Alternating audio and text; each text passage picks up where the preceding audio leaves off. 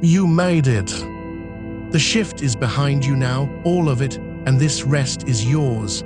You have earned it, every quiet minute of it, and there is nothing left for you to carry into this room. You can let the door close on all of it. You are home, you are lying down, and the only thing left to do is sink. Outside, the world is waking up. The light is coming up at the edges of the room, thin and bright, the way it always is when you come home like this. The traffic starting, doors opening, the day beginning for everyone who slept while you worked. Let them have it. That day out there is not yours today. Yours is the quiet. Yours is the dark you have made in here, this cool blacked-out room that is holding you now. And in here, no matter what the sky is doing, it is the middle of the night. This is your midnight. The rest of the world is standing up, and you get to lie down. Maybe you came in here after searching how to sleep during the day, or how to sleep after a night shift, or why you can't sleep after nights, no matter how tired you are. Maybe you looked for day sleep for shift workers, for something, anything made for the way your life actually runs. If any of that is you, then you are in the right place. This was made for you, for the ones who sleep against the sun, and you don't have to do a single thing now except be here and breathe. Let me carry it from here. Just a quiet word first, and then I'll leave the talking to the slow work of settling. This is a calming rest session, not medical advice. If day sleep stays impossible for you, night after night, or if you feel genuinely unwell, a doctor is the right person to see. That's all. Nothing for you to hold on to, just set it down with everything else, and let's begin. So let your body arrive, all the way onto the bed. You've been upright for so many hours, standing, moving, watching, carrying the weight of the whole long night in your shoulders and your feet and your jaw. And now the bed is underneath you, taking all of it. You don't have to hold yourself up anymore. Not your head, not your arms, not your legs. Let the mattress do what it's there to do. Let it hold every pound of you, so that every muscle that spent the night bracing can finally, slowly, let go. Feel where your body meets the bed, the back of your head resting, your shoulders wide and heavy, your back laid down along the length of it, your hips settling, the backs of your legs, your heels, all of it supported, all of it held.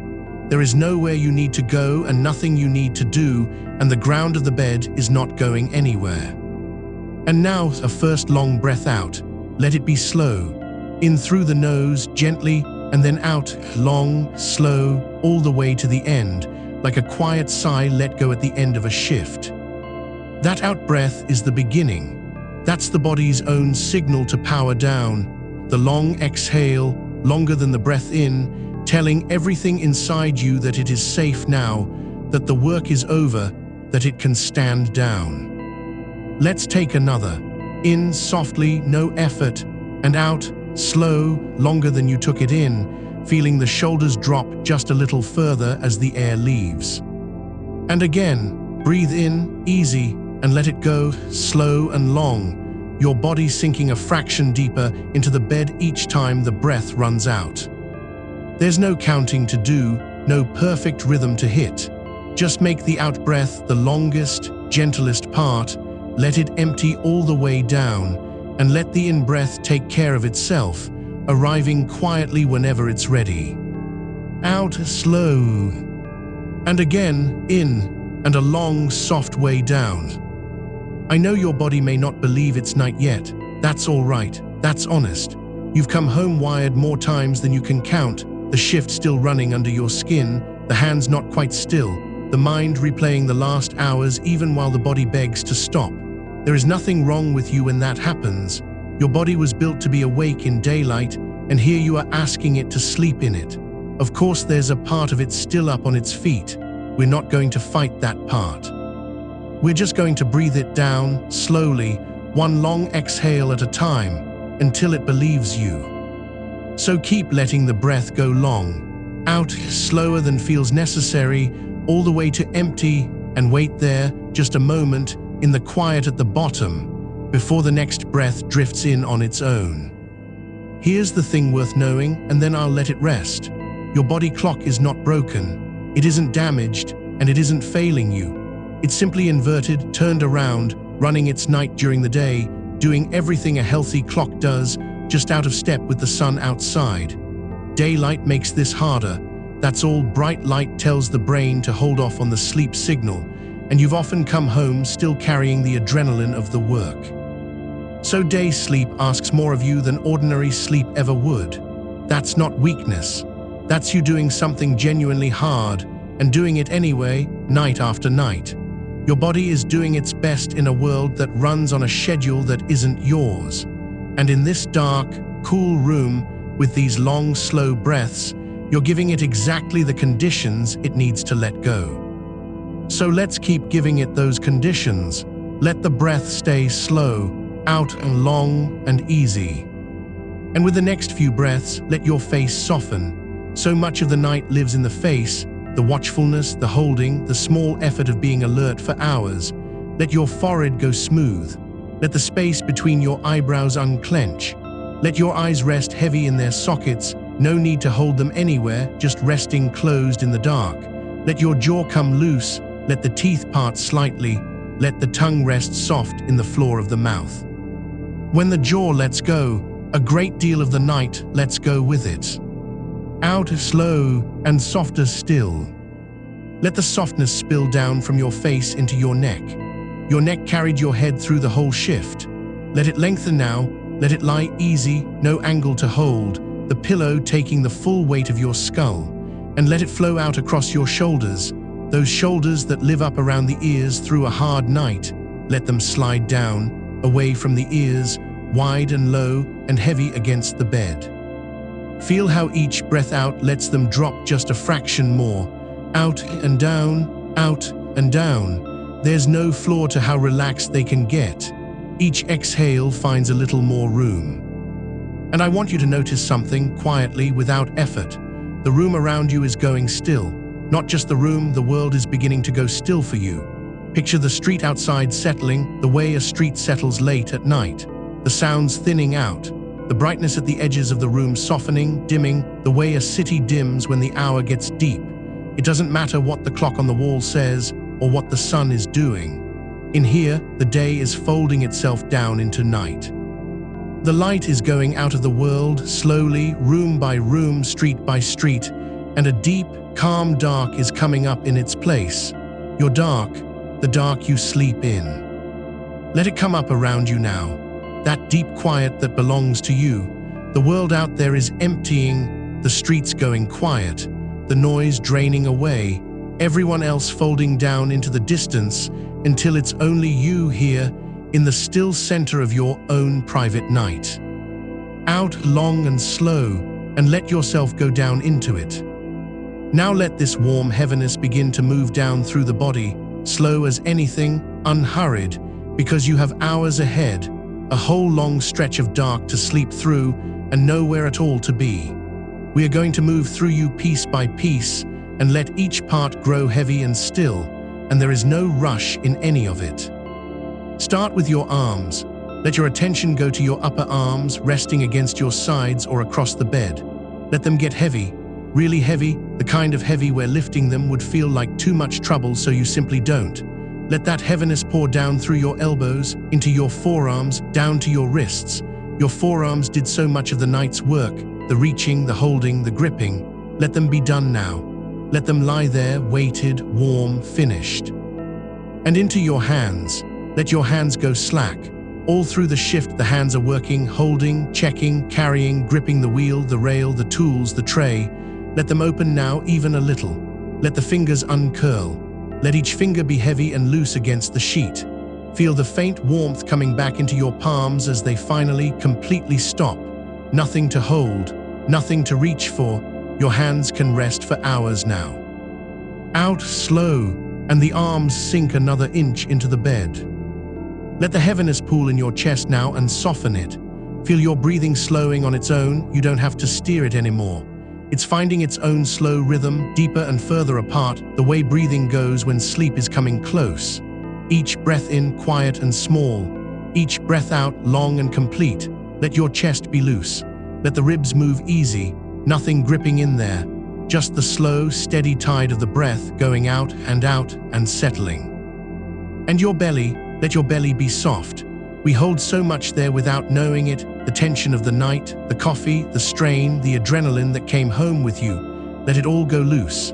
Let the belly rise and fall in its own slow time, unguarded, soft, warm. You are safe in this room. Nothing needs guarding now. Let the middle of your body be as soft and as heavy as warm sand. Feel that adrenaline, if it's still there, that leftover current from the shift, that hum that wouldn't switch off. Feel it beginning to ebb. It doesn't leave all at once. It drains slowly like a tide going out a little further with every long breath. You don't have to push it. You just have to let the exhale carry a thread of it away each time. Out, and a little of the charge goes with it. Out, and a little more. The current getting quieter. The hum settling towards silence. Let the heaviness sink down into your hips now, and let them settle. Your hips and your lower back carry the strain of standing, walking, bracing through hours you can barely remember by the end. Let them spread out into the bed. Let the lower back lengthen and ease. That ache you came in with softening as the muscles finally understand they can quit. Let the hips be heavy. Let the whole base of your body settle down like something set gently on the ground and left there. Out slow, deeper, and down into your legs. Your thighs heavy and warm, sinking. Let them roll open slightly, whatever way is natural, no effort to hold them anywhere. Let the big muscles of the thighs, the ones that carried you all night, let them go completely soft. Down through your knees, unlocked, loose. Into your calves, let them soften and spread against the bed. So much of the night lives in the legs, in the standing, in the miles you don't count. Let it drain down and out. Down into your ankles, your feet, the soles of your feet that pressed against the floor for hour after hour. Let them go still now. Let them be heavy. Let the warmth come back into them. Every step is taken. There is nowhere left to walk. Your feet can rest completely for hours, held and warm and done. Take a long breath now, all the way in, and let it out slowly all the way down, and feel the whole body, head to foot, one length of quiet weight lying in the dark, held by the bed, wrapped in your own night.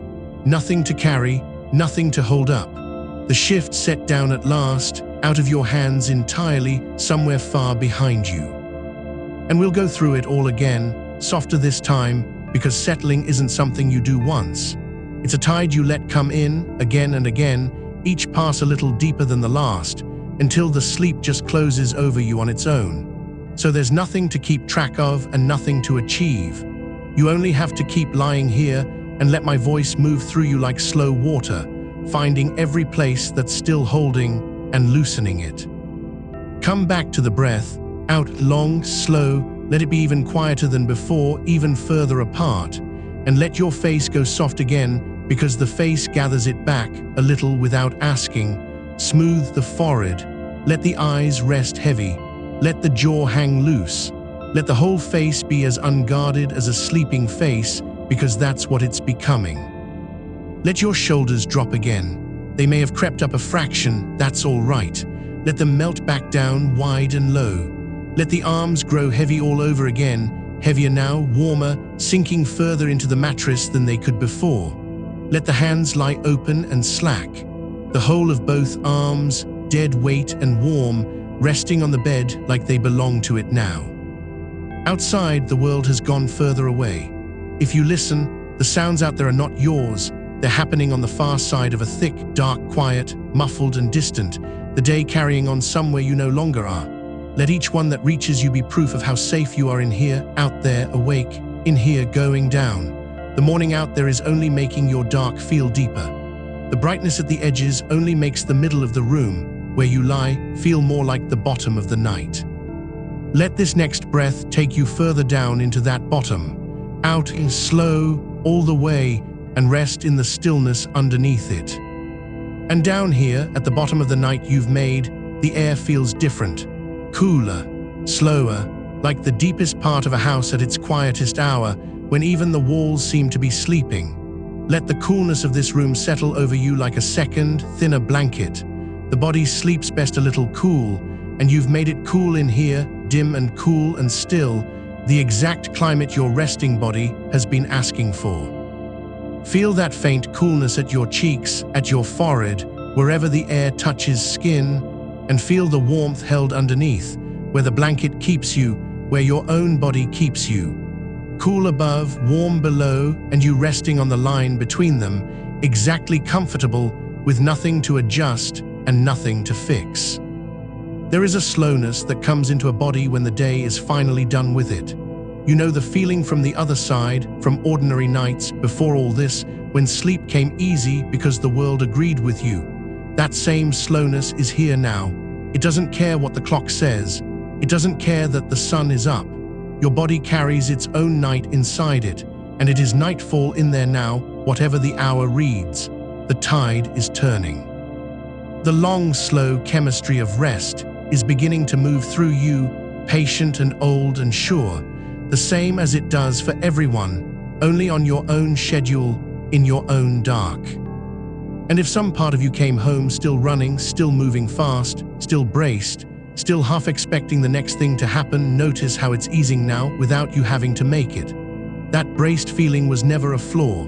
It's what kept you sharp through the long hours, what got you home. It served you, and now it's allowed to stand down. You can feel it stepping back, the way a guard steps back when the shift changes, when someone else takes the watch. Nobody needs you alert now. Nothing needs watching. You are relieved of the watch. Let that word settle, relieved.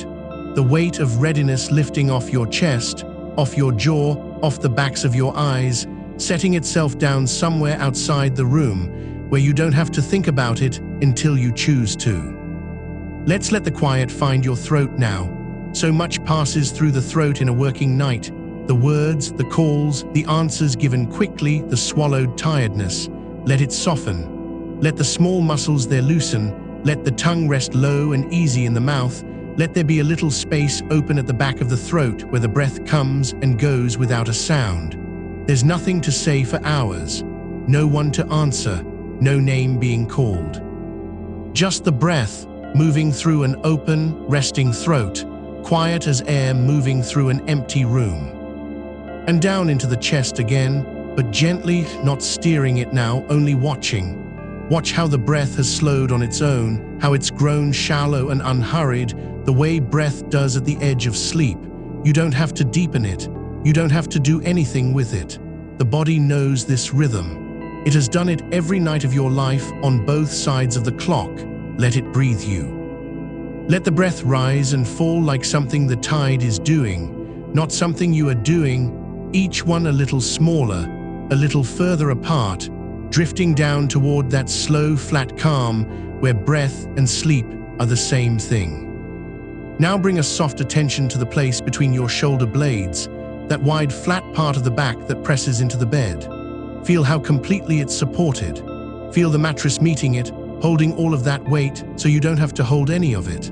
Let your spine give its weight to the bed one link at a time, from the base of your neck all the way down, each small bone letting go of the next, unstacking, settling, the whole long line of you laid down and level and done holding itself upright. All those hours upright are over. The body was built to stand and it stood, and now it's laid flat and it can stop, and there is a deep animal relief in that, in the simple horizontal fact of lying down after a night on your feet. Let that relief spread all along your back, warm and wide, sinking. Let it move into your hips, into the deep sockets where the legs meet the body, the joints that swiveled and braced and carried you turn after turn. Let them loosen from the inside. Let the weight of your legs pull down and out through them, unhooking, opening. There's a heaviness that lives in the hips at the end of a long night, and you don't have to lift it or move it. Just let it be heavy, let it sink, let the bed take it. The more you let it be heavy, the lighter you feel.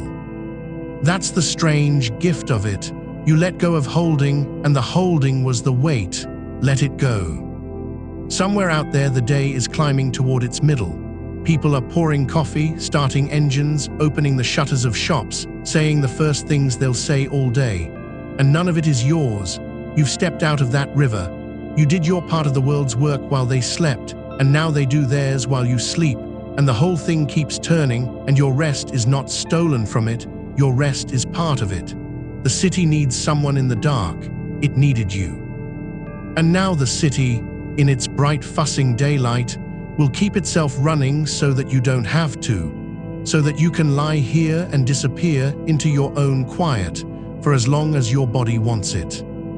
Picture, if it helps, the room around you growing softer at its edges, the walls receding a little, the corners going indistinct, the whole small dark shape of the room loosening its lines, the way things do just before sleep, when the mind stops insisting on where everything is.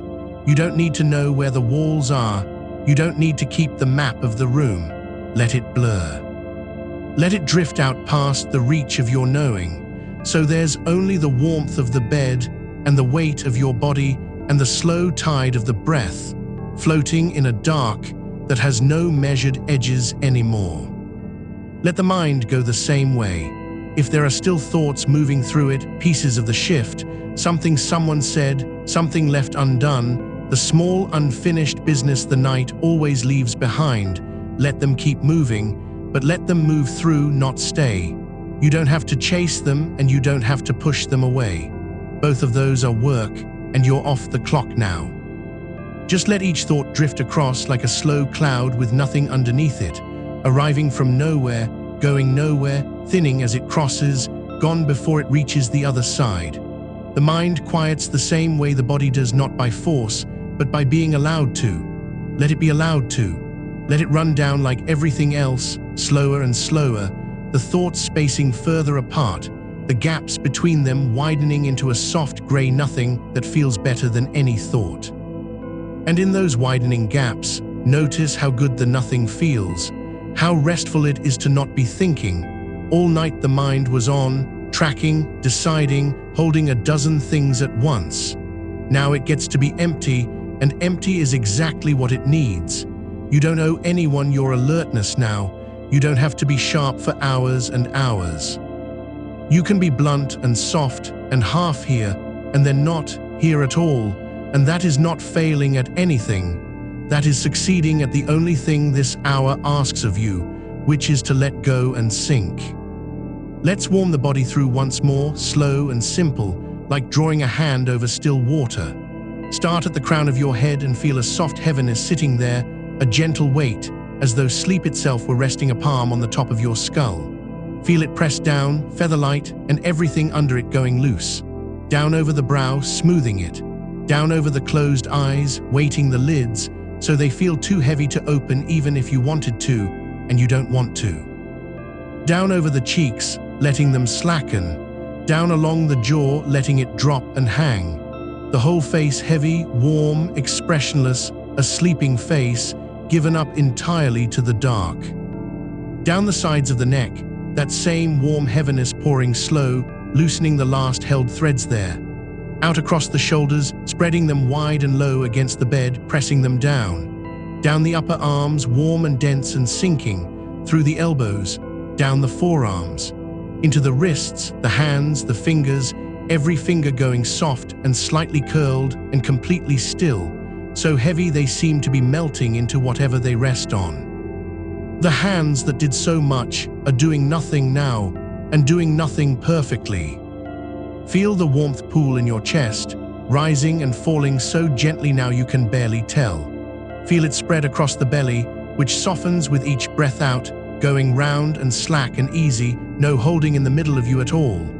Feel it sink into the low back, into the hips, that heaviness settling deep, down the long muscles of the thighs, warm and streaming and slow, through the knees, down the shins and calves.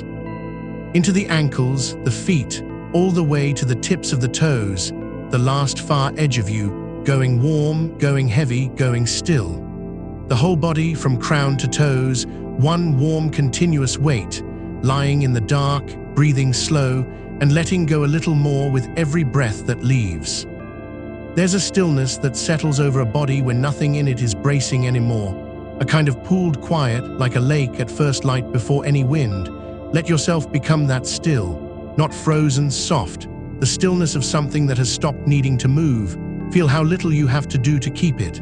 Feel how it wants to hold itself now that you've stopped interrupting it. Every breath that leaves smooths it flatter.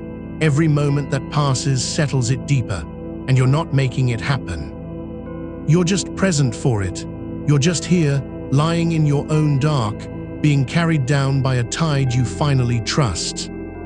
And should the smallest flicker of the old wrongness rise, that thin thought that says you shouldn't be sleeping now, that it's daytime, that something is upside down, let it dissolve as it comes. Nothing is upside down. Your rest is right on time, on the clock your body actually keeps. The sun outside is just weather. Your night is the one that counts, and your night is here, wrapped close around you, exactly when you need it. There is nothing to correct. There is nothing out of order. There is only a tired body being allowed, at last, to rest, and a dark room built to let it, and the long, soft hours ahead of you like an open field of quiet with no fence at the far end. Let the breath go once more, out, long and slower still, so slow now that the gap after it feels like the truest part, that little pause at the very bottom where there's no breath at all, just calm, just wait, just warm dark. Rest there a moment before the next one comes. There's no hurry to breathe in. The body will do it when it's ready on its own without you. Trust it. Fall into the pause. Let the pause grow. Let it be the place you sink toward, that soft, empty bottom where thinking has stopped and breathing runs itself, and the whole of you is simply here, heavy and held and quiet, in your own good dark. Feel the bed under you again, not as a shape now, but as a kind of ground, the floor of everything, holding you up completely so that you can let down completely. There is nowhere to fall. You are already all the way down. The bed has you, the dark has you. The room stands closed and quiet around you like a hand cupped over a small flame, keeping the daylight out, keeping you in, keeping you safe to burn low and low and lower. Nothing can reach in here that you'd have to answer. The phone of the world is off the hook. The shift is behind you, and the next one hasn't been born yet, and this long stretch between them belongs to you and no one else. Let your attention grow as soft and wide as the dark itself now. Stop resting it on any one place. Let it spread out to fill the whole body at once, thin and even, the way warmth fills water. No edges, no center, just a single field of heavy calm from your head to your feet, breathing slow, going nowhere. And when even that grows too much to hold, let the attention go too. Let it dissolve into the dark like everything else. You don't have to keep watch over your own sleep. You can let go of the watching. You can let go of the letting go. You can simply not be holding anything at all and drift, and let the quiet close a little further over the top of you with every slow breath out. The morning goes on without you, far away and unimportant, a bright rumor at the edges of a room that has become, for these hours, the whole of the world, a small, warm, dark world with you at the bottom of it, sinking, safe and slowly coming apart into sleep. And there's no next thing after this. No count, no task, no waking, nothing you have to rise toward. Only further down, only warmer, only slower. Only this good dark, and your tired body in it, letting go by degrees, breath after breath after breath, down where the day can't follow. Let the next breath be even quieter, barely there, and let the one after it be quieter still. Let the space between them widen until it's most of what there is, long, still, warm, dark stretches of nothing, with the smallest breath moving through now and then, like the room itself sighing. You're doing nothing now, and nothing is perfect. You're holding nothing now, and your hands have never been so at rest. You are lying in the deep middle of your own night, and it is exactly where you're meant to be, and it will keep you as long as you let it.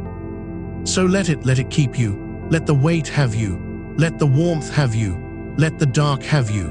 And keep sinking, slow and easy, with nowhere to be and nothing to carry, and all the quiet hours laid out ahead, soft and dim and endless, waiting to hold you while you sleep. And notice, if you notice anything at all now, how the air itself has settled around you. Not the busy air of the world outside, moving with traffic and voices and the day getting up onto its feet, but the still air of this closed room, cool and unmoving, resting on your skin as lightly as a sheet. Air that isn't going anywhere. Air that has nothing to do but be here with you, the same quiet temperature everywhere, against your face, along your arms, over the backs of your hands. You can feel, if you want to, the faint coolness where the air meets your skin, and the deeper warmth held under the covers where your body has made its own small climate, its own patch of gathered heat. That line between the cool and the warm, that's the edge of your resting body, and it's the softest border in the world. Nothing has to be defended there. The cool air keeps the head clear and low and easy, and the warmth keeps the body slack and sinking, and between them you lie in the exact narrow band where sleep likes best to come. There's an old wisdom in that coolness, and your body knows it even if you've never said it out loud. When we drift towards sleep, the body lets a little of its warmth go, lets the heat spill gently out from the center toward the hands and the feet, and as it does, something inside eases open like a fist unclenching. That's happening now quietly, without your having to arrange it. The warmth is finding its way out to your fingertips, out to your toes, spreading toward the surface, and the deep core of you is cooling by the smallest degree, and that cooling is a doorway, and you're already halfway through it. You don't have to help. The body has done this every day of its life, in daylight or dark, and it will do it now patiently while you simply lie here and let it. So let the hands be warm. Feel them wherever they've come to rest, one on the mattress maybe, one across your chest or fallen open at your side, and feel how the warmth has pooled into the palms, into the soft pads of the fingers, until the hands feel large and heavy and faintly glowing, too heavy to lift, too content to move. Hands that gripped and carried and steadied and worked all through the night. Hands that turned wheels or lifted weight or held other people steady when they were afraid. They're off duty now.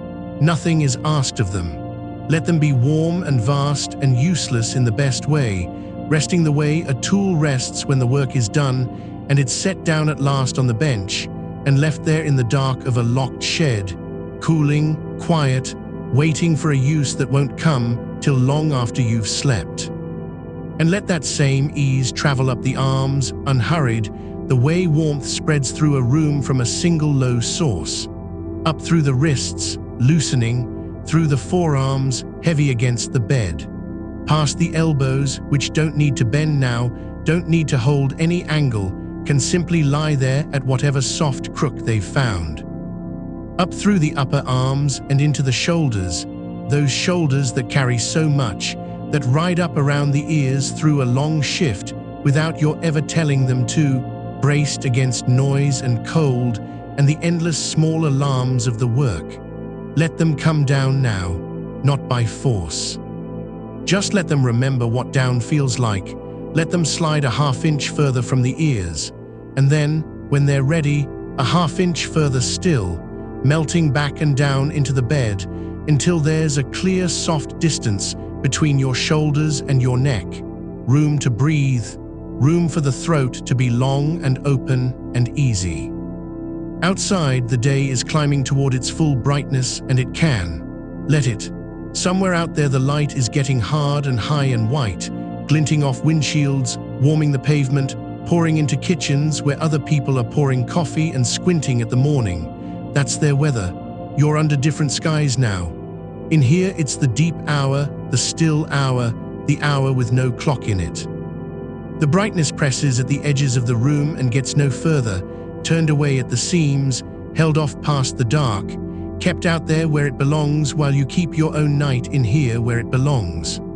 Two worlds, a wall apart, and you on the right side of the wall for once, on the sleeping side, on the quiet side, wrapped in the dark like a coat that fits. Let the reversed clock stop bothering you entirely now. It has done nothing wrong and neither have you. A body that wants to be awake in the light and asleep in the dark is a body working exactly as it was built to work. Nothing broken in it, nothing failed. Yours has only been turned around, aimed the other way, asked to find its night where the world keeps its day. That's a hard ask, and yours has been meeting it, night after night, doing its patient best in conditions it never expected. And right now, in this cool dark, you're giving it the one thing that makes the hard ask easier, the dark it was looking for, the quiet it was looking for, the stillness it needs to believe at last that night has come. So let it believe. Every minute you lie here easy, the belief grows stronger. The body reads the dark and starts to trust it. The mind reads the quiet and starts to loosen its grip on the day. You're not fighting your clock now, you're feeding it. You're showing it, gently over and over, that it's safe to let the night in. And the last of the shift is still leaving you quietly, without any drama. You came home carrying it, the pace of it still ticking in your blood, the readiness that a hard night pours into you and doesn't switch off the moment you clock out. That readiness is a tide, and tides go out. Feel it going. Feel the fast, bright edge of you softening at last, the alertness that stood you up through the long hours settling back down through the body like sediment sinking through still water, drifting down, coming to rest. It takes its time. It always takes its time, but it's leaving. You can almost feel the level of it dropping, the way you'd feel a fever break, the heat and the hurry draining off, degree by degree, leaving you cooler and slower and heavier in its place. You don't have to push it out. You only have to lie still and let it drain. Let the tide go all the way out until the sand of you lies flat and wet and quiet, with the whole sea pulled back and calm. Let your legs be part of this now, the long, strong parts of you that stood and walked and climbed and never got to sit for more than a moment all through the shift. Feel the thighs, heavy and warm, pressed down into the bed with the full, honest weight of them, done with holding you up. Feel the knees, unlocked, soft, letting go of every last instinct to brace. Feel the calves lying loose and long, and the ankles, and the feet, those feet that carried your whole tired body from one end of the night to the other and back again. Let them be warm. Let the warmth pool right down into the soles, into the heels, into the toes, until the feet feel as heavy and glowing and content as the hands, until they too are too far away and too comfortable to ever want to move again. The whole length of you laid out on the bed now, top to bottom, warm in the middle, cool at the edges, breathing slow, going nowhere, held. And the room holds all of it. This particular room, this closed and darkened room you made into a night for yourself, feel it standing quietly around you, patient as a held breath. The walls don't move. The dark doesn't move. The cool, still air doesn't move.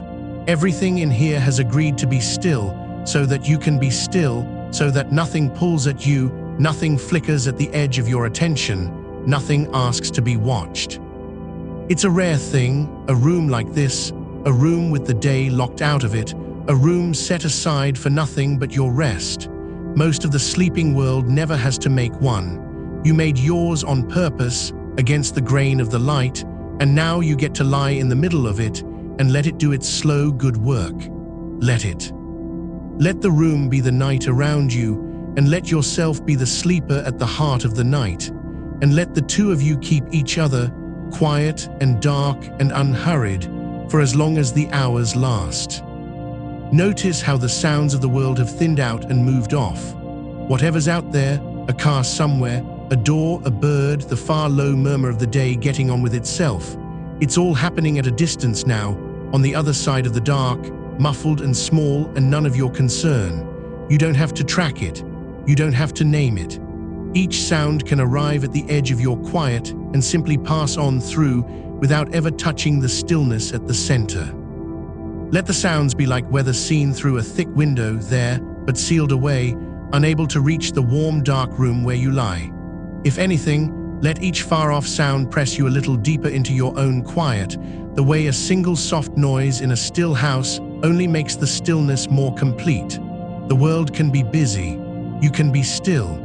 There's room enough for both, and the wall between them holds. And your breathing has found its own slow way now, hasn't it? You don't have to shape it any longer, don't have to count it or lengthen it or manage it at all. It's gone quiet and low on its own, the way breath does when the body finally believes it's safe. Just notice it, the way you'd notice the rise and fall of a calm sea from far up on a cliff, the slow swell in, the long ease out again and again, so gentle now it barely stirs you. Somewhere under that breath your heart has slowed too, settling into the unhurried pace of a body at rest, each beat softer and further from the last. No reason to hurry, nothing to run toward, nothing to run from. All the fast systems of you winding down together, dimming their lights one by one, like a great building at the end of its working day going dark floor by floor, the last few windows glowing and then gently going dark as well. Let a heaviness come into your eyes now, even behind the closed lids, a warm, downward heaviness, as though the eyes themselves want to sink back into the soft dark of your own skull and rest there, done with looking, done with the day's hard light, glad of the black. There's nothing to see in here and nothing you need to look for, and the eyes know it and they're grateful. Let them be still. Let the tiny muscles around them, the ones that squint against the sun and strain at screens and hold your face in its watchful daytime shape, let all of those go slack. Let the brows smooth out. Let the space between your eyebrows unknit and widen. Let the whole face soften downward like warm wax, cheeks heavy, jaw loose, lips parted the smallest amount, the whole held mask of the working day melting off you and leaving only the plain, resting face underneath, the one no one at work ever sees, the one that only comes out here in the dark when you're finally completely safe. And with the face soft, the mind goes softer too. You might notice a thought drift up out of habit, some leftover scrap of the shift, some small worry about the hours ahead, some flicker of the bright world outside. Let it come and let it go. You don't have to chase it and you don't have to fight it. A thought in a drifting mind is just another far-off sound, arriving at the edge of your quiet and passing on through. Let it pass. Let it dissolve into the dark, the way the last of the shift is dissolving, the way the warmth is dissolving out to your hands and feet, the way you yourself are slowly dissolving into the bed and the room and the deep-held hour. Nothing needs solving now. Nothing needs deciding. The only thing in front of you is more rest, and more dark, and more slow, easy breathing, laid out ahead of you like a long, quiet road with no end you have to reach. Let yourself feel, underneath everything, how tired you truly are, not as a burden now, but as a kind of permission, a soft green light, a body finally allowed to be as tired as it is. You earn this tiredness honestly, hour by hour, doing work the daytime world sleeps right through and never sees. It's a good weight to carry into sleep. Let it press you down. Let it be the hand on your back that eases you under. There's no shame in being this tired and no reason to hold it up any longer. Set it down, all of it. Let the tiredness itself become the mattress, the deep soft floor you sink into, warm and welcome and yours. Being this tired, in a dark this safe, is one of the surest roads into sleep there is, and you're already well along it, further than you know, drifting down the long, slow slope of it with the dark closing gently behind you. So keep going the only direction there is now, down and slower and warmer and further from the bright loud world with every breath. There's no wrong way to do this and nothing you can get wrong. If you drift and surface and drift again, that's the tide, that's normal, that's the body finding its own way down in its own time. Let it, and each time you surface, let the dark and the weight and the warmth draw you back under, a little deeper than before. You don't have to reach for sleep. You only have to keep letting go and letting go and letting go and let sleep come and find you here at the bottom of your own good night, wrapped warm in the dark, held on every side, with all the long quiet hours still laid out ahead of you and nothing in the world you have to do but lie here and be kept. And out there beyond the walls, the day is doing its bright business without you, and that is exactly as it should be. Somewhere past the blackout the light has climbed higher, the streets have filled with the sound of engines and voices and the ordinary machinery of a world that runs on daytime hours, and none of it is yours to answer now. Let it run. Let the whole loud daylight machine turn over out there without a single thread of it reaching into you. You've stepped out of that current. You clocked out of it. While they begin, you end, and the ending is a soft one, a slow one, a lowering of yourself into a dark that has nothing to do with the hour on any clock. Your night is not written on the sky. Your night is written in your body, in the long tiredness pooling in your limbs, in the slow tug of the breath, in the quiet that's spreading through you room by room like lamps being turned down one by one in a house, at closing time. Picture it that way if it helps you settle, a great house inside you and someone kind walking slowly through it, turning the lamps low. First, the bright rooms at the front, the ones that faced the shift all night, the alert rooms, the watchful rooms, the ones that stayed lit and staring for hours. One by one, the light in them goes soft, then softer, then out. The hallway dims. The stairs fall into shadow. And the person walking through moves without hurry, in no rush to be finished, pausing at each doorway to make sure the quiet has really settled before moving on, deeper into the house, back toward the small warm room at the very center where you already lie, waiting, half gone, listening to your own slow breath. Every lamp they lower makes you heavier. Every room that goes dark behind them is one less part of you that has to stay awake. There's no clock in that house. There's no window either, nothing to say morning or afternoon, nothing to argue with. Only rooms and lamps and the slow, patient dimming of them and the deep, steady dark gathering at your center where you're kept. And when you feel that, when you feel how much of you has already gone quiet, you can let the last few lit rooms go too. You don't need them. You don't need to keep any light on for anyone. There's no one left to watch for. The shift is behind you and no one is coming and nothing is owed. Let the last lamp lower.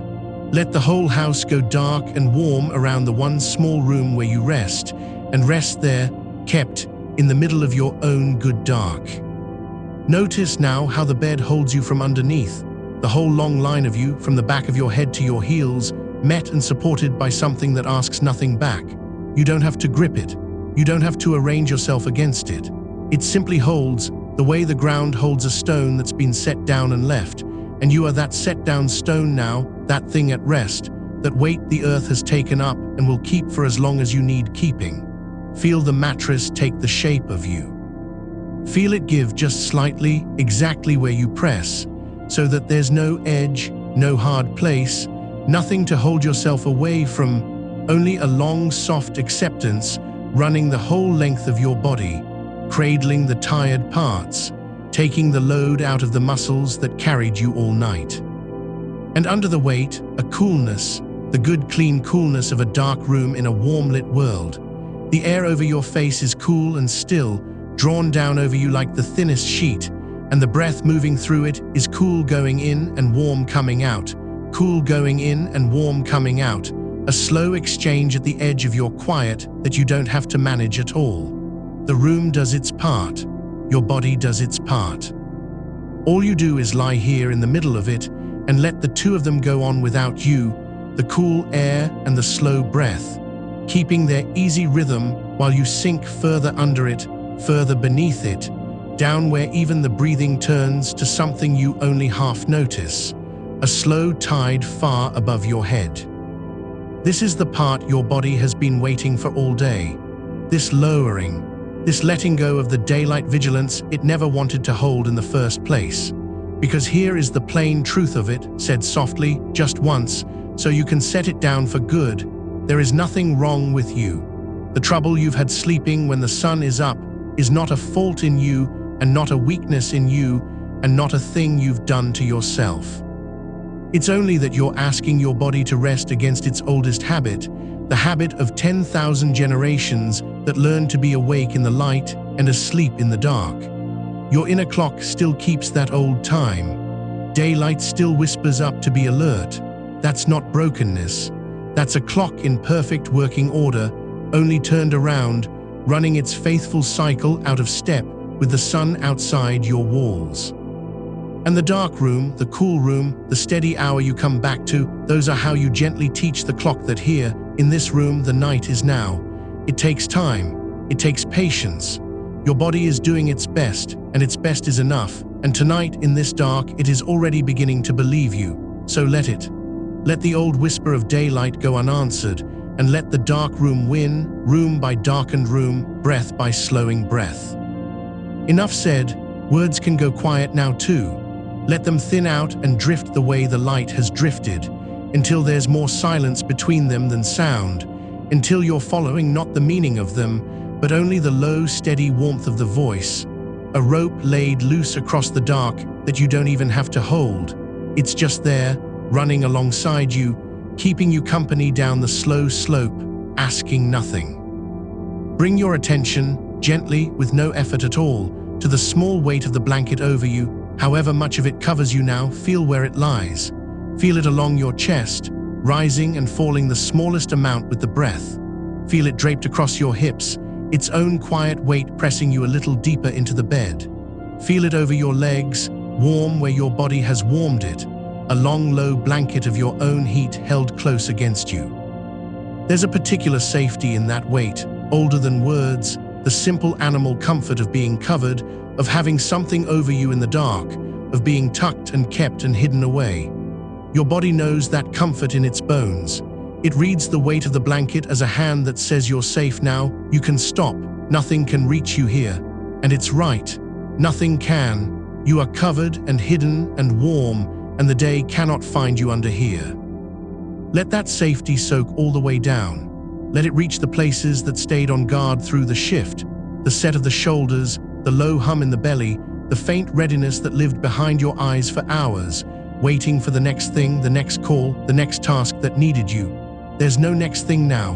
The line of things that needed you has finally ended, and behind the last of them is only open quiet, hours of it, stretching out soft and empty and yours. Feel the readiness let go. Feel the low hum in the belly go still. Feel the shoulders, already low, sink lower, giving up the last small hold they didn't know they were keeping. There is nothing to be ready for. Let the readiness lie down beside you and sleep too. And if some part of you is still faintly lit, still turning, still humming with a leftover charge from the shift, some current the work put into you that hasn't fully drained, that's all right, and it's ordinary, and it doesn't mean anything has gone wrong. You came home carrying the shift in your body, the way you always do, the pace of it still running in your blood, the small alertness it takes to do the work still idling under your skin. It doesn't switch off the moment you lie down. It winds down slowly, like an engine ticking as it cools, like a room going quiet after everyone has left, and all you have to do is give it the time and the dark to do that in. It's cooling now. With every slow breath, a little more of the charge leaves you, drains down through the bed and away, out of the shoulders, out of the chest, out of the hands, until what's left is just the plain, tired body, emptied of the shift at last, light as a set-down thing. Imagine, if you like, that the last of that charge has somewhere to go, that it runs off you the way water runs off a roof after rain, finding the low places, sliding away down and out, leaving you drier and lighter and stiller by the moment. Down from the crown of your head, off the brow, past the jaw, down the neck and off the shoulders, down the arms, off the ends of the fingers and gone. Down through the chest, past the slow, warm engine of the heart, into the belly, down through the hips, along the legs, off the soles of the feet and gone. Every slow breath is a little more of it leaving. Every breath drains you closer to empty, and empty here is exactly where you want to be, light and quiet and unhurried, with nothing left in you that has to stay awake. Far off at the very edge of things, the sounds of the waking world go on. A door somewhere, an engine passing and fading, the muffled ordinary noise of people beginning their day beyond your walls. Let those sounds be the surf on a shore you've already left. You're not out there anymore. You're in here, deep in the quiet, and the sounds only mark how far away the daylight is, how thick the dark is around you, how safely tucked you are beneath it all. Each distant sound that reaches you and doesn't disturb you is proof of how deep down you already are, a stone at the bottom of a still pool, hearing the wind on the surface far above and unmoved by any of it. Let the world be busy up there. You have sunk beneath the busy part. Down here it is only slow and dark and warm and kept. Let the breath go slower still. Don't force it, just allow it, at the end of each easy out breath, to wait a moment before the next one comes. A small pause, a small pool of stillness, where nothing at all is happening and nothing needs to. Breathe out long and soft and rest in the pause, and let the next breath begin on its own, whenever it's ready, drawn in slow and shallow and low. There's no rhythm you have to keep. The breath knows the way down. It's been carrying you down this whole time, and it will go on carrying you slower and slower, softer and softer, until you can barely tell the breathing from the resting, until you slip past the place where you're following it at all. Feel how still the room is around your stillness, a stillness inside a stillness, the quiet dark of the room wrapped close around the quiet dark of you.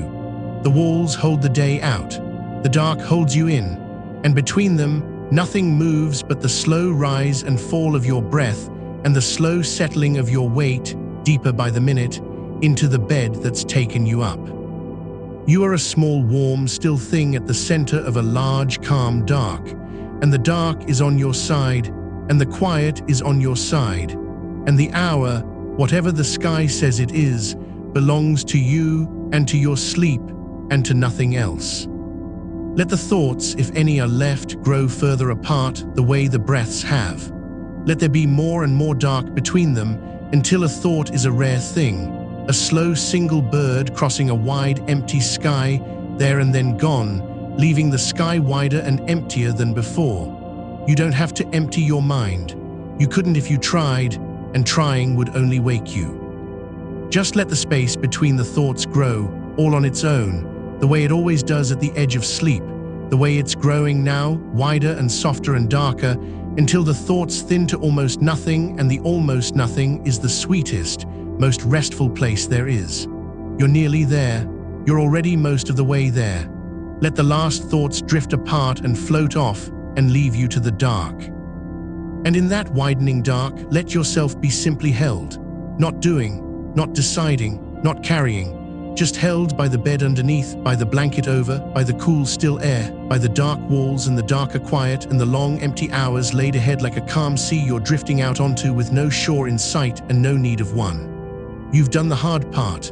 You've done the whole long night of it, and the coming home, and the lying down, and the letting go. All that's left is to be carried, and you are being carried, slow and sure, down and down, into the deep, warm middle of your own good rest, where nothing can reach you and nothing is asked. Stay there, sink there. Let the sinking go on all by itself now, without you steering it, the way a slow anchor goes on settling long after it's left your hands, down through the still water, turning gently, finding the soft, dark floor and coming to rest there in the deep, far below the light, far below the surface where the day still moves, at rest and holding and kept. That's you now, settled to the bottom of your own quiet. Let the last of the line go slack. Let the last of your weight go down. There is nowhere left to fall to and nothing left to hold. Only the deep, soft floor of sleep beneath you and the long, dark water above. And you between them, warm and still, and finally, wholly at rest. And still there is more night ahead of you, more dark, more quiet, more slow good hours than you could use. So there's no hurry even now, nothing to arrive at, nowhere the rest has to reach by any hour. Just more of this, more warmth, more weight, more slow breathing in the kind dark. Let it stretch out ahead of you as far as you can feel, and further, past where you can feel, into the deep part of the day where your body finally sleeps the way it's been aching to sleep, and let yourself go on drifting gently toward it, in no rush, held all the way. And as you drift, let something new settle over you, softer than the last, a warmth that starts low, somewhere in the middle of you, and spreads outward without your help, the way heat moves through a room long after the fire has burned low to embers, no flame left, only the slow, steady glow that keeps the whole room warm through the coldest part of the morning. That's what your body is doing now, banking its warmth. Turning down the bright work of the shift into a low, even glowing heat that needs nothing from you but to be let alone to burn slow. You don't tend a fire like this. You just let it settle into its own embers and give off its own quiet warmth, and you lie near it, and you are warmed. Feel that warmth reach your hands where they rest. Feel it move up along your arms, unhurried, filling the hollows of your elbows, softening the insides of your wrists, until your hands are heavy and warm and open, doing nothing, holding nothing, warmed all the way through like stones left in the sun. And the world outside is going about its bright, cold business without you, and that is exactly right. Let it. Somewhere out past the dark walls the day is climbing, the light is getting tall and ordinary, the errands and the engines and the small urgent things are all starting up again, and none of them are yours this morning. You handed them back at the door when you came in. You set them down with your keys and your coat and the long weight of the hours you worked, and they are out there now, going on fine without you, the way they always do, the way they always will. You are not needed out there. Nobody is waiting on you. There is nothing with your name on it between now and the far edge of your sleep. Let that be true because it is true. Let the whole clamoring bright morning belong to everyone else, and let this dark, warm, low-burning quiet belong entirely to you. Breathe and let the breath be even slower now, so slow it barely stirs you, in, gently, and out longer, softer, like the last of the smoke thinning up off the embers and vanishing into the dark ceiling. There's nothing to reach for in the breath anymore. It has become a thing that happens to you, not a thing you do, rising and falling on its own like the slow side of a sleeping animal, warm and regular and asking nothing. Let it carry you the way it wants to, down on the out-breath. Softer on the in, down again, a little further each time and no effort in any of it. Now let a hush gather at the edges of your hearing. Not silence exactly, the room has its small sounds.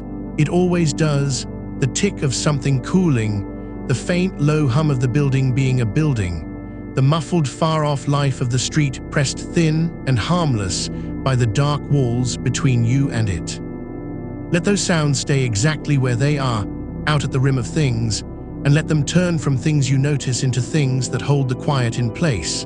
The way a far dog barking once across a whole valley only makes the valley feel wider and more still.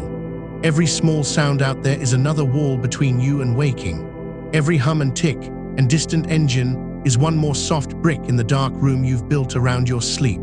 Let them lull you. Let them prove how far away the world is.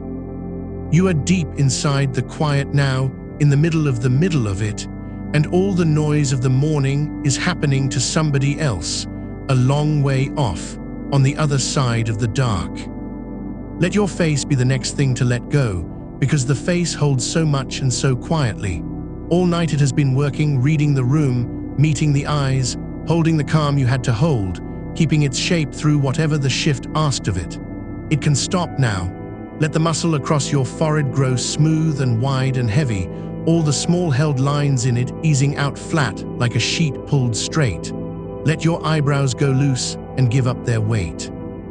Let the space between your eyes, that place where the whole night gathers itself into a knot, come slowly, slowly undone, the way a fist you'd forgotten was clenched opens finger by finger once you finally notice it and let it.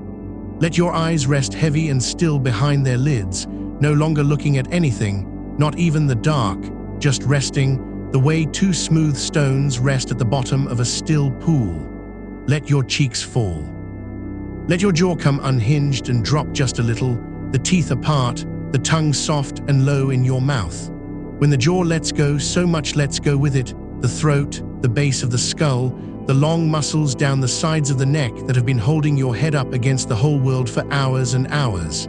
Let them off duty. Let your head be fully, completely given to the pillow, so the pillow does every ounce of the holding and you do none. And feel how, when the face goes, the whole front of you seems to soften a half step further, as if a hand you'd been making of your entire body has finally opened. You didn't know you were gripping. Most nights you don't. It's only now, in the letting go, that you can feel how much you'd been holding and how good, how impossibly good it is to stop. Let the stopping spread. Down the throat, down the chest, into the belly, out along the ribs, a slow warm loosening, opening, going soft, like ground thawing after a long freeze, giving up its hardness by slow inches to the warmth working down into it. Let your shoulders find the next layer down. They came home high, up near your ears, carrying the shift in them the way they always do, and they've dropped already once, twice, but there is always further to go, always another small height they can give back to the bed. Let them melt down and back and wide, spreading out flat, the blades of them settling heavy against the mattress like two smooth flat stones laid down and left. Feel the little space it opens across your collarbones when the shoulders truly let go, the chest broadening, the breath finding more room, the whole upper body unlocking one quiet notch at a time. There's no rush to get all the way down in one go, just a notch. Then later, when you've forgotten you were even trying, another notch. That's how the body comes down from a hard night, not all at once, but in slow, soft stages, each one deeper than the last, each one arriving on its own when you stop reaching for it. And here is a thing worth knowing, said gently and then let go of. What you're feeling now, this slow, reluctant unclenching, this body that takes its time coming down even when you're bone tired, that is not you failing at rest. That is a body that spent the whole night being brave in the daylight hours it was built to sleep through, and is now being asked to sleep in the daylight hours it was built to be awake for. Of course it comes down slow. Of course it takes a while to believe the shift is really over. There's nothing wrong in you. The clock inside you isn't broken, it's just turned around, pointing its noon at the real midnight and its midnight at the real noon, doing its faithful ancient work in a world that's running the other way. You don't have to fix it. You don't have to fight it.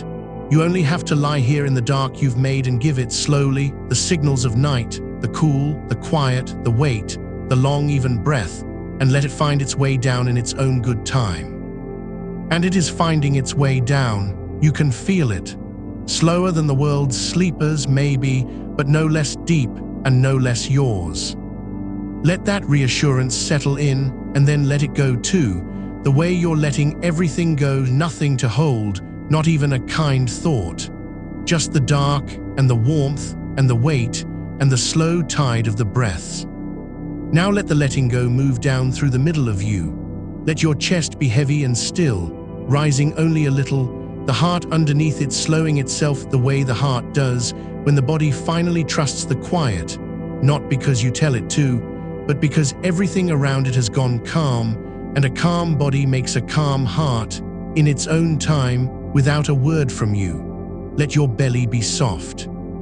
Let it rise and fall with no holding, no drawing in, no keeping of any shape at all, just a warm, soft rising and a longer, warmer falling, and underneath it a deep, steady settling, everything inside you slowing to the pace of deep rest. Let the small of your back, that place that carried you through every hour on your feet, sink and spread and give up its arch to the mattress, one vertebra at a time coming to rest, the whole long column of you laying itself down and staying down. Let your hips grow heavy and wide. Let them be done with holding you upright, done with carrying, done with the endless small balancings of a body at work. Let them settle back and out and go slack, the great weight of them pressing warm and sure into the bed, held completely, needing to hold nothing. And feel the letting go pour on down your legs like warm water finding the low ground, down through the long muscles of your thighs, softening, lengthening, going loose and dumb and heavy. Down over your knees, which can stop bracing now, stop being ready, and just be two warm, quiet joints at rest. Down your shins, your calves, unknotting, unwinding, the last of the standing draining out of them and away.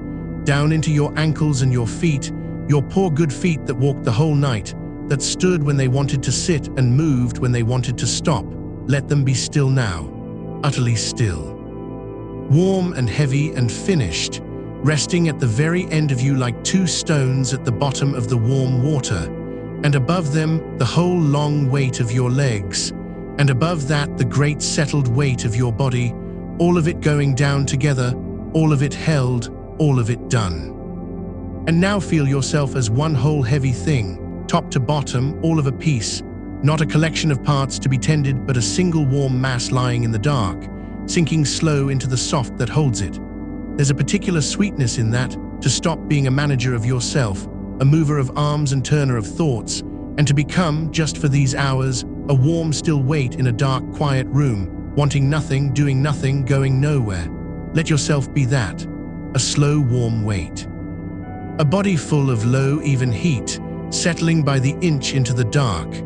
Nothing to steer, nothing to keep, just the sinking and the warmth, and the long dark hours holding open ahead of you like a door onto a wide dim room with no far wall.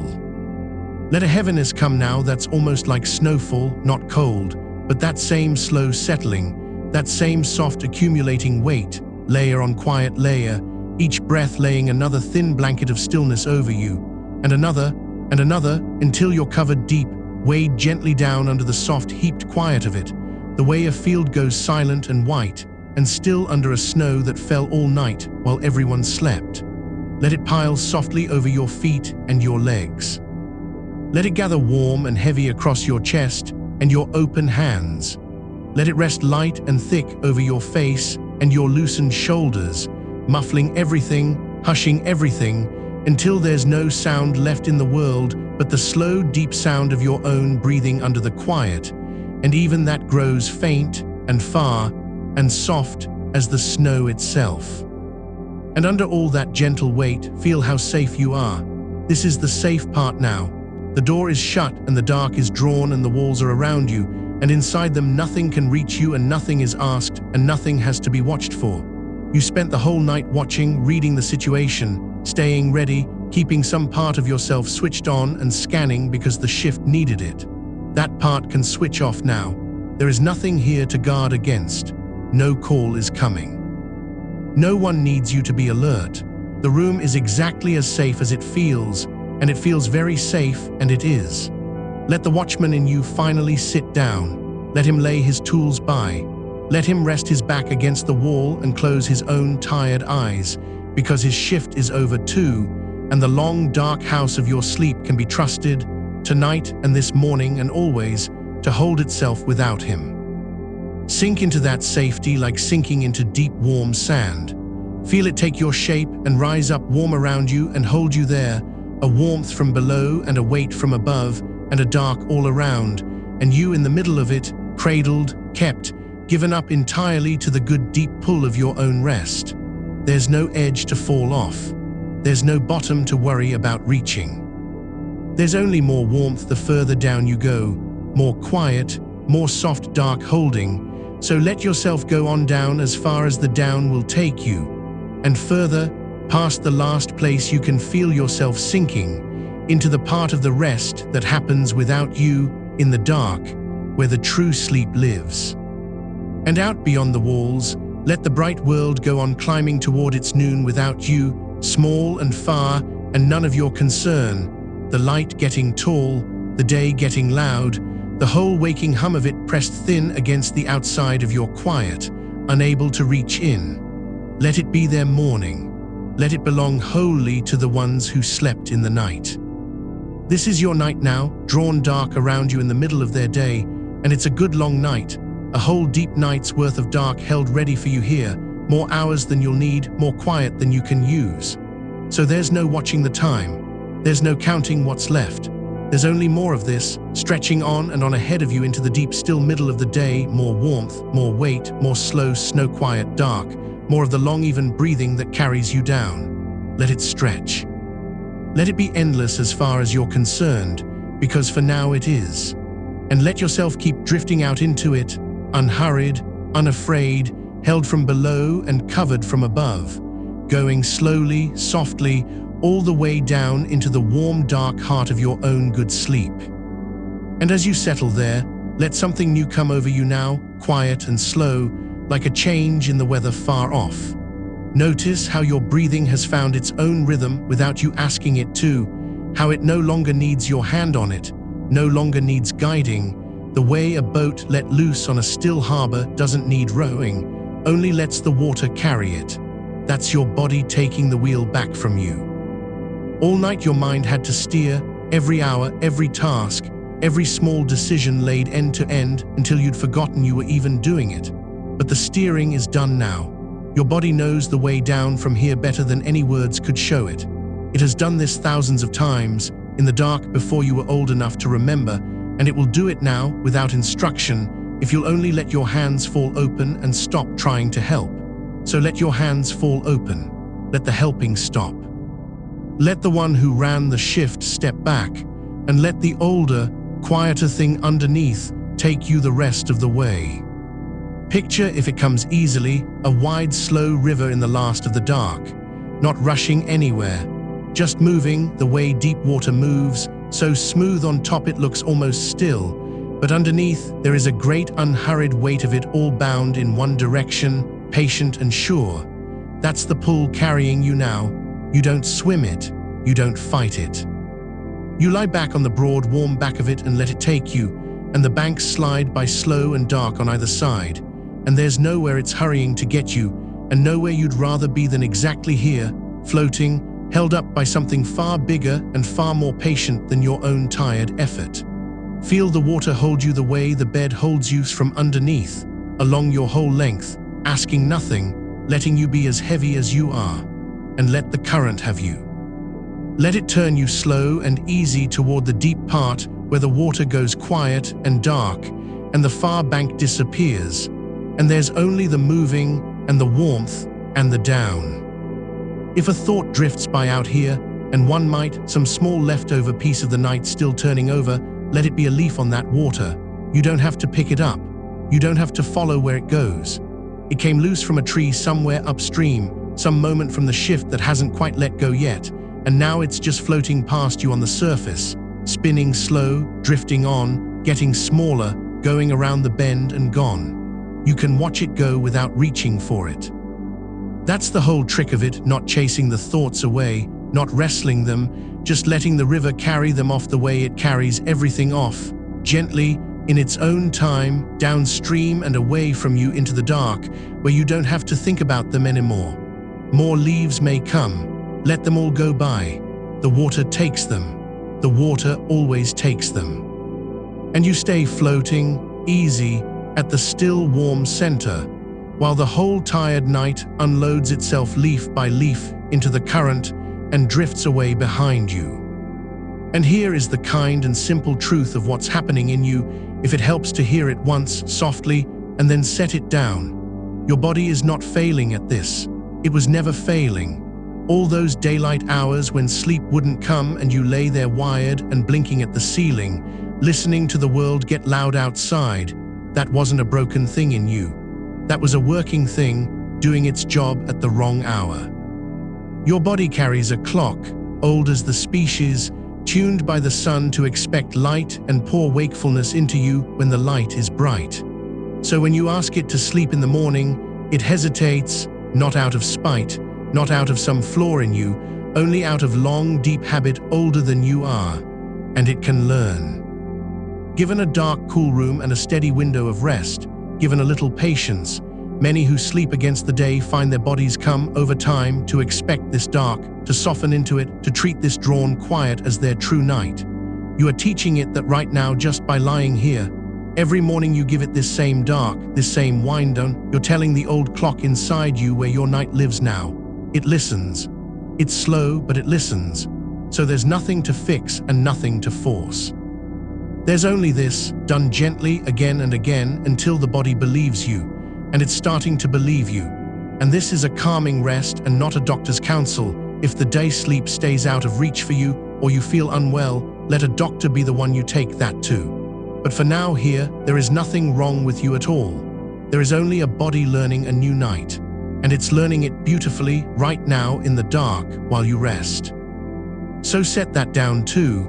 You don't have to hold the understanding of it any more than you have to hold anything else. Let it float off on the water with the rest. You came here to sleep, not to study, and the sleep is doing itself now, underneath all the words, in the warm dark where explanations don't reach. Let your attention drift back down into the weight of you. Down out of the head, where the last thinking flickers and fades, down through the loosened muscles of your face, the small ones around your eyes gone soft, the jaw hanging easy, the tongue resting slack behind your teeth, the whole face given up and blank the way a face only ever is in deep sleep. Feel how heavy the head has become on the pillow, a real solid weight now, settled all the way down into whatever holds it, no part of you lifting it even a hair.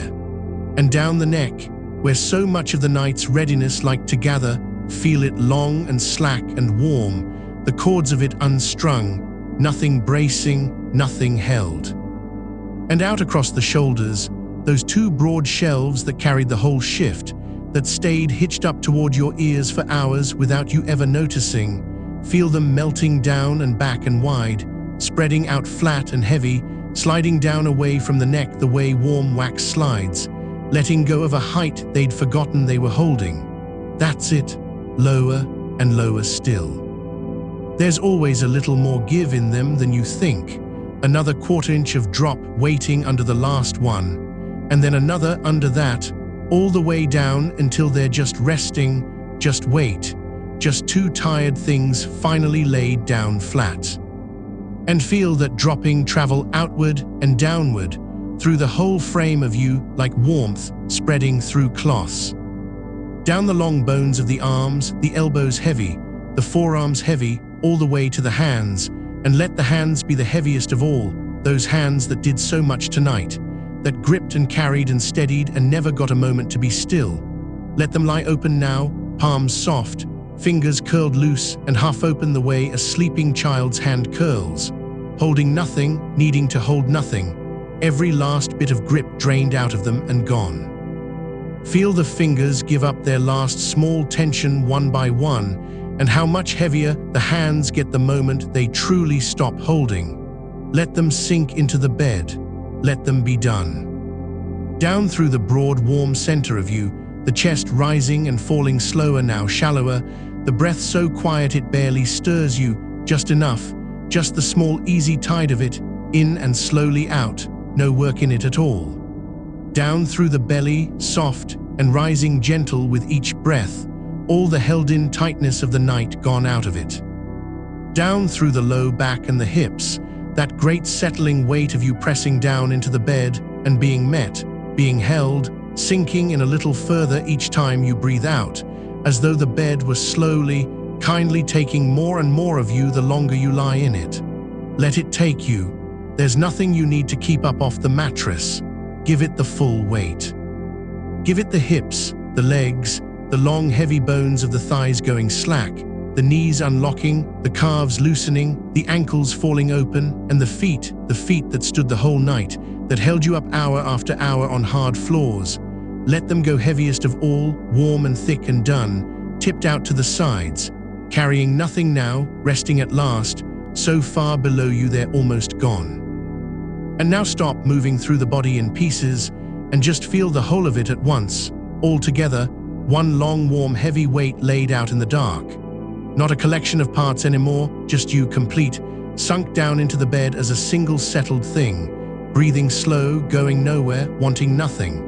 Feel how solid you've become, how deeply still, how there isn't a single place in you now that's braced or lifted or waiting. The whole field of your body gone quiet at once, like a wide dark field of grass when the wind finally stops and every blade goes still together. That's you now, still like that, all of you at rest, in the dark at the same time. And out past the edges of that stillness, notice how far away the world has gotten. The sounds of the waking day, if any reach you at all, come thin and distant now, softened by the walls, muffled by the dark, nothing to do with you. A door somewhere, a car going by, far off, carrying someone else toward their bright long day. The ordinary morning hum of a world getting up and getting on, and all of it out there, on the other side of the dark, on the other side of sleep, unable to cross over to where you are. You're not in that world right now. You've stepped out of it, the way you step out of a loud room into a quiet one and pull the door shut behind you. Those sounds belong to the day, and the day isn't yours today. Let them go on without you, small and far and harmless, no more able to wake you than weather in another country. You are somewhere else now. You are in the dark on the good side of the door, and the door is shut, and it stays shut, and nothing out there is asking to be let in. There's a particular kind of quiet that only comes in a room made dark on purpose in the middle of the day. You may have felt it, that thick soft hush when you've drawn everything closed against the light, and the room goes deep and cool and cave-like, and the day gets held out at the seams, and inside it feels like somewhere older than time, somewhere before mornings and evenings were even invented.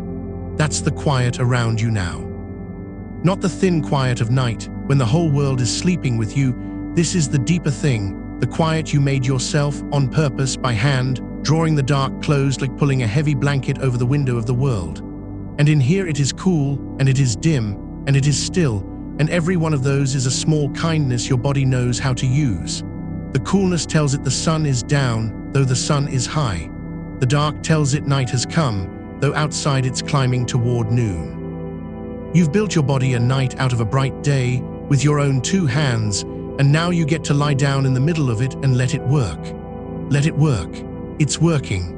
Feel the coolness on the parts of you the blanket doesn't cover, and the warmth where it does, and how good that pairing is, cool air and warm weight, the 2 of them together telling every cell in you the same slow word, rest.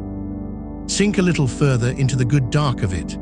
Let your sense of the room itself begin to loosen and blur, the walls losing their edges, the corners going soft, the whole shape of the space around you dissolving into a warm, formless dark that has no size and no distance, no near wall and no far one, just dark, close and kind, and everywhere, the way the dark behind your own closed eyes has no walls. And you floating in the middle of that, unbounded, unlocated, nowhere in particular and perfectly safe, the last edges of where you are melting off into where you're going. Let the room go. You don't need to keep track of it.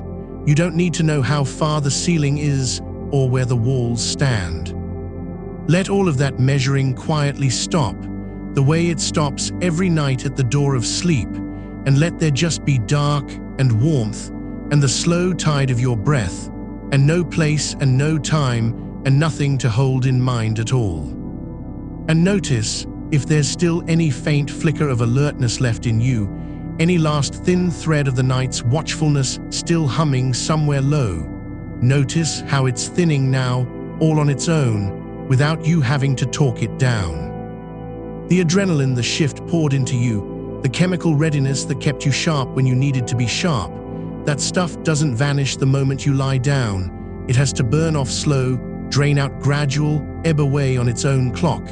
And that's why you can come home bone-tired and still lie there buzzing, wide-eyed under the exhaustion. That's not you doing something wrong. That's just the tide of it going out, and a tide can't be hurried.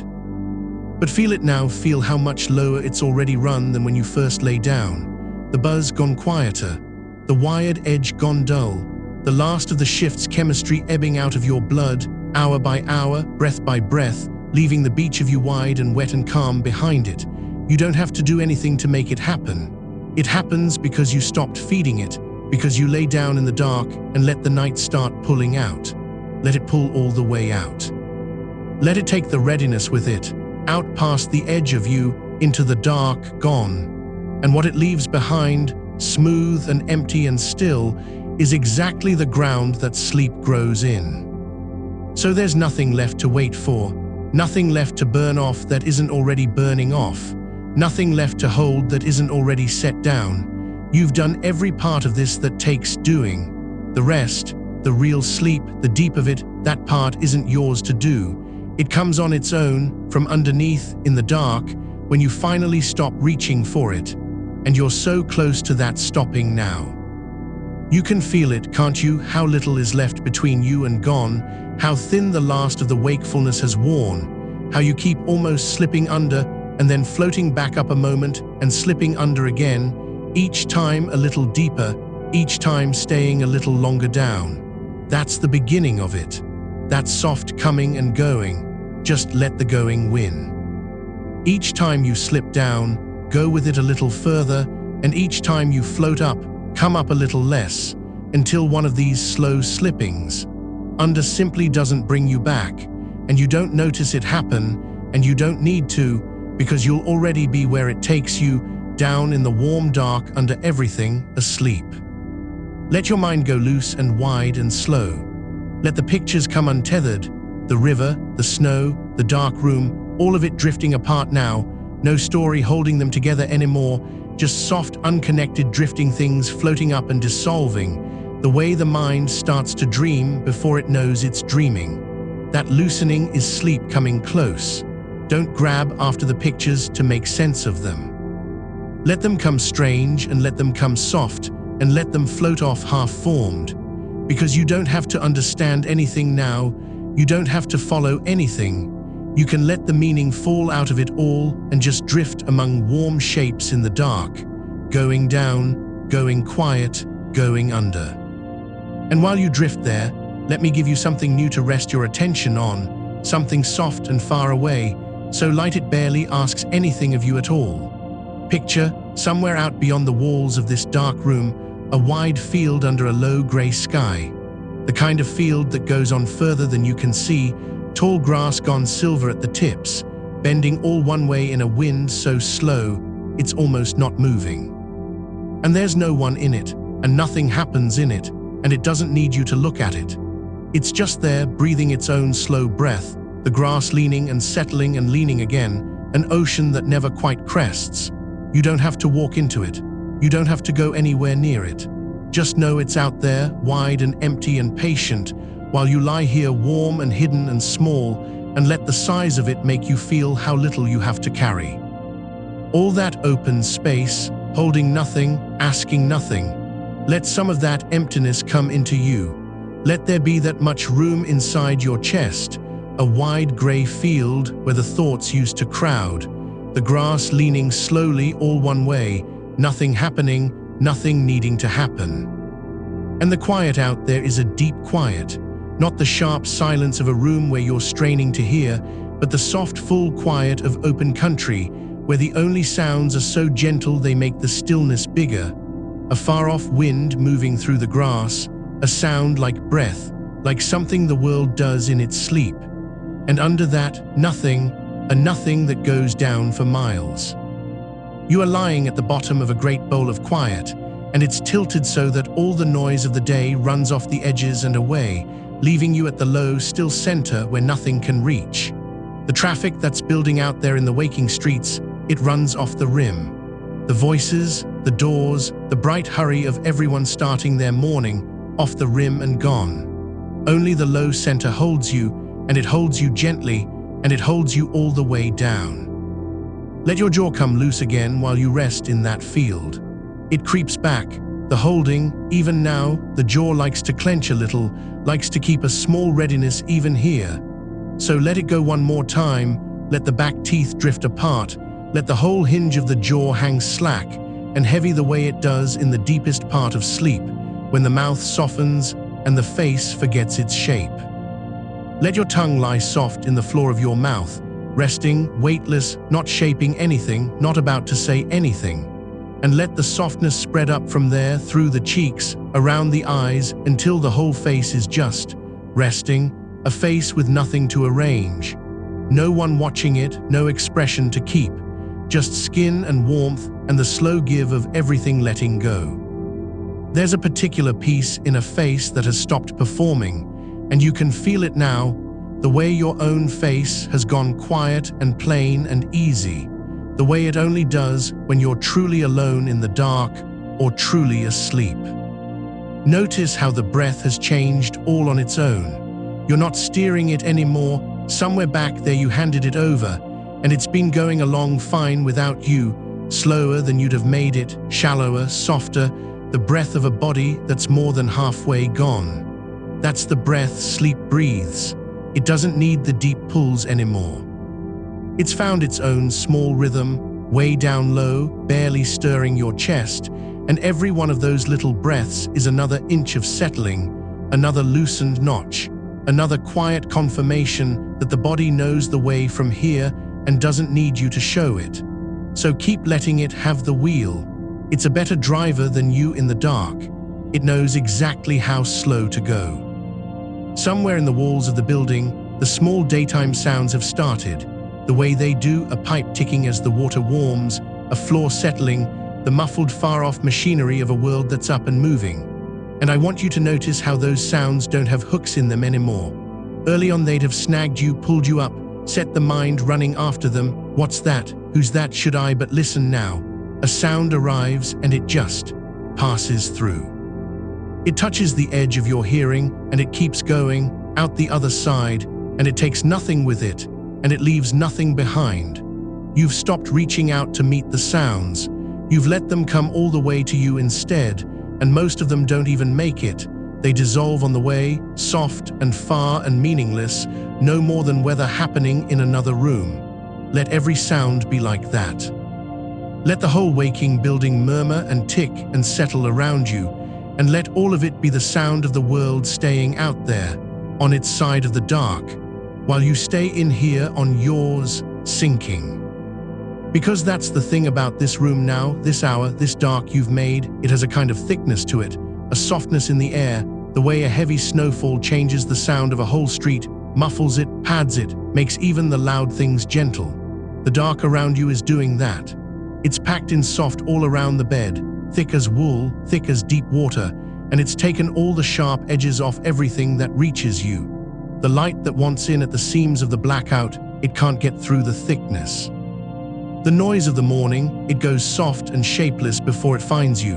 You're wrapped in it, this thick dark, wound round and round in it like something set aside carefully to keep, and inside the wrapping the world can't get its fingers on you. Nothing here has an edge, nothing here is bright, nothing here is asking, just soft dark, packed close and warm, and you at the middle of it, going down.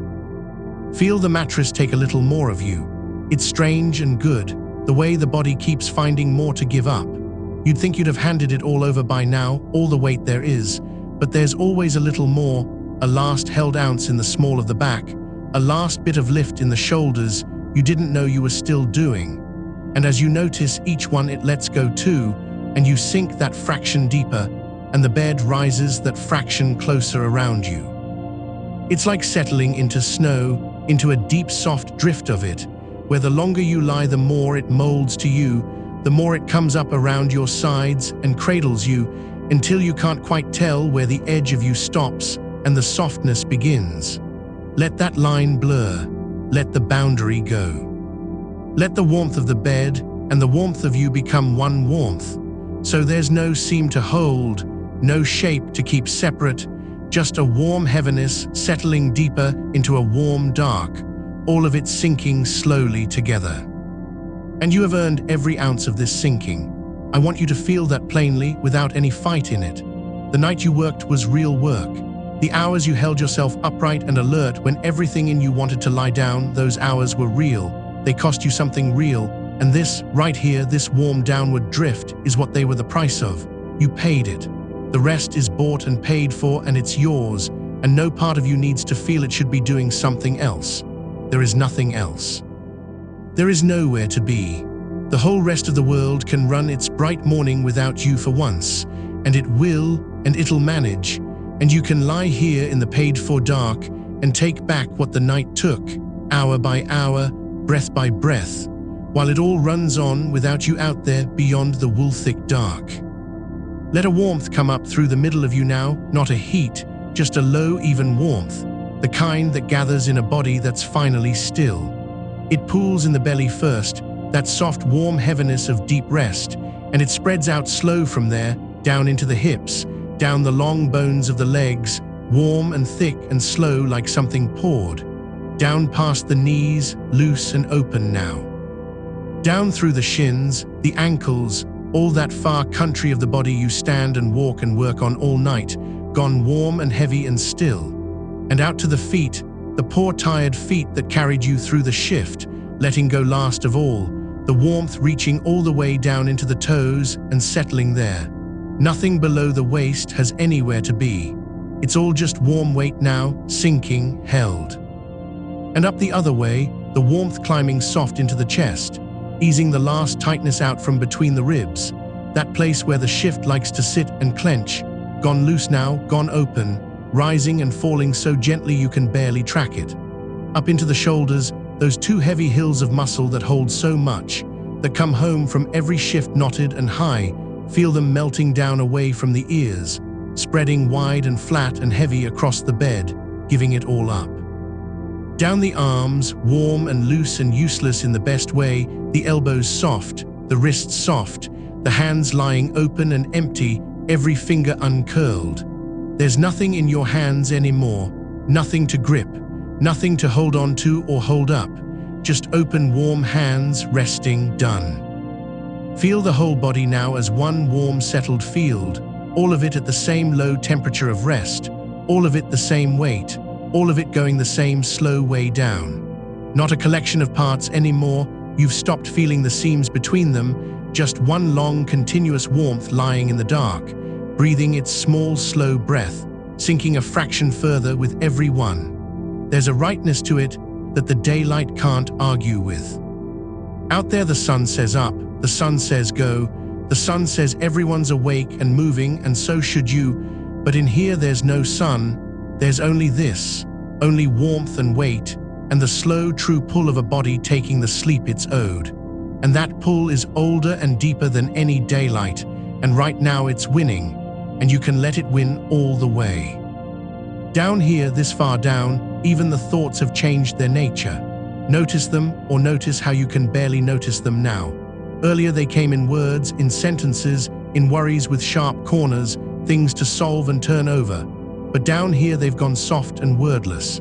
They come as feelings without shape, as colors almost, as half pictures that rise and drift and sink before they finish forming. That's the mind letting go of language, which is one of the last things it holds before sleep. When the words stop, you're nearly there. And you can hear it happening, can't you? How the voice in your head that narrates everything, that keeps up the running commentary all day and half the night, has gone quiet, gone slow, dropped down to almost nothing. Just a soft occasional murmur with long warm silences between, and the silences getting longer, and the murmur getting fainter, and soon there won't be any words in you at all. Just warm, dark, and slow breath, and the deep of it rising up to meet you. You might feel a little falling sensation now and then, a soft lurch, a sense of dropping, the body twitching once as if catching itself on a stair that isn't there. That's a good sign. That's the body crossing over, the muscles finally, fully letting go, so completely that the old animal part of you flinches for a second at the falling. Let it flinch. Let it fall. There's no stair, there's no drop. There's only the bed beneath you and the dark around you, and the warm sinking that isn't really falling at all, only feels that way because you've never let go this completely while awake enough to notice. So when it comes, that soft dropping feeling, don't grab the rail. There is no rail. Just fall the little way it wants you to fall, down and down into the warm, and let the next breath find you already lower. The field out there is darkening now. That low gray sky has gone lower, gone dim, the silver drained out of the grass, everything settling toward a soft charcoal dark. The wind dropped to almost nothing, the whole wide country lying down for the night that's yours. And your breath and the far wind have fallen into the same slow time. Out there the grass leaning, in here the chest rising, out there the grass settling, in here the chest falling, the two of them breathing together, so slow, so even, that you can't quite tell which is you and which is the world. Maybe there's no difference now. Maybe you've gone that wide, spread that thin and soft, until you're as much the dark field as you are the body in the bed, and both of them are sinking, and both of them are done, and both of them are going quietly down under the same falling dark. There's a kindness in how the body does this, if you let yourself feel it. It's been waiting all shift to take care of you like this. All those hours it kept the heart going and the eyes open and the hands steady when you asked it to, never complaining, just holding you up through the long dark work. And now, finally, you've given it the one thing it wanted, which was to lie down and be let alone, and look how gently it's paying you back, warming you, loosening you. Lowering you down by soft degrees toward the rest it's been saving up for you the whole time. You can trust it. It has never once failed to take you under in the end, even on the hard days, even when it took a while. It'll take you under now. All you have to do is keep lying here in the warm dark and let it, and it will, the way water finds the sea, the way weight finds the ground, the way everything tired finds its way down at last to the place where it can finally stop. So stop. There's nothing you're in the middle of, nothing half-finished that the dark needs from you. Every open thread of the day has gone slack in your hands and slid away into the warm, and you don't have to pick any of them back up. Let them lie where they fell. Let the whole tangled day come apart soft in the dark and drift off in pieces, none of them yours to hold anymore, none of them able to reach you down here, this far down, this warm, this gone. You are further under now than you were a minute ago, and a minute from now you'll be further still. And there's no floor to this, no bottom you have to brace for, just deeper and warmer and slower and softer, on, down and down, for as long as the sleeping takes, all through the bright loud morning that can't get in, all through the day that runs on without you out beyond the wool-thick dark, while you lie here at the still low center, wrapped and warm and finally wholly let go. Let the last of the field fade out. Let the gray sky go black. Let the wind stop. Let there be nothing out there now but dark, and nothing in here but warm, and no line at all between the two, just one soft, continuous dark holding you the way deep water holds something that's stopped swimming, weightless, drifting, carried without effort down the slow current towards sleep. You don't swim in it. You don't steer. You just let it carry, the way it's been carrying you this whole long hour, patient and warm and sure, taking you down by inches to the deep, still place it's been taking you all along. And down here where you are now, notice how sound has changed its shape. All those hours the shift kept you inside a wall of noise. The machines, the voices, the doors, the endless small alarms that meant come here, do this, not yet, keep going. Your ears have been on duty as long as the rest of you, holding the door open for every sound that might need you. But nothing down here needs you. So let the ears go off duty too. Let them stop reaching out for the next thing. There's a hush that settles over a body when it finally believes it can stop listening, and that hush is coming over you now, thick and soft as fallen snow over a field, laying itself down across the last of the noise, muffling it, softening its edges, until the loud, bright morning outside is only a far-off blur with no words in it, no meaning in it, nothing in it you have to answer. Let even your own thoughts lose their words. They've been talking all night, keeping pace with the work, naming everything, and now they can go wordless too, thinning down to something more like weather passing high overhead, a slow drift of gray, moving without meaning, moving without you. You don't have to follow it. You don't have to know what any of it is. Let the last few thoughts float up untethered and wander off into the hush, and let the space they leave behind fill quietly with nothing, with warm, dark nothing, with the good, empty room of a mind that has finally been given permission to close. There is a particular stillness that comes into a house when the person in it has stopped needing anything. You have become that house now. All the rooms have you gone quiet, the lights out one by one, the doors easing shut, the whole structure settling deeper onto its foundations, the way an old house settles into the ground overnight. A slow, small sinking you can almost hear, wood easing against wood, weight coming to rest on weight, everything finding the low place it wants to be and staying there. Nothing creaks in you now with wanting, nothing strains upward. You've come down to rest on your own foundations at last, and the house of you is dark and warm and shut against the day, and inside it, in the deepest room, you are sleeping. Feel how the warmth has pooled. It gathers, when you lie this still, in the soft hidden places, behind the knees, in the crook of each arm, low in the belly, along the inside of the wrists, where the pulse has slowed to something you can no longer feel. Warmth collects there, the way water collects in the low ground of a valley after the rain has stopped, filling every dip and hollow, brimming and still. And you are all low ground now. You have no high places left, no ridges held up against anything, no peaks of tension standing out from the rest. The whole landscape of you has gone level and low and flooded soft with warmth, one wide still basin of it, dark and even, the surface not moving at all except for the slow tide of the breath, which barely stirs it, which barely counts as motion anymore. And out past the edge of you, the morning goes on being morning without your help. Somewhere the light is climbing the walls of buildings you'll never think about. Somewhere kettles are filling and doors are opening, and the first errands of the day are being run by people who slept while you worked, and none of it reaches in here, and none of it is yours. You spent the night standing between the world and the dark, keeping something running so that all of that ordinary morning could happen, and now the day has taken the watch from you, gently, without a word, the way one hand takes a weight from another, and you are relieved of it. Off the clock, off the floor, off duty in every part of you at once. The morning has it now, you can put it down.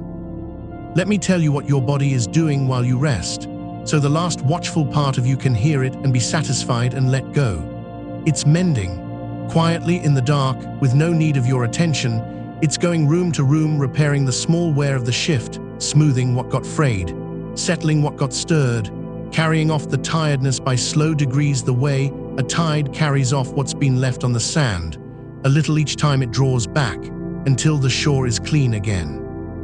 This is the work it can only do when you finally lie still and let it. All those hours you were up and moving, it couldn't get to this.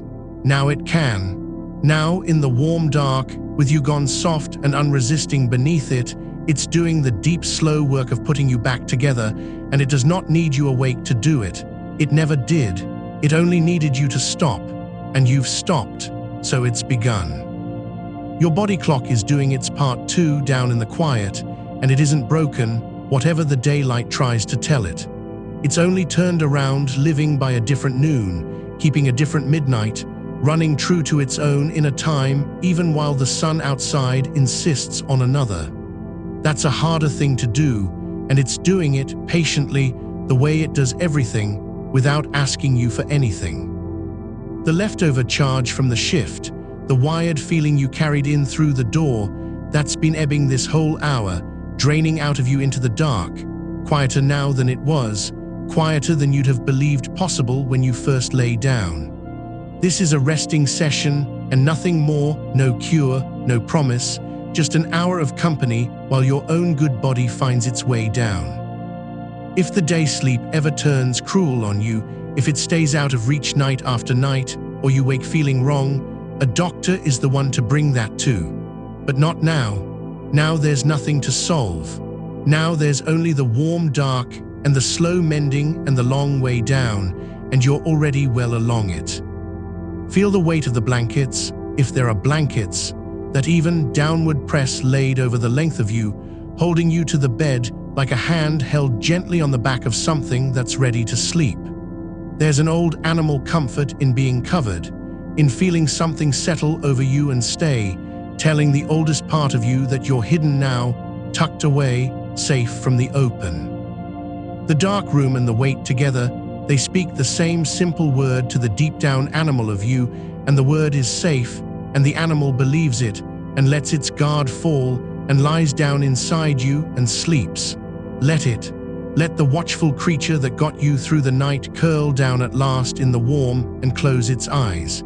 It's earned this more than any part of you. Let it rest. And notice now how far away your hands have gone. Your hands that did so much tonight, that gripped and lifted and steadied and signed and reached, that were the front edge of you all through the work, always the first thing sent out to meet whatever came.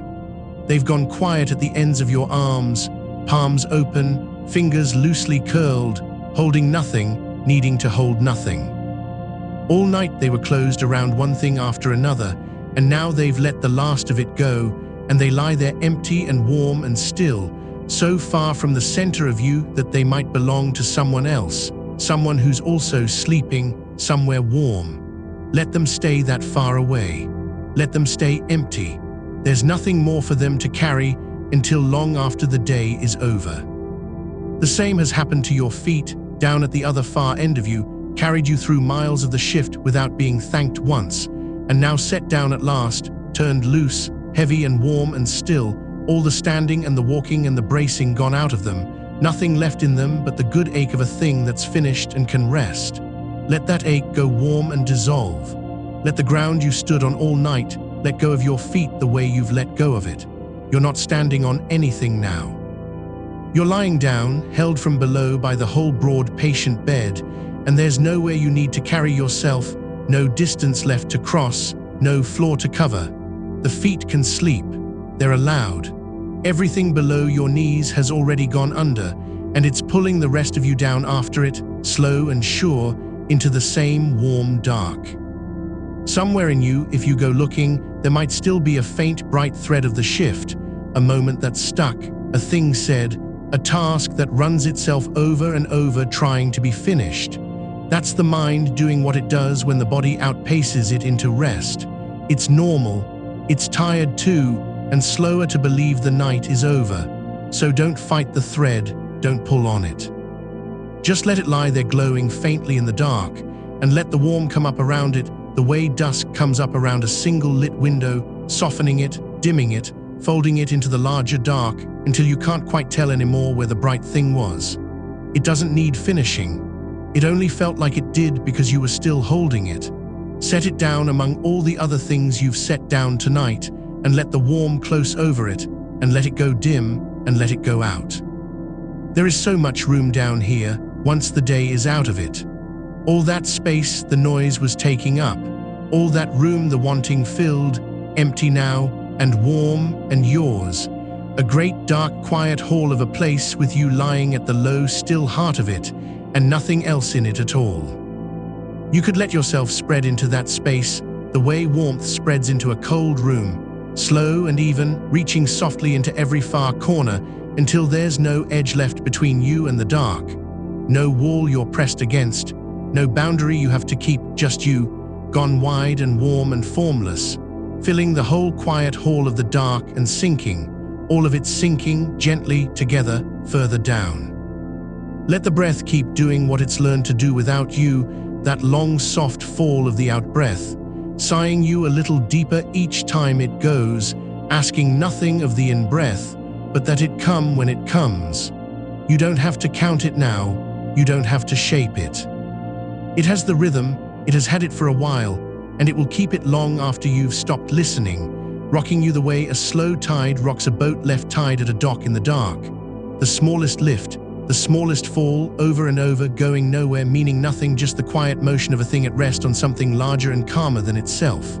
You are that boat now, tied up safe, rocking a little, going nowhere until long past dark, and the dark, out here, lasts as long as you need it to. Feel the cool of the air on the one part of you the blankets don't cover, the face, maybe, or a shoulder, a hand left out. There's a rightness in that, the cool air above and the warm weight below, the two of them meeting somewhere along your skin and holding you gently between them, exactly where a sleeping body wants to be, warm underneath, cool above, the whole surface of you settled at that easy border where nothing has to change, nothing has to be adjusted, everything is already just as it should be for going down. The cool room is helping you, the dark is helping you. Even the quiet is helping you, all of it leaning the same way, all of it tilted gently towards sleep, and you tilted with it, sliding without effort down the smooth slope of it into the deep. And the deeper you go, the less there is to say to you, and the less you need said.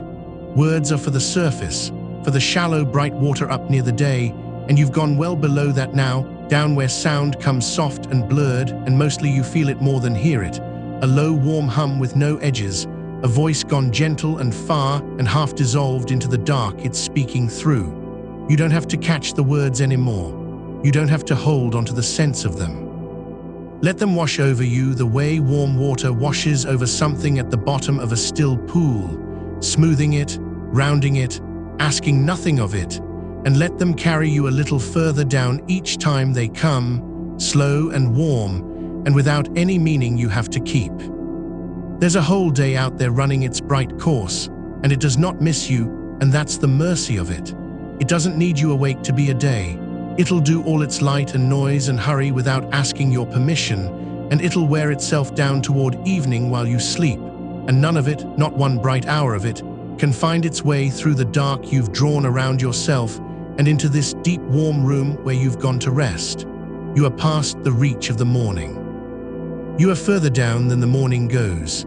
It can knock at the walls all it likes with its light and its birdsong and its far-off traffic, and the walls will hold, and you'll sleep on behind them, untouched, unreachable, wrapped in the good dark that's yours by right, that you earned hour by hour all through the working night. So let go of even the idea of the day. Let go of the sense that it's out there waiting, that you're only borrowing this rest against it, that some part of you should be keeping half an eye on the light.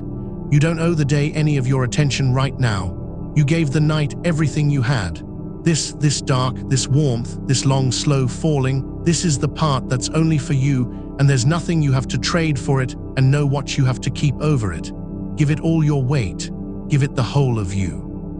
Sink into it, the way something finally lets itself sink when it stops believing it has to stay afloat, and let it close warm and dark over your head, and let it take you the rest of the way down. There's no next thing. That's the truth your body is only now, this deep in, beginning to trust. For hours there was always a next thing, the next task, the next hour, the next call, and some braced part of you stayed half-turned toward it, ready. But down here the line of next things has run out. There's nothing after this but more of this. More warm, more dark, more slow, soft sinking with no floor at the end of it. And so the braced part can finally turn all the way around, away from what's coming, because nothing is coming, and lie down facing the dark, and let the dark be the last thing, and rest in it completely, with no corner of itself still standing watch. Let the quiet get quieter. It can, you know, there's always a deeper quiet under the one you're in, a stiller room beneath the still one, and you can go down into it, the way you'd step down into cool dark water, one slow stare at a time, each step taking a little more of the sound away, a little more of the light, a little more of the small remaining weight of being awake, until you're standing in a quiet so deep and so soft that even the memory of noise can't reach it, and then you let go of even standing.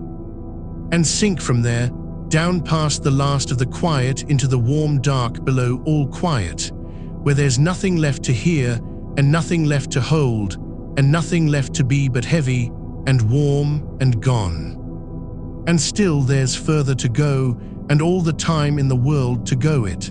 The day out there is barely started.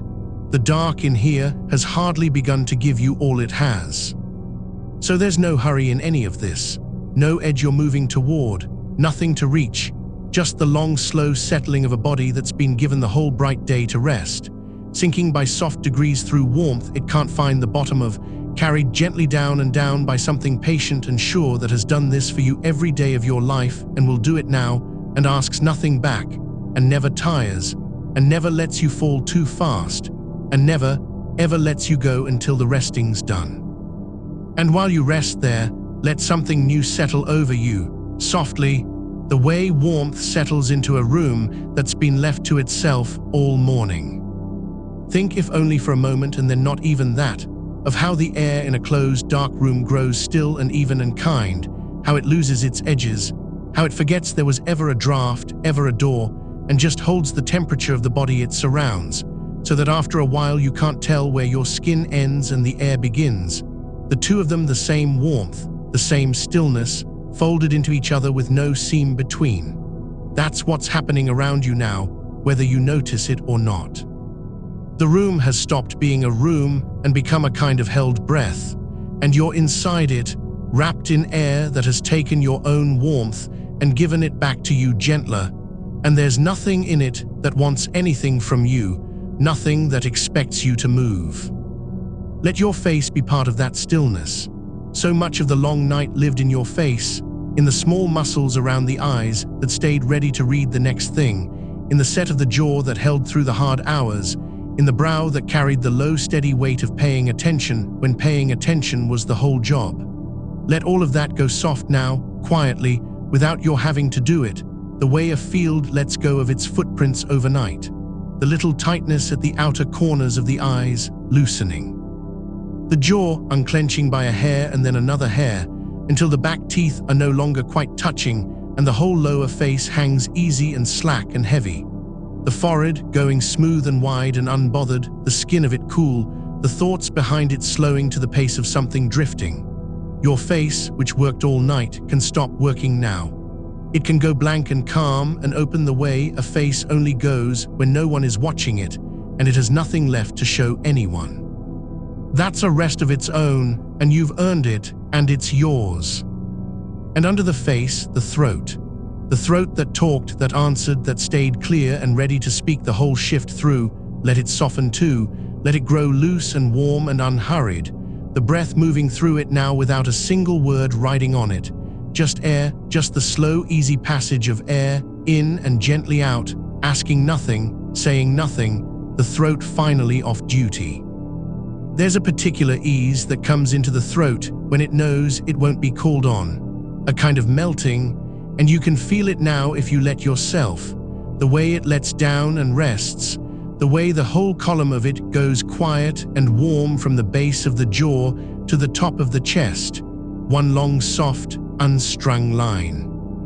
Somewhere out past the walls, the morning is doing its ordinary work, and it can do it entirely without you. The light is climbing the fronts of the buildings the way it does, slow and gold, and then plain and white, and the shadows are shortening toward the middle of the day, and none of it needs your eyes on it to happen. That's a strange freedom when you first let yourself have it, to know that the day will unfold in full whether you witness it or not, that the sun will cross the whole sky and you will owe it nothing, that for once the great bright machinery of the morning is turning for other people and you are excused, released, allowed to be absent from it, allowed to miss the entire thing and lose nothing you'll grieve. Let yourself be absent. Let the day happen to other people. You are not out there. You are here, low and warm and dark and gone, and the light can have the whole world except this one small room, and this one small room is enough, and it is yours. Let a slow imagined warmth move down through you now, unhurried, like the way heat spreads through something left near a low fire, not a rush, not a wave, just a patient deepening, starting somewhere behind the breastbone and easing outward. Feel it move down along the inside of the arms, that soft warmth, filling them, making them heavier as it goes, the way a vessel grows heavier as it fills, until the arms are warm all through and too heavy to lift, and not the least bit interested in lifting. Feel it pool in the hands, in the wide part of the palms, in the loose curl of the fingers where they've come to rest, so that the hands are warm and full and still, two heavy warm weights lying exactly where they fell, with no task left in them, no grip, no reaching, nothing to carry and nothing to set down. The hands did so much through the dark. Let them be warm now. Let them be done. And let the warmth keep sinking down through the chest and into the belly, that deep central warmth spreading and settling, so that the whole trunk of you feels like something sun-warmed and slow, a stone that's held the heat, a loaf left covered, a thing that radiates its own low warmth back into itself and needs nothing from outside. This is the warmth that says safe to the oldest part of you, the part with no words, the part that has always known that warm and dark and still, all three together, mean the danger is past and the body can stand down. You have given it all three, warm, dark, still, and it believes you deeper every minute, and it's letting go of the last of its watchfulness, the way a hand you've forgotten was clenched finally opens in sleep. There's a thing that happens to tired muscle when it's finally allowed to be tired all the way, a kind of gentle giving out, a release that runs deeper than the release you can do on purpose. You've felt the surface of it. The deeper letting go comes on its own, later, quietly, when the body has stopped expecting to be needed again. It's coming to you now, moving through the big muscles of the legs and the long muscles of the back, that deeper giving out, that final unstringing, and you don't have to help it and you couldn't hurry it if you tried. It comes at its own pace, the way the tide goes all the way out, uncovering more and more of the still floor beneath, until there's a stretch of you that's simply at rest, fully, with nothing held back and nothing kept in reserve, a rest with no bottom edge to it and no held breath underneath. And your body, which spent the whole night being a little out of step with the light, awake against the grain of the morning, alert when the world said it should be tiring, wired, and running warm long after the shift set you loose. Your body isn't wrong for that, and it isn't broken, and it never was. It's only a clock that runs to a different hour than the clock on the wall, keeping perfect time to a day the sun doesn't know about, and right now, It's letting that inner hour swing around toward its own midnight, slow and sure, the way it's learned to, a little more easily each time you give it a dark, quiet room to do it in. There's nothing to fix. There's only this settling, this turning toward the dark that's happening inside you on its own schedule, and all you have to do is let it, and you are letting it, and it's working quietly the way it was always going to once the noise died down. Let the last of that keyed-up feeling drain off, the leftover charge the shift always leaves in the blood, the faint hum that kept you turning things over after there was nothing left to turn. It's fading now, thinning out, the way the ring of a struck thing fades if you just let it be and don't strike it again. You're not striking it again. You're lying still and letting it ring itself down to nothing, and it is, and each breath takes a little more of it away, until the blood runs quiet and even and warm, and there's no hum left in it at all. Just the slow tide of it moving through you, unhurried, keeping you, asking nothing. Pictures softly, snow, not cold, never cold, just the hush of it, the way it falls in the dark with no sound at all, and lays itself down over everything and makes the whole world round and soft and silent. Let a hush like that fall over you. Let it settle on the shape of you the way snow settles on the shape of a sleeping street, filling in the hard corners, rounding off the edges, laying a soft, even weight over all of it, muffling every sound until the silence is so complete it has a texture of its own, a thick, soft, padded quiet you could sink your hand into. That's the quiet you're lying in now. It's fallen over everything. It's covered the whole small dark world of this room in a hush so deep that nothing sharp can get through it. No bright edge, no sudden sound, nothing but the soft weight of the quiet itself, lying over you, keeping you, holding you down into your rest, as gently as snow holds down a field. And there's no one who needs you right now. Let that be true for a moment, all the way true. No one is waiting on your answer. No one is about to call your name. No one across the dark is going to need your hands, or your eyes, or your steady voice in the next breath, or the next, or the one after that.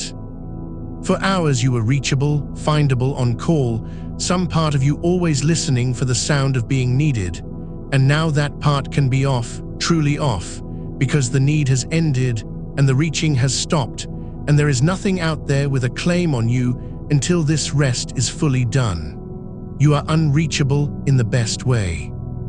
You have gone somewhere the day can't follow and pulled the dark in after you, and no one is coming, and nothing is wanted, and you can let the listening part of you finally lie down and close, the way you'd close a door on a room you won't need again till morning.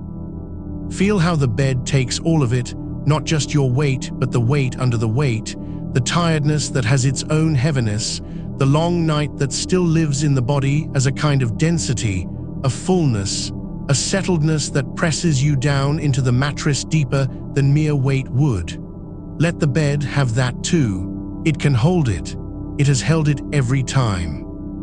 It holds you now the way the ground holds everything that has stopped trying to stand, patiently, completely, without effort, without any chance of letting go, so that you can put down not just your body, but the whole long freight of the hours you carried it through, and feel the bed take the full measure of it, and take it easily, and hold it for as long as you need to be held. And the breath, you don't have to mind it anymore.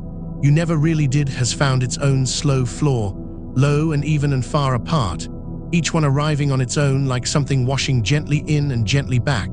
No effort in it, no counting, no shaping, just the body breathing itself the way it knows how, the way it has since before you had a single thought in your head, the way it will go on doing all through this long rest, without one scrap of help from you. Let it breathe you.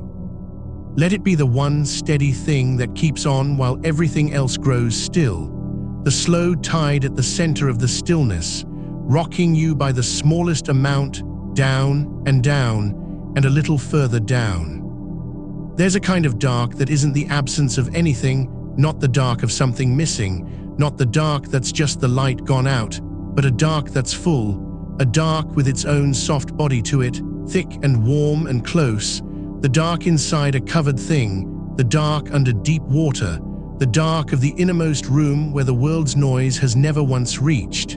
That's the dark you're in. It isn't empty. It's full of rest, packed with it, dense with it, a dark you could lean your whole self back into and be caught, and you are leaning back into it now, and it is catching you, and it goes down further than you'll ever need it to, warm and whole and without a single edge, and you can let yourself keep sinking back into it with no fear of ever reaching the far side. Because there is no far side, there is only more of the same soft holding dark, all the way down, more than enough. More than you could use in 100 rests like this one. Let the shape of you grow vague. You don't need your outline right now, the clear, firm sense of where you stop and the rest of the world starts. Let it blur.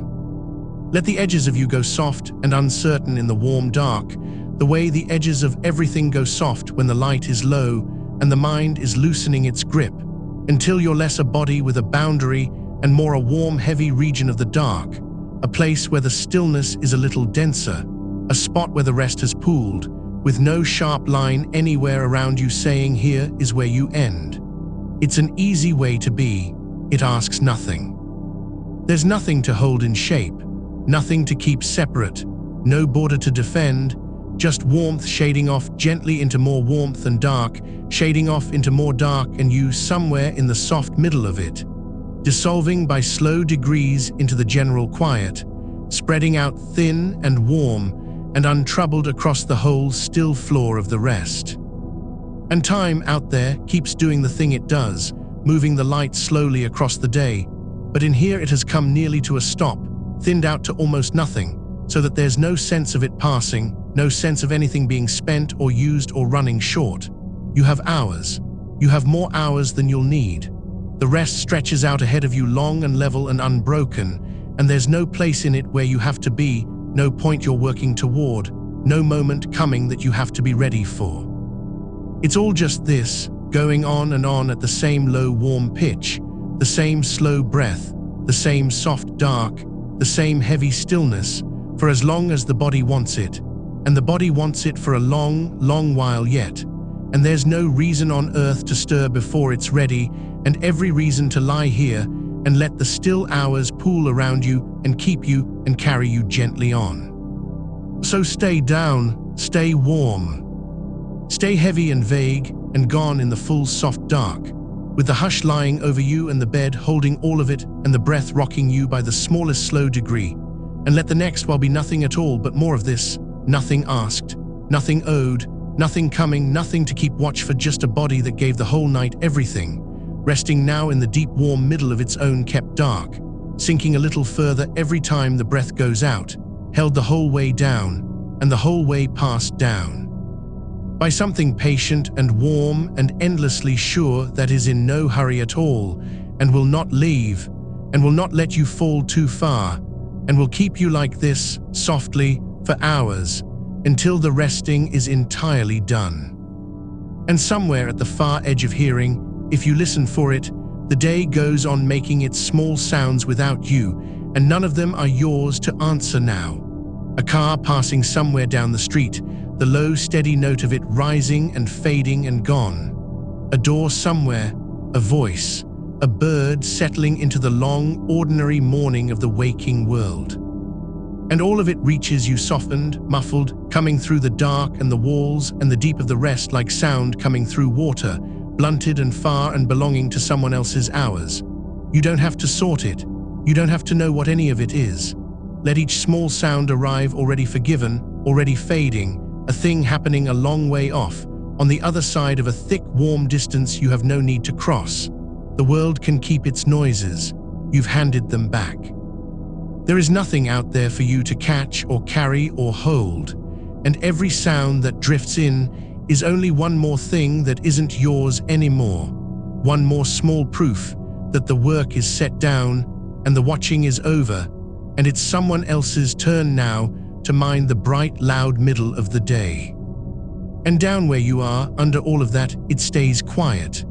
The kind of quiet that isn't empty but full, a low, soft-packed stillness with weight to it, like deep snow, like the hush that settles over everything after a heavy fall, when the whole world goes muffled and slow and rounded at the edges, and the light comes low and kind, and nothing moves quickly anywhere. That kind of quiet, lying thick and even over you, filling the room, filling the space around the bed, packed gently into all the corners of the dark. So there's no sharp sound left anywhere near you, nothing with an edge, nothing that could reach in and snag. Just the deep muffled hush, laid down soft over the whole of you, holding the warmth in the way snow holds the warmth of the ground beneath it, sealing the rest in, keeping the cold and the bright and the busy world sealed out. Let yourself go on lying under it. There's no reason to move. The body has found the exact place it wanted, the one shape where nothing pulls and nothing aches to be shifted, and it has settled into that shape completely, given its full weight over to the bed, and now it only wants to stay there, unmoving, and let the hush pile up around it.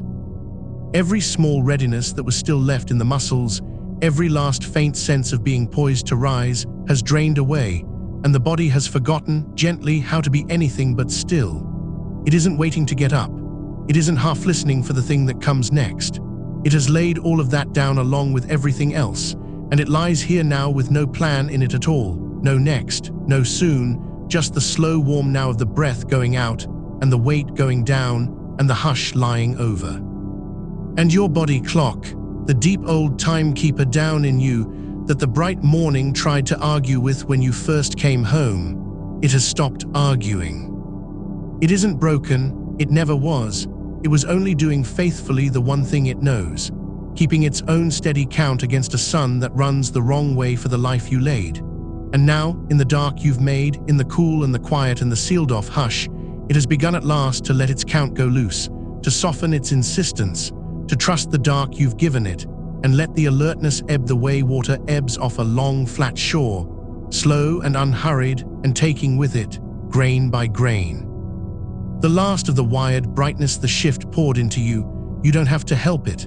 You couldn't hurry it if you tried. It knows how to do this, given only the dark and the time, and you've given it both, and it is doing it now quietly without you, the way the tide goes out without anyone to watch.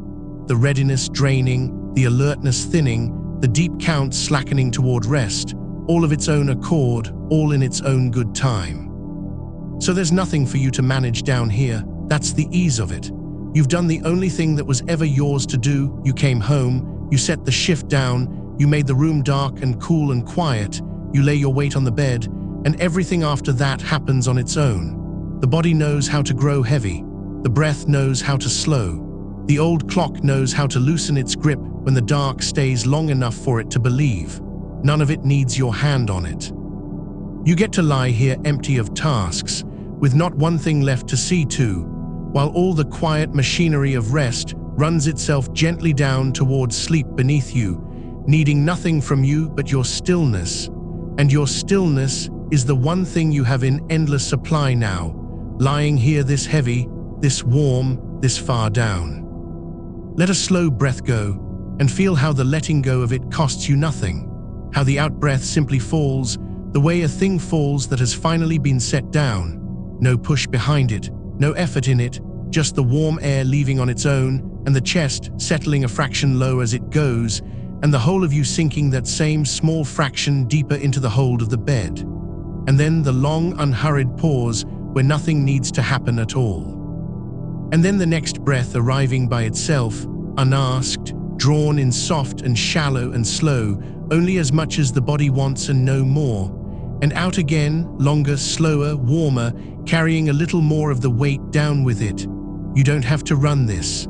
It runs.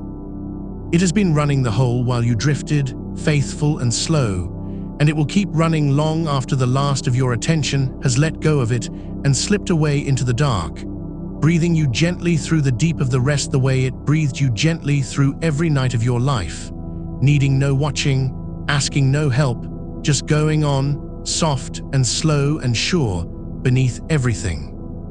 And I want you to feel, somewhere under the weight, how safe the dark around you actually is.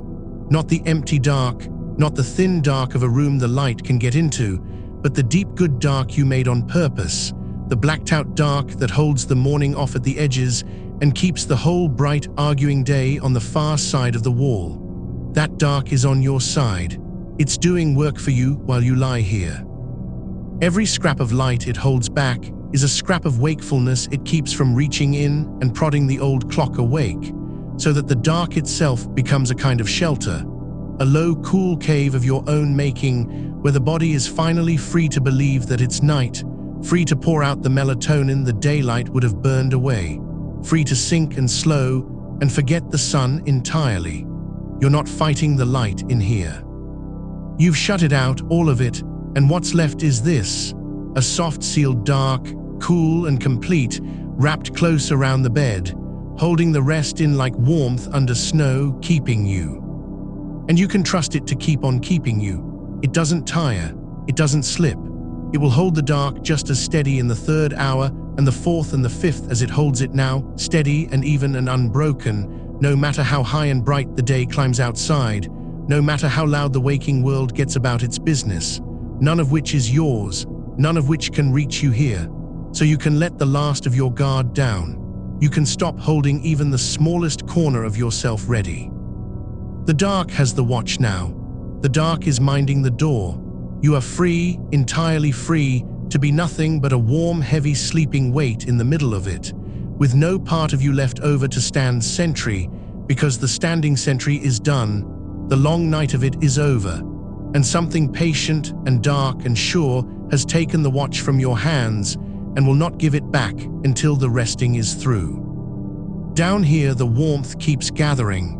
Feel how it pools in the deep places of you, behind the breastbone, low in the belly, in the loose heavy hollows of the shoulders where they've given up and spread into the bed. It gathers there slow and even, a mild banked warmth like the warmth a stone keeps long after the day that warmed it, holding steady from the inside, needing no fire under it, just staying, the way a body stays warm when it's finally let all the way down and stopped spending itself on being ready. Let it spread from those deep places by slow degrees, out along the arms until even the hands go warm and heavy and vague, out down the legs until the feet lose their chill and their outline both and become just warm far weight at the end of you, up along the spine one soft vertebra at a time until the whole long stem of you is warm and loose and set down. There's nowhere in you the warmth can't reach, given time, and you have nothing but time, and the warmth is in no hurry, and neither are you. And with the warmth comes the heaviness, the two of them moving together the way they always do at the edge of sleep, so that the warmer a part of you grows, the heavier it lies, and the heavier it lies, the more completely the bed takes it up, until you can't quite tell anymore where the warmth ends and the weight begins, or where the weight of you ends and the hold of the bed begins. It all runs together into one warm, heavy-held sensation, one long, low note of being carried, sounding quietly all through you. From the crown of the head to the soles of the feet, the same everywhere, the same warm, heavy kept, with no bright spot left in it, no held place, no ache, nothing but the even warmth and the even weight and the deep shore holding underneath. Let a little more of you go with the next breath out. There's always a little more. However far down you've come, there's always some small remaining thing that can soften, a last faint tension in the jaw you didn't know was there, a last thread of holding across the brow, a last small clench somewhere deep that the body has been keeping out of old habit, from all the nights of being ready, and each breath out, if you let it, finds one more of those and loosens it gently without your having to look for it, so that the softening never quite runs out. So that you go on sinking by small warm degrees no matter how deep you already are, always a little further, always a little looser, always a little more given over, down and down into the warm heavy dark with no bottom in it and no hurry to it and no end you have to reach. And the hours are yours. Feel that low and steady under everything, that the time is yours and there's a long unbroken stretch of it laid out ahead, all of it dark, all of it quiet, all of it kept safe by the blacked out room and the sealed hush and the patient thing that has the watch. Nothing is coming to take it from you. Nothing is due. There's no bright edge waiting at the near side of the rest to hurry you toward. The whole long level dark of it stretches out ahead the way a still road stretches out across flat country in the last of the light, going on and on to a soft horizon you're in no hurry to reach, and you get to travel it slow, at the pace of the breath, at the pace of the warmth spreading, at the pace of the weight going down, with no mile you have to make and no place you have to be, drifting along the dark level middle of the rest for as long as the body wants, and the body wants it long. And there's no reason to want anything else. So let the road go on without you looking at it. Let the dark go on holding. Let the warmth go on gathering, and the weight go on settling, and the breath go on falling of its own soft accord, out and slow and warm and down. You don't have to follow any of it now. You can let even the following go. You can let the last thin thread of your attention loosen in the warm dark and drift and thin and come apart, the way mist comes apart over still water when there's no wind to hold it, until there's no one left minding the rest at all, no watcher, no listener, just the rest itself going on quietly in the dark, breathing, warming, holding, sinking, all on its own, for hour after unhurried hour, with you gone down into the soft middle of it, kept and warm and heavy, and let all the way go. And if some small ripple should ever cross the deep, a stray thought surfacing slow, a half sound from the waking world, a faint far pull of the old wired brightness, the shift left in you, let it come and let it be nothing. It doesn't have to be answered. It doesn't have to be chased down or figured out or pushed away.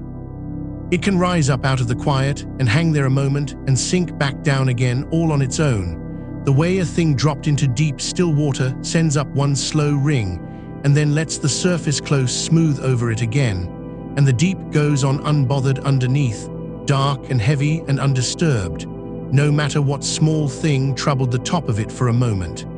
You are down in the deep, not up on the surface. The little ripples belong to the top, and the top is a long warm way above you now, and nothing that crosses it can reach the still floor where you've come to rest. Let them ripple and close and be gone. Let the smooth dark keep closing over each one. Let the deep hold you steady all the way beneath, where it's quiet, where it's heavy, where nothing that stirs the surface ever comes. There's nothing more to do than this. There never was less to do than there is right now. You have come all the way down to the one place where nothing at all is asked of you, not effort, not attention, not readiness, not even wakefulness. The one place where being still and warm and heavy and gone is not just allowed, but is the whole and only thing, the place the long hard night was carrying you toward the entire time without your knowing it, and you're here now, laid down soft in the middle of it, and you get to stay. So stay. Stay down in the warm, packed hush, with the dark sealed close around you, and the bed holding all your weight, and the breath rocking you by the smallest slow degree, and the old clock loosening its count, and the warmth gathering in the deep places, and the hours lying long and level ahead. And let the next while be nothing but more of this, and slower and softer and further down, nothing to hold, nothing to mind, nothing to reach, nothing coming, just a body that gave the whole night everything it had, resting now.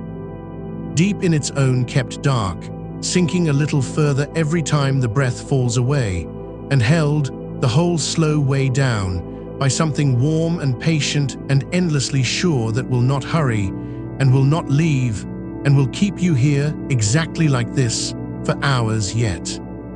And somewhere out past the sealed dark of this room, the morning has gone on climbing without you, the way it always does, the light stretching itself thin and gold along the tops of the buildings, the streets filling with the small, ordinary noise of a day that is not yours to carry, and none of it needs you now.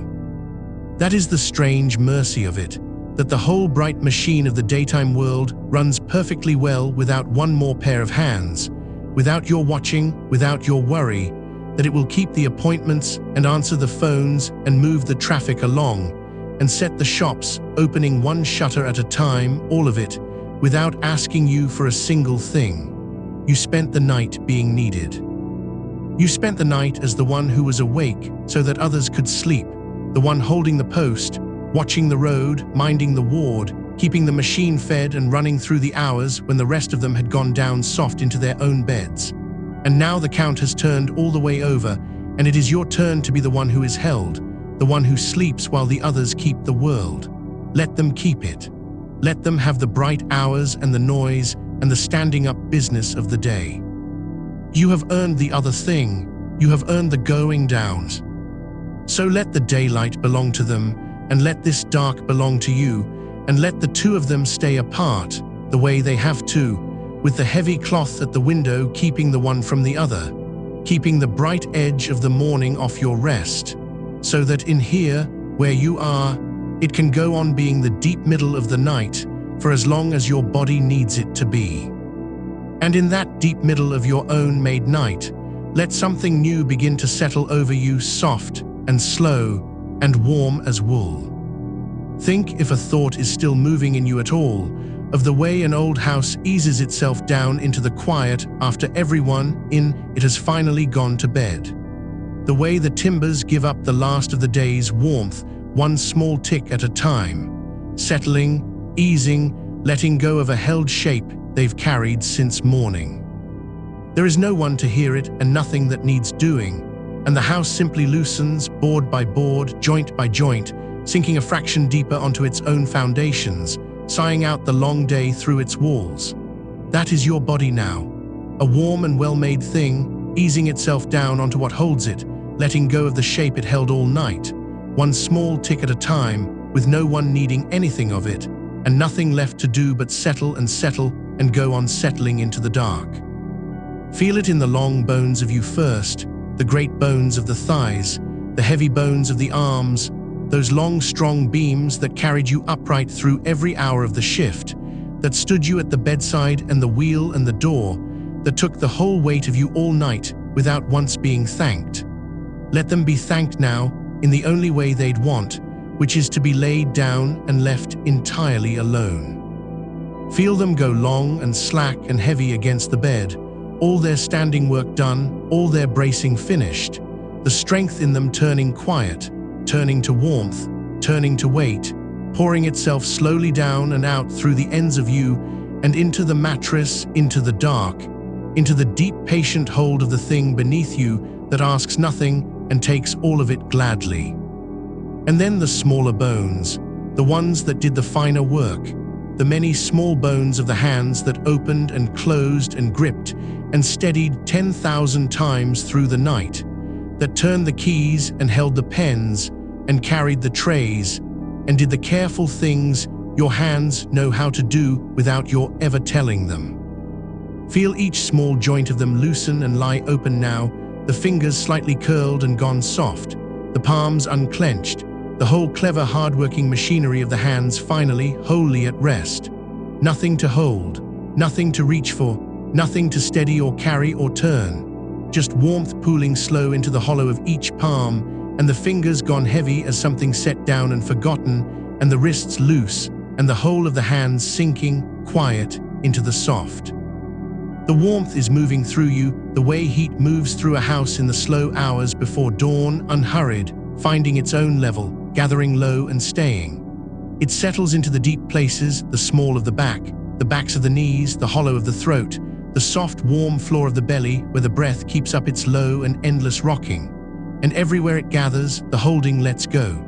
Everywhere it pools, the last of the standing up tightness melts down and runs out and is gone. You are being warmed from the inside the way the ground is warmed after a long cold night, slowly, from beneath, the heat rising up to meet the surface and softening everything it touches on the way. There is nothing you have to do to help this. That is worth knowing down where you are. The warmth does not need your effort. The heaviness does not need your permission. The going down does not need to be steered or worked at or watched over. It is happening the way the tide happens, the way the night comes on, the way an old house settles, all on its own, in its own slow time, whether you attend to it or not. Your only part in it now is to be here and to let it, and even the letting has gone soft and automatic, so far beneath deciding that it hardly needs a self to do it. The rest is resting itself. The going down is going down on its own, and you are simply along for it, carried, warm and heavy, and kept. Let me tell you something quiet about the machinery of you, the deep old clock of it, the thing that has been turned upside down by all your nights, not to teach you anything, because there is nothing here for you to hold onto or remember, only to lay one more soft and steadying thing across you like another fold of the blanket. That clock inside you is not broken. It never was. It is a faithful old thing, doing exactly the work it was built to do, keeping its count as steadily as it ever has. Only it is keeping the count for a different sky than the one outside the window now. It learned a rhythm from your nights, the way anything faithful learns the shape of what's asked of it, and it holds that rhythm even now, even in the daylight, even against the grain of the sun. Some of the old brightness the shift poured into you is still ebbing out, slow, the way a warm stone gives its heat back to the dark long after the fire's gone, and that is why the coming down takes its time, why it can't be rushed, why the settling is a thing of hours and not of minutes. There is nothing wrong in that. There is nothing failing in that. It is only a faithful body doing its best, out of step with the sun, but perfectly in step with all the nights you've asked it to keep. And here in the made dark, with the light held off and the hours lying open, it is finally allowed to lay that brightness all the way down and finish the ebbing and come to rest. Let it. This is a rest and only a rest, and if ever the day sleep will not come at all, or something in you feels truly unwell, a doctor is the right one to see in the waking hours, not now, not here. Now there is only the settling. Now there is only the warm dark and the long, slow giving way. And the giving way goes on. Feel it moving up through you now, past the long bones and the small bones, up into the wide, flat country of the back, that broad, warm field of muscle that held you upright against the whole long night, that never once got to lie down while you worked. Let it lie down now. Let it spread and soften and sink, the shoulder blades easing apart and settling back into the bed like two stones pressed slowly into wet sand, the long muscles either side of the spine turning loose and warm and letting go their grip one small handspan at a time, from the base all the way up to the neck, unclenching, releasing, sinking. All the standing is done. All the leaning in is done. The back can put its whole heavy weight into the mattress and keep nothing back and hold nothing up, and the bed will take every ounce of it gladly and never tire and never ask you to lift it again. Up into the shoulders now, where so much of the night is still kept, the shoulders that rose and set and rose again with every hard thing the shift handed you, that crept up toward the ears without your noticing and stayed there, holding, guarding, bracing against the next thing coming. There is no next thing coming.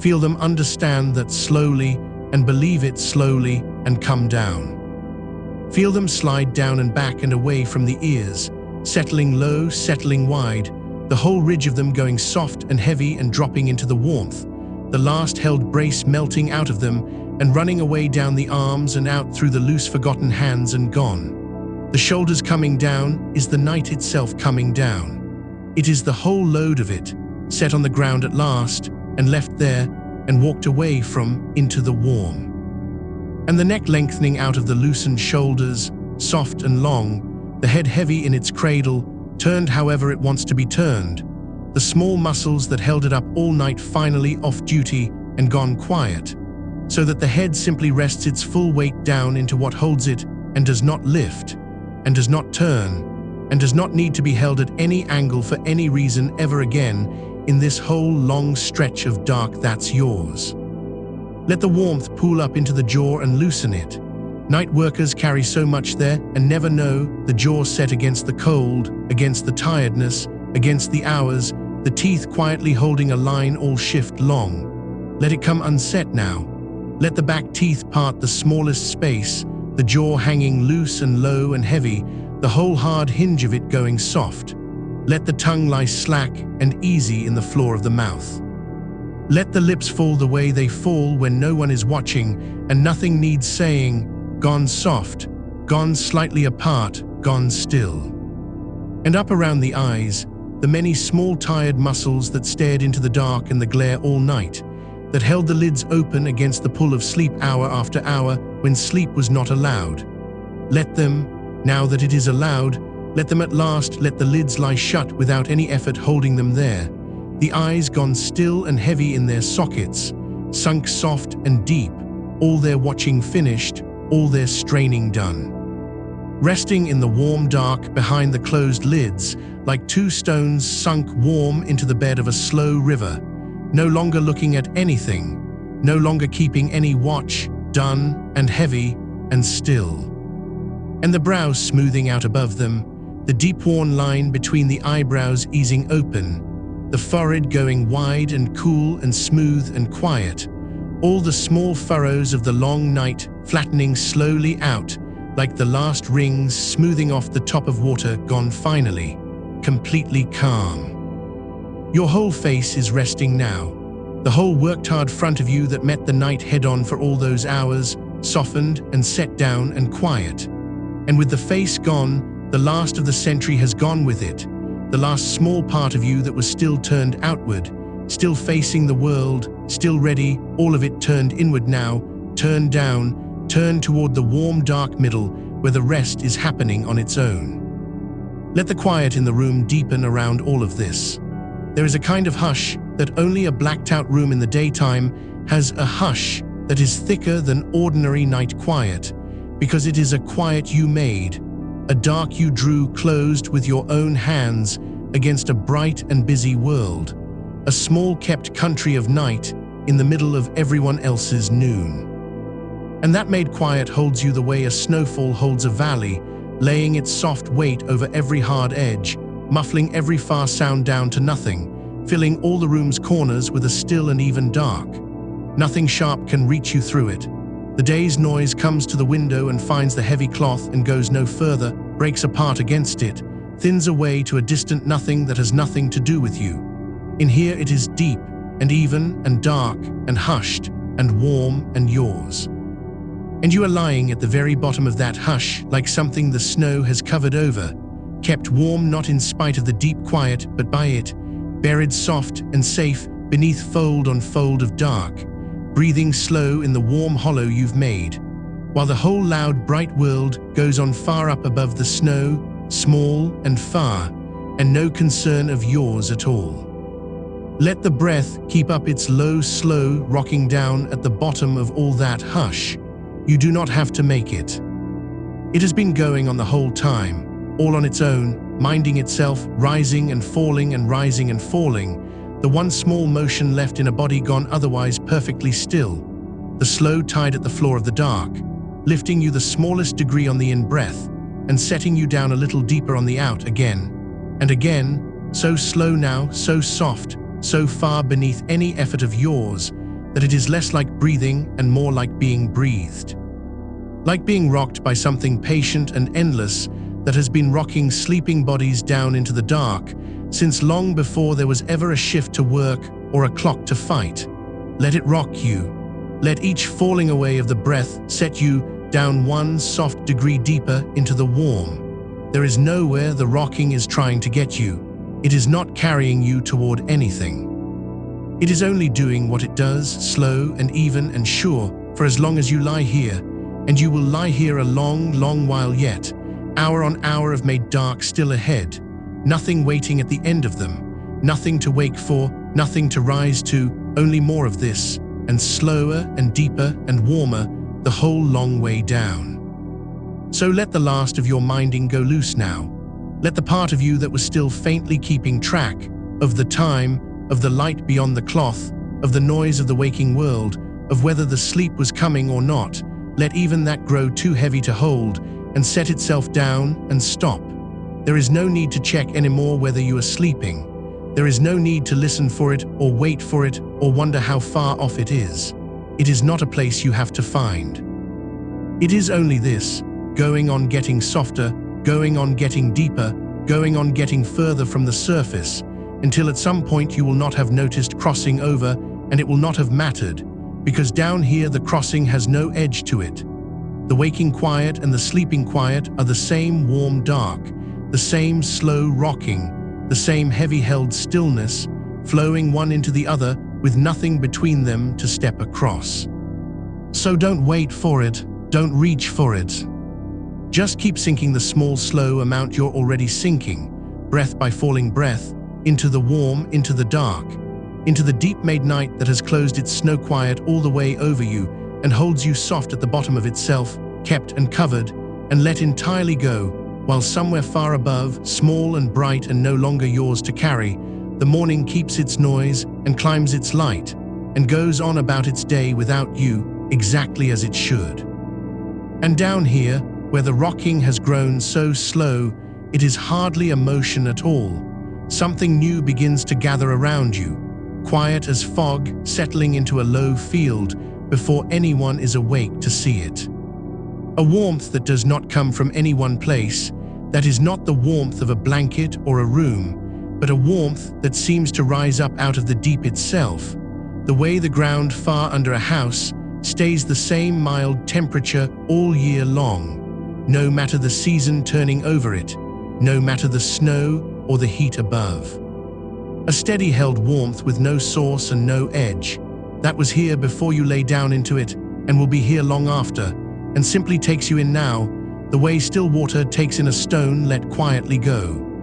And you go on sinking through it, so slowly, with nothing to mark the sinking, but the faint change in the dark growing warmer and softer, and more complete around you the further down you drift.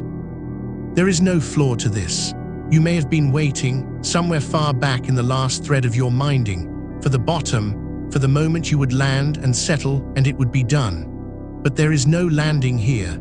There is only more of the warm and more of the slow and more of the held, going down and down with no last step to it, and that is not a falling to be afraid of, because you are not falling at all. You are being lowered by something unhurried, on a line that has no bottom because it does not need one, because the whole of the going down is the rest, and every degree of it is soft, and every degree of it holds you just as fully as the last.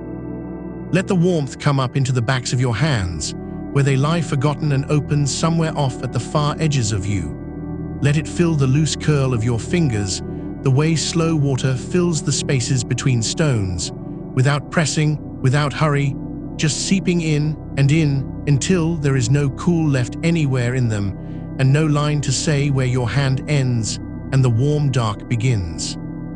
Let it rise into your wrists, and up the long quiet lengths of your forearms that have carried so much, that have lifted and turned and steadied and held through hour after hour of the shift behind you, and that now lie down at last with nothing in them, no weight to bear, no task to reach for, only the warmth coming up through them slow and even and asking nothing back. And the shift is a long way off now.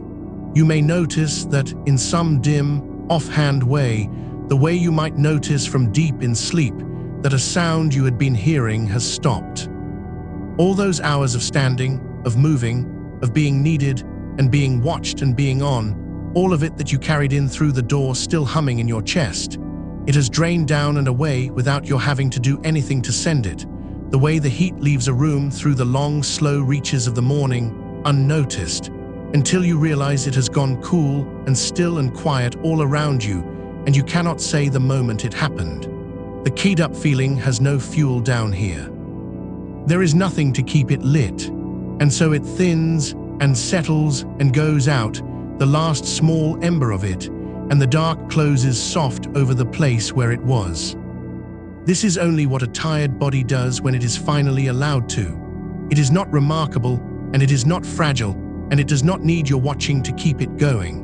Your body has done this 10,000 times before in one form or another, every rest you have ever taken since you were small, this slow letting down of the guard, this quiet unlatching of the muscles one by one, this settling of the breath toward the low, slow floor of itself. It knows the way. It has always known the way. All that was ever asked of you was to lie still and stop standing in its road, and you have done that now, and it is doing the rest, all on its own, in the dark, without you. So let your body get on with its old sure work of taking you down, and take your hands off the wheel of it entirely. There is nothing here that you are steering. There is nothing here that will go wrong if you stop attending to it. The warmth will keep rising whether or not you follow it. The breath will keep its slow rocking whether or not you count it. The dark will keep holding you whether or not you keep checking that it is there.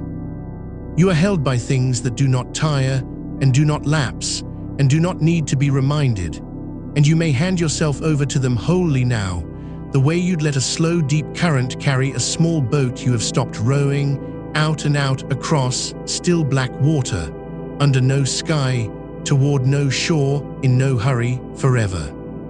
Feel how the warmth has climbed now without your marking it, up into the deep of your chest, filling the wide, quiet room behind your ribs, where the breath goes on rocking so faint and so slow. A low, even warmth spreading out through you from there, unhurried, the way the first mild heat of a banked fire spreads through a cold room in the small hours. Not fierce, not sudden, just a steady, patient loosening of everything it touches. Let it loosen the long muscles that run down alongside your spine, the ones that held you upright through the whole of the night, that braced and steadied you without your ever asking or thanking them. Let them let go, one slow band at a time, from the base of your skull all the way down to the small of your back, each one softening and lengthening and giving its whole weight over to the bed beneath, until your back lies flat and easy and utterly supported, curved to the shape of the mattress, needing to hold nothing. Needing to be nothing, just wait, warm and set down and kept.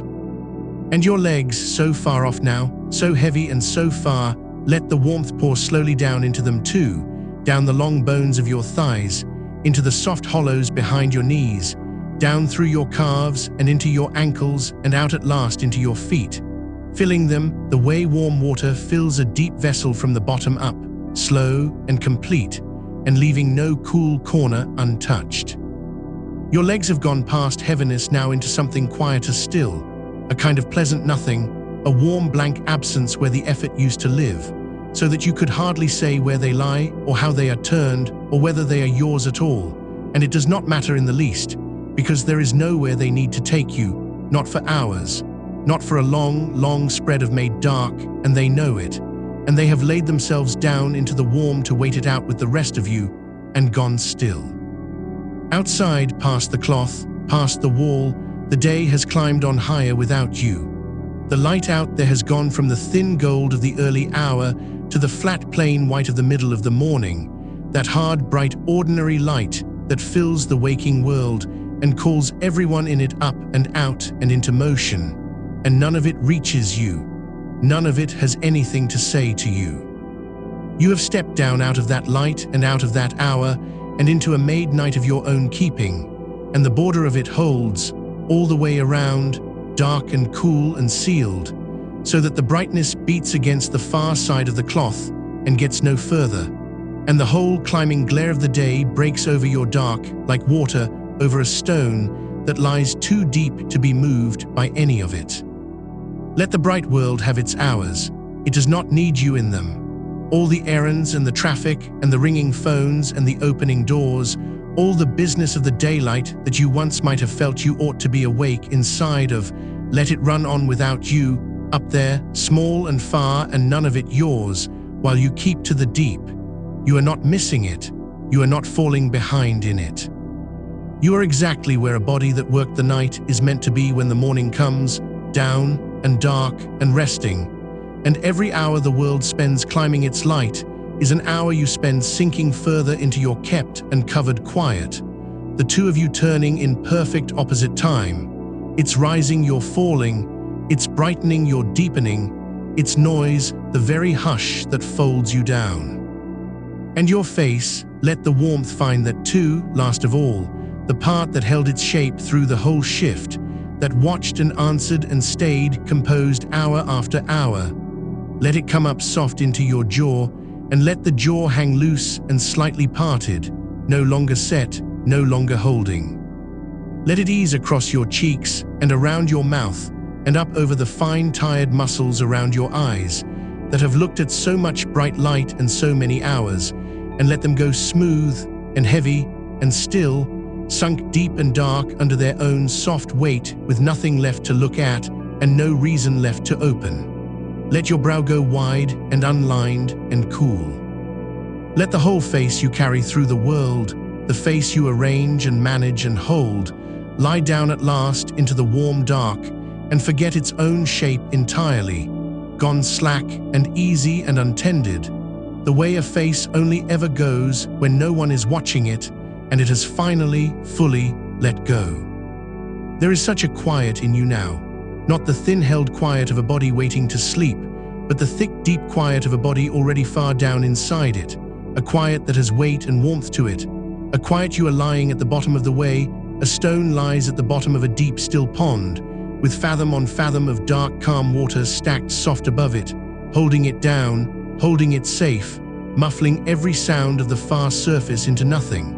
Nothing up there can reach this far. The light cannot reach this far. The noise cannot reach this far. The nagging half-thoughts of the day cannot reach this far. You have gone down below all of it, into the still dark deep where the only motions left are the slow ones, the slow rocking of the breath, the slow rising of the warmth, the slow endless lowering of you further and further into the kept dark, and everything faster than that, everything up at the bright loud surface, has been left behind so far above you that it has gone silent and small and can no longer touch you at all. Sink through the quiet the way that stone sinks, needing to do nothing, needing to try nothing, simply giving your whole weight to the deep and letting the deep take it and take it and take it. There is so much dark still under you. There is so much rest still to come. You are nowhere near the bottom, and there is no bottom, and that is the mercy of it, that you can keep going down like this for hour on hour, softer and slower and warmer the whole way, and never arrive, and never have to stop, and never have to turn and start the long climb back. Not for a long while yet, not until the made dark has given you all of itself. The going down is yours now, the whole wide, unhurried country of it, and you may travel it as slowly as you like, and stop nowhere, and rest everywhere, all the way down. Feel if any small part of you is still faintly feeling, how little of you is left to feel with. The hands gone, the arms gone, the legs a warm far nothing, the back laid flat and given over, the face let go, the breath scarcely more than a slow warm stirring at the very floor of you. You have come nearly all the way out of the daylit body that walked in through the door, the tired, sore, wired body that carried the whole shift home. You have set it down, piece by piece, into the warm dark, and drifted down and out of it, until what is left of you here at the deep is only a soft, dim ember of awareness, floating low and untroubled in the middle of a great held warmth, growing dimmer and lower and slower, with nothing to keep it burning and no reason left to keep it lit. And you can let even that go now. You can let the last dim ember of your attention sink too, down off the low ledge it has been resting on, down into the warm dark with all the rest of you, to be held there just as softly, just as completely, needing to watch nothing, needing to know nothing, needing only to go on drifting down through the deep-held quiet, further from the surface with every slow fall of the breath, further from the light, further from the day, further from every last thing that ever asked anything of you. Down where there is only the warm, and the dark, and the slow, and the being held, closing over you soft and complete and without any edge. Down where the rest lives, deep and dark and yours, that has been waiting for you the whole long night through, and waits for you still, and will hold you in it, hour on hour, all the long way down. So drift, there is nothing else. There is only the drifting, slow and warm and endless, carrying you down and down into the deep-made dark. And it does not need your help, and it does not need your watching, and it will not stop, and it will not fail, and it asks nothing of you at all now, but to go on lying here in the warm and letting yourself be carried deeper and softer and further under, while the world climbs its bright morning far, far above without you, exactly as it should, exactly as it will go on doing, all through the long hours of your kept and covered dark. And somewhere out past the edge of you, so far off it barely reaches, There may be small daylight sounds beginning, a door somewhere, a Chinese letter passing, the ordinary machinery of a morning that is not yours. Let them be.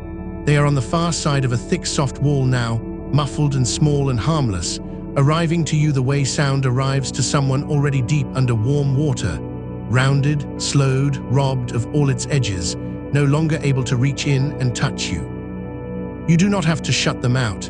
You do not have to fight them. You have gone down beneath the level where they live.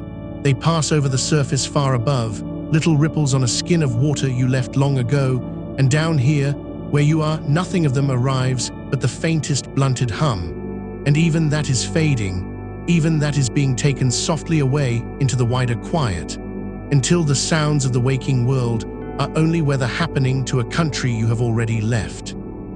Let them be the last thing you notice thinning, the small far sounds, growing rounder, growing dimmer, folding down into the same warm dark that has taken the rest of you. And in their place, that other quiet, the deep one, the one that has no source and no edge, the one that seems to come up out of the warmth itself and hold you from underneath. Rest on it. It is thick enough to hold you. It has been holding you for hours, and it has not tired, and it will not tire because it is not doing anything. It is only what is left when everything else has been set down. The plain, deep silence at the bottom of the made dark, patient as stone, and yours to lie in for as long as the covered hours will last. There is a warmth that gathers in a body that has finally stopped. You may feel it now, very faint, very far, a low, even warmth pooling through the deep of you, in the belly, in the chest, along the length of the spine where the bed takes all the weight. Not the hot, restless warmth you carried home, the wired warmth of a body still braced for the next thing. This is the other kind, the slow kind. The warmth of a fire long past its flames, gone down to a bed of soft grey coals that give their heat off steadily into the dark and ask for nothing back. Your body banking its own low fire, hour on hour, keeping you warm from the inside while the room stays cool and dark around you. Let it spread as slow as it likes. There is no hurry in it. It moves the way warmth moves through a sleeping house in the last dark hour, unseen, unhurried, settling into every room. And the house of you is settling now, the way an old house settles when the day's traffic through it is over and everything in it comes slowly to rest. A beam easing, a floorboard letting go the last of its tension, small soft tickings as the frame of you gives up the shape it held all shift and eases down at last into stillness. Every joint you drove through the long night is loosening now, one by one, in its own time with no help from you. The neck, the low back, the deep hinge of each hip. The small tired bones of the feet that stood on hard floors for hour on hour. All of them letting go the last held thing, easing back into the warm, coming to rest the way a house comes to rest, slowly, completely, from the top rooms down to the deepest one, until nothing in the whole structure of you is holding anything up anymore, and the house is dark and quiet and settled to its foundations and sleeping. There is nothing left in you that needs to stand. There is nothing left in you that needs to brace. The floor of the bed holds all of it now, and the warm dark holds the floor, and something wider and older holds the dark, and so on down, layer under layer under layer of holding, all the way down past anywhere you could fall, so that even the idea of falling has nowhere left to happen. You are not falling, you are being lowered. Slow hands under you the whole way, letting you down by inches into the deep, never once letting go, setting you at last on the soft floor of the night, and drawing the warmth up over you like a covering and staying. Rest there, you are all the way down and still going. That is the strange grace of a sleep this deep, that down does not end, that there is always a little further, always another slow inch of ease waiting just beneath the one you are lying in, so that even now, hours in, even this far under, you are still very gently sinking, still being taken lower by the slow work of the breath and the weight and the dark, into rooms of rest below the rooms you already found. And the breath, that faint, slow stirring at the very floor of you, you do not have to tend it now. It has gone off on its own into the deep, The way a boat left, untied, drifts slowly out onto still water and grows small. It is smaller than it was an hour ago. Slower, lower. It rises without your asking and falls without your minding, each fall a fraction longer than the last, each turn between them a fraction stiller, until the breathing itself is more like the slow tide of something very large and very calm than anything you are doing. The deep, even swell of a sleeping body far below the reach of the day, moving all on its own, all night long, and needing nothing from the small dim watcher that used to be you. Let it drift, let it grow small on the still water, let it go where it goes. Far above, the morning is filling. You know this without feeling it, the way you know the shape of a room in the dark. The light is climbing the walls of the world out there, spilling across the ordinary hours, and the people who keep the day are moving out into it, into their errands and their crowded time, into all the noise and brightness of the up there. And none of it is asking for you. That is what has changed, and it has changed for the whole length of your covered dark. For these long-kept hours, the day can rise as high and as bright as it likes, and never once send down for you. You are off the roster of the morning. Your name is not on any of it. Let the bright hours climb and crowd and clatter far overhead, doing perfectly well without you, exactly as they are meant to, while you lie here in the low dark room they cannot reach into, kept out of the whole of it, wanting no part of it, needing none of it, held under and apart and utterly let be. There is a kind of freedom in being unneeded for a while. Feel it, if any dim part of you can still feel, settling over you softer even than the warmth, the deep ease of having, for these hours, nothing owed and no one waiting and nowhere at all to be but here, laid flat in the dark, sinking, held. Every clock that ever pulled at you has let go of your sleeve. Every task has folded its hands and stepped back into the far bright noise. There is only this long dim hollow of kept time, curved around you like the inside of something, and you, at the deep still center of it, with the whole of it to rest in. And the room around you, the good dark room, how completely it has done its work. It has taken the whole blazing morning and left it at the door. Somewhere beyond the covered window, the light is standing tall against the glass, pressing, wanting in, and the dark holds it off, easily, without effort, the way a thick wall holds off a wind, so that not one blade of it crosses into where you lie. In here the dark is total and even and kind. It has no time in it. It could be any hour at all in this room, or no hour, or all of them at once and none. The dark does not tell, the dark keeps no clock, and inside it, your body is free at last to believe the plain true thing it has been trying to believe since you lay down, that this is night, that this is your night. That the covered stillness pressed close around you on every side is exactly the deep safe dark a body sleeps in, and that it is time, long past time, and altogether safe, to be all the way asleep in it. Your body is not confused anymore.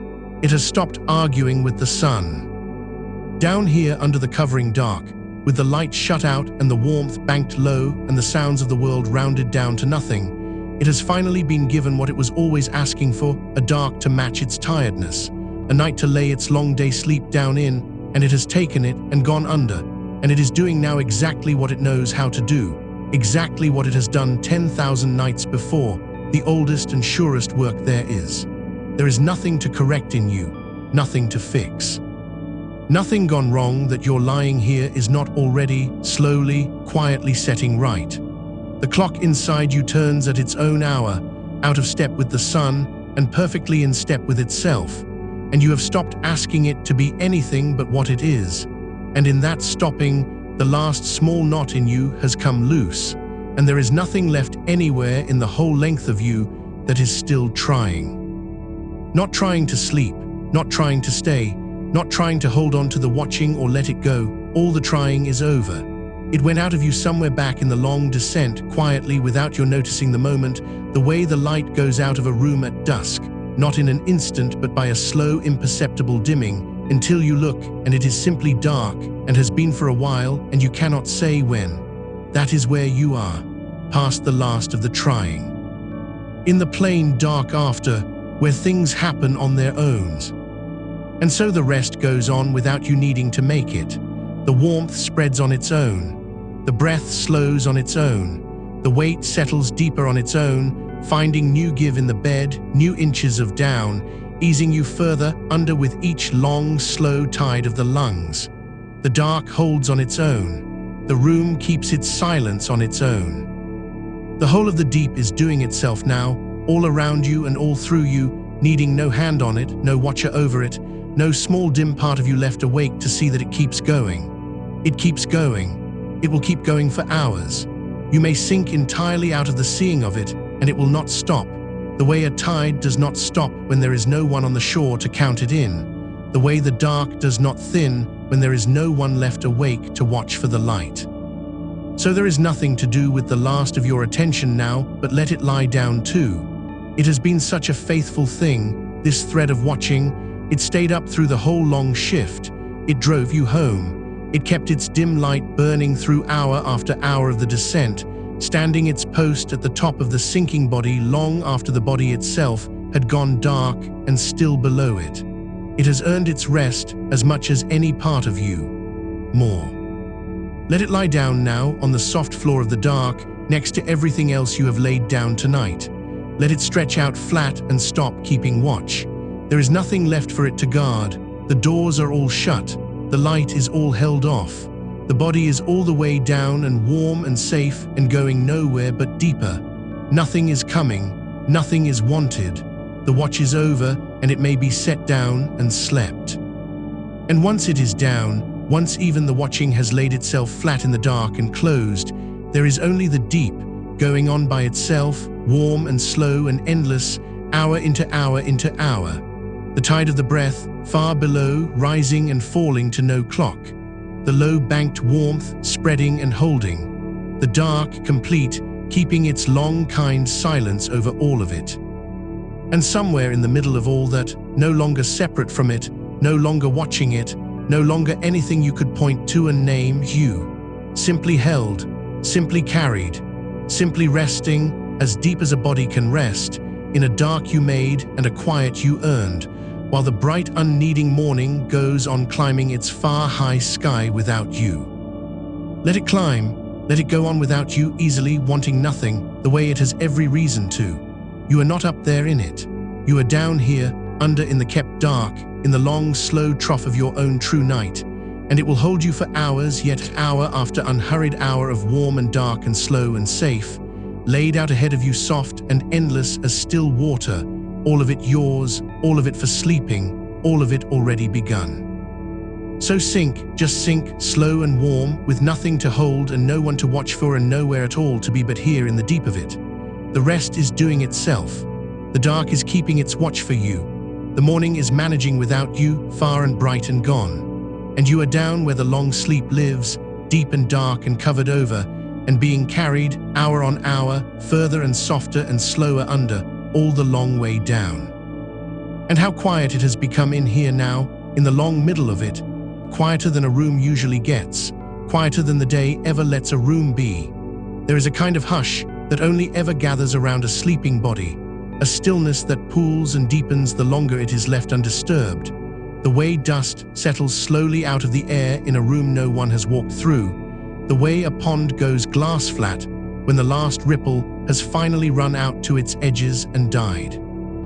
That hush has settled all the way over you now. It has been settling for hours, layer on soft layer, so slow you could never have felt it arrive, and it lies over the whole length of you now like something that was always meant to be here, filling the space above the bed, filling the corners, standing soft against the dark walls, keeping the room the way a held breath keeps a moment, gentle and unbroken, and in no hurry at all to end. You do not have to keep any of it.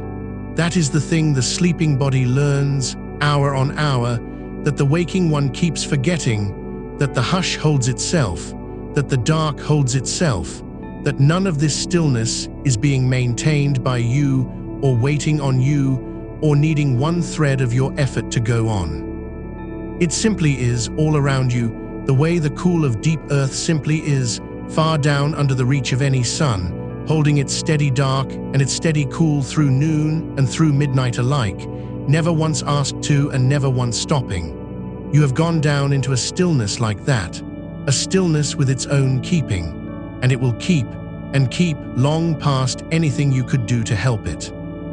Let me set something soft over you now, in this deep middle hour, not to wake anything, only to warm the going down a little further. Imagine, if the faintest edge of you can still imagine anything, that it has begun very gently to snow. Not out there in your real morning, where the light climbs on hard and bright and dry, but here, in the private dark you have made, in the quiet under the blankets and behind the shut lids. A slow, soundless snow, the kind that falls in the deepest part of the night with no wind behind it, straight down and unhurried, each flake taking its own slow time. It is falling over the whole scene of you. It is settling on the long, still field of the body without any weight to it at all, a coolness that is somehow also a warmth, the way the first snow always seems to hush the cold rather than deepen it. It lands and it stays and it builds, flake on patient flake, softening every edge, rounding every hard line, laying a clean pale quiet over everything that the shift left sharp. And under it you go on sinking, warm as a stone at the bottom of a snowed-over field, held under the softness, covered and covered and covered again, deeper with every silent falling hour. There is no cold in it for you. That is the strange kindness of this snow. It falls to muffle, not to chill. It falls the way a hand smooths a sheet flat. It falls over the streets you drove and the rooms you worked and the long fluorescent corridors of the shift, and it lays them all down under white, and it quiets them, one after another, until there is not one hard, bright surface left anywhere in you for the mind to catch and climb on. Everything gone soft. Everything gone round and pale and still under the slow fall. And the snow does not ask you to watch it. It will fall whether you follow it down or not. It has been falling since before you noticed, and it will go on falling long after the last of you has slipped under, filling the dark air with its slow, silent drift, hour on hour, laying the deep quiet ever thicker over the sleeping shape of you. Let it fall, let it cover you over. There is nowhere you need to be that a little more snow between you and the world could ever keep you from. Quite the opposite. Every soft inch of it is one more inch of distance from the bright climbing morning, one more layer of hush between you and the day that does not need you, one more slow blanket laid down over a body that has finally, entirely, stopped having to hold itself up. And how far down you have come. It is worth nothing to measure it, and there is no one here counting, but it is worth feeling, dimly, the sheer depth of where the hours have carried you, how the surface, the place where you lay down, the place where the light still frets at the edges of the blackout, and the far street still carries the first thin sounds of the world starting up, is now so far above you that it might as well be another country. You are not up there anymore. You came down out of it slow and steady, breath by breath, hour by hour, the way a diver goes down a rope hand over hand into the still cold dark where the surface chop cannot reach. And now the whole restless bright weather of the day is happening up at the top of the water, up where you are not, and none of its motion reaches you down here. Down here it is only the deep, only the slow. Only the dark and the warm and the endless soft settling, going on without a ripple, in a place the morning has no way into. There is a weight to deep water that holds a body without ever gripping it. You feel it, faintly, the way the deep does not need to close its hands to keep you, because there is simply so much of it, all around and above and below, pressing gently in from every side at once, that you could not rise even if some small far part of you thought to try. But nothing in you is trying, nothing in you wants the surface. The surface is where the effort lives, the glare, the noise, the standing up straight of a whole long shift. Down here there is none of that. Down here there is only the great slow hold of the deep, even and warm and dark on every side, carrying you the way still water carries something it has decided to keep, without strain, without end, without one thought of ever letting go. And your breath, far down as it is now, has found the rhythm of that deep. It has stopped being anything you do. Somewhere in the long middle of these hours, it slipped out of your keeping entirely and became something the body simply does around you. The way the tide is something the sea simply does, unwilled, unwatched, needing no hand on it at all. It rises, it falls. It takes its long, slow time at the bottom of each fall, resting there in the trough a moment before it lifts again, unhurried, in no danger, answering to nothing but its own deep, slow clock. You could not speed it if you tried. You would not want to. It is doing the one true thing a breath in deep sleep does, going on by itself, low and slow, and even keeping you without your help, hour after hour, all the long way through. Let it keep you, let the breath do the whole of it. There is nothing your attention could add now that the breath is not already doing better, slower, more faithfully, entirely on its own. So let even the listening in on it go soft and fall away. Let the breath breathe itself down there in the dark with no one leaning over it. It does not need to be heard to go on. Nothing down here needs to be witnessed to be true. The snow falls unseen. The deep holds unwatched. The breath breathes unheard.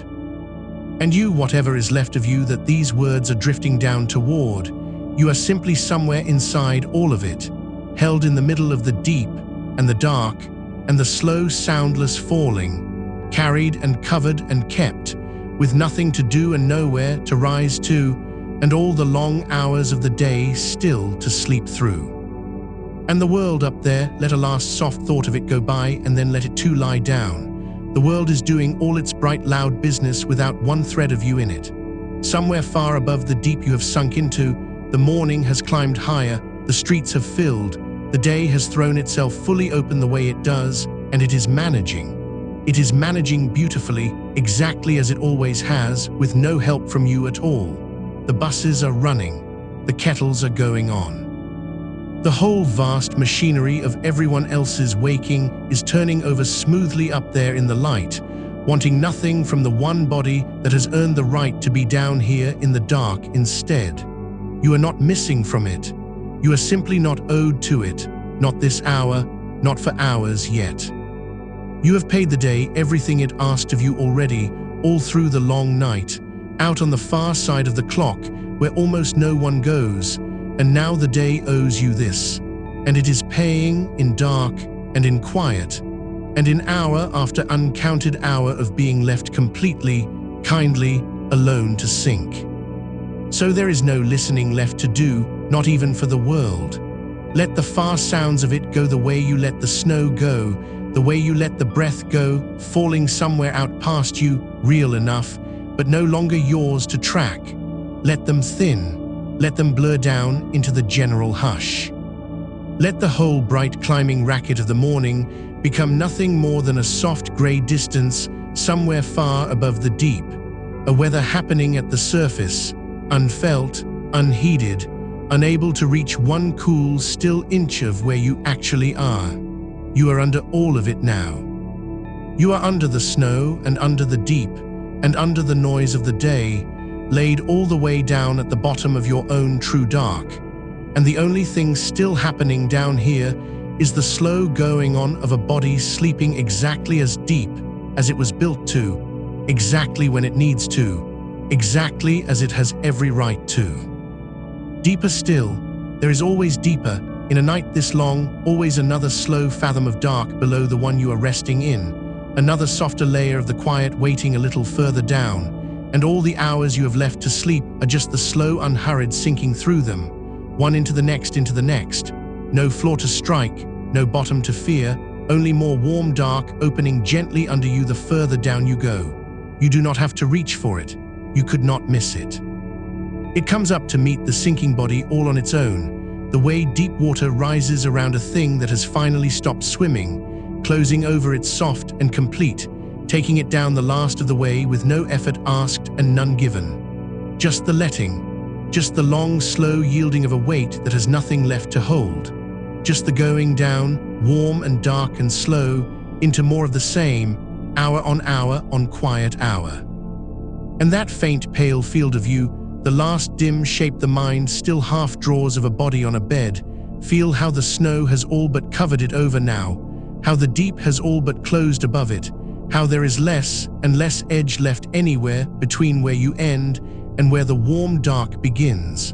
The line is going soft. The line is going out. Somewhere in the long middle of these hours, the difference between the resting body and the dark that holds it has begun quietly to dissolve. The way a handful of warmth dissolves into a warm bath.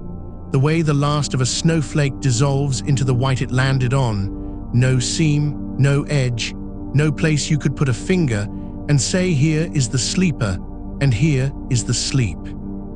Only the one soft, deep, continuous dark, warm all through, slow all through, going on and on beneath the far high morning, with you dissolved gently somewhere in the middle of it, held past all edges, kept past all watching, sleeping past all clocks. Nothing wants you up. That is the whole of it now, laid out simple in the dark. Nothing up there in the bright is calling. Nothing down here in the deep is holding you off.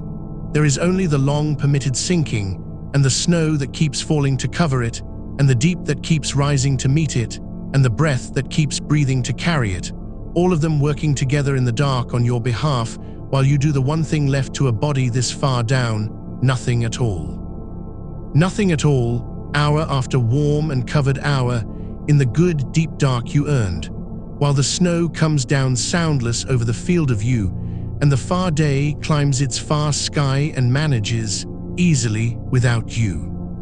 So stay down, stay under, let the next fathom open and go into it slow. Let the snow keep laying its quiet over everything the shift left sharp. Let the deep keep closing warm and soft above you. There is so much night still folded up in this bright morning, so many hours of it still yours, still ahead, still waiting all around you in the kept dark like still water waiting to be sunk through, and not one of them asks a single thing of you but this lying still, this being carried. This slow, warm, endless going down into the dark you made and the quiet you earned, with the morning far above and gone, and the deep far below and rising, and you somewhere soft in the middle of it all, dissolved and held and sleeping, further under with every unhurried breath. And if a thought should drift up through all that dark, some small leftover flicker from the shift that is over now, a corridor, a face, a task you half finished, a sound the machines made, let it come the way an ember settles in a banked fire long after the room has gone quiet. No flame to it anymore, no heat that asks anything of you, only a soft orange easing down, a small warmth turning slowly to ash warmth, sinking into the gray and the still without a sound. You do not have to put it out. You do not have to tend it. It is a coal at the bottom of a fire that has already done its burning, and all that is left in it now is the going cool, the going soft, the slow gray settling that happens on its own in a room where no one is watching the hearth anymore. Let each of those flickers bank down like that. Let them lose their edges in the ash warmth. Let them go the way coals go when the long night is over and the fire has been let alone at last. Down and down into a low red glow, and then a duller glow, and then only the warmth with no light in it at all, held soft in the gray, asking nothing. There is a kind of quiet that comes into a house when everyone in it has finally gone down. You may know it without ever having named it. The last door has closed.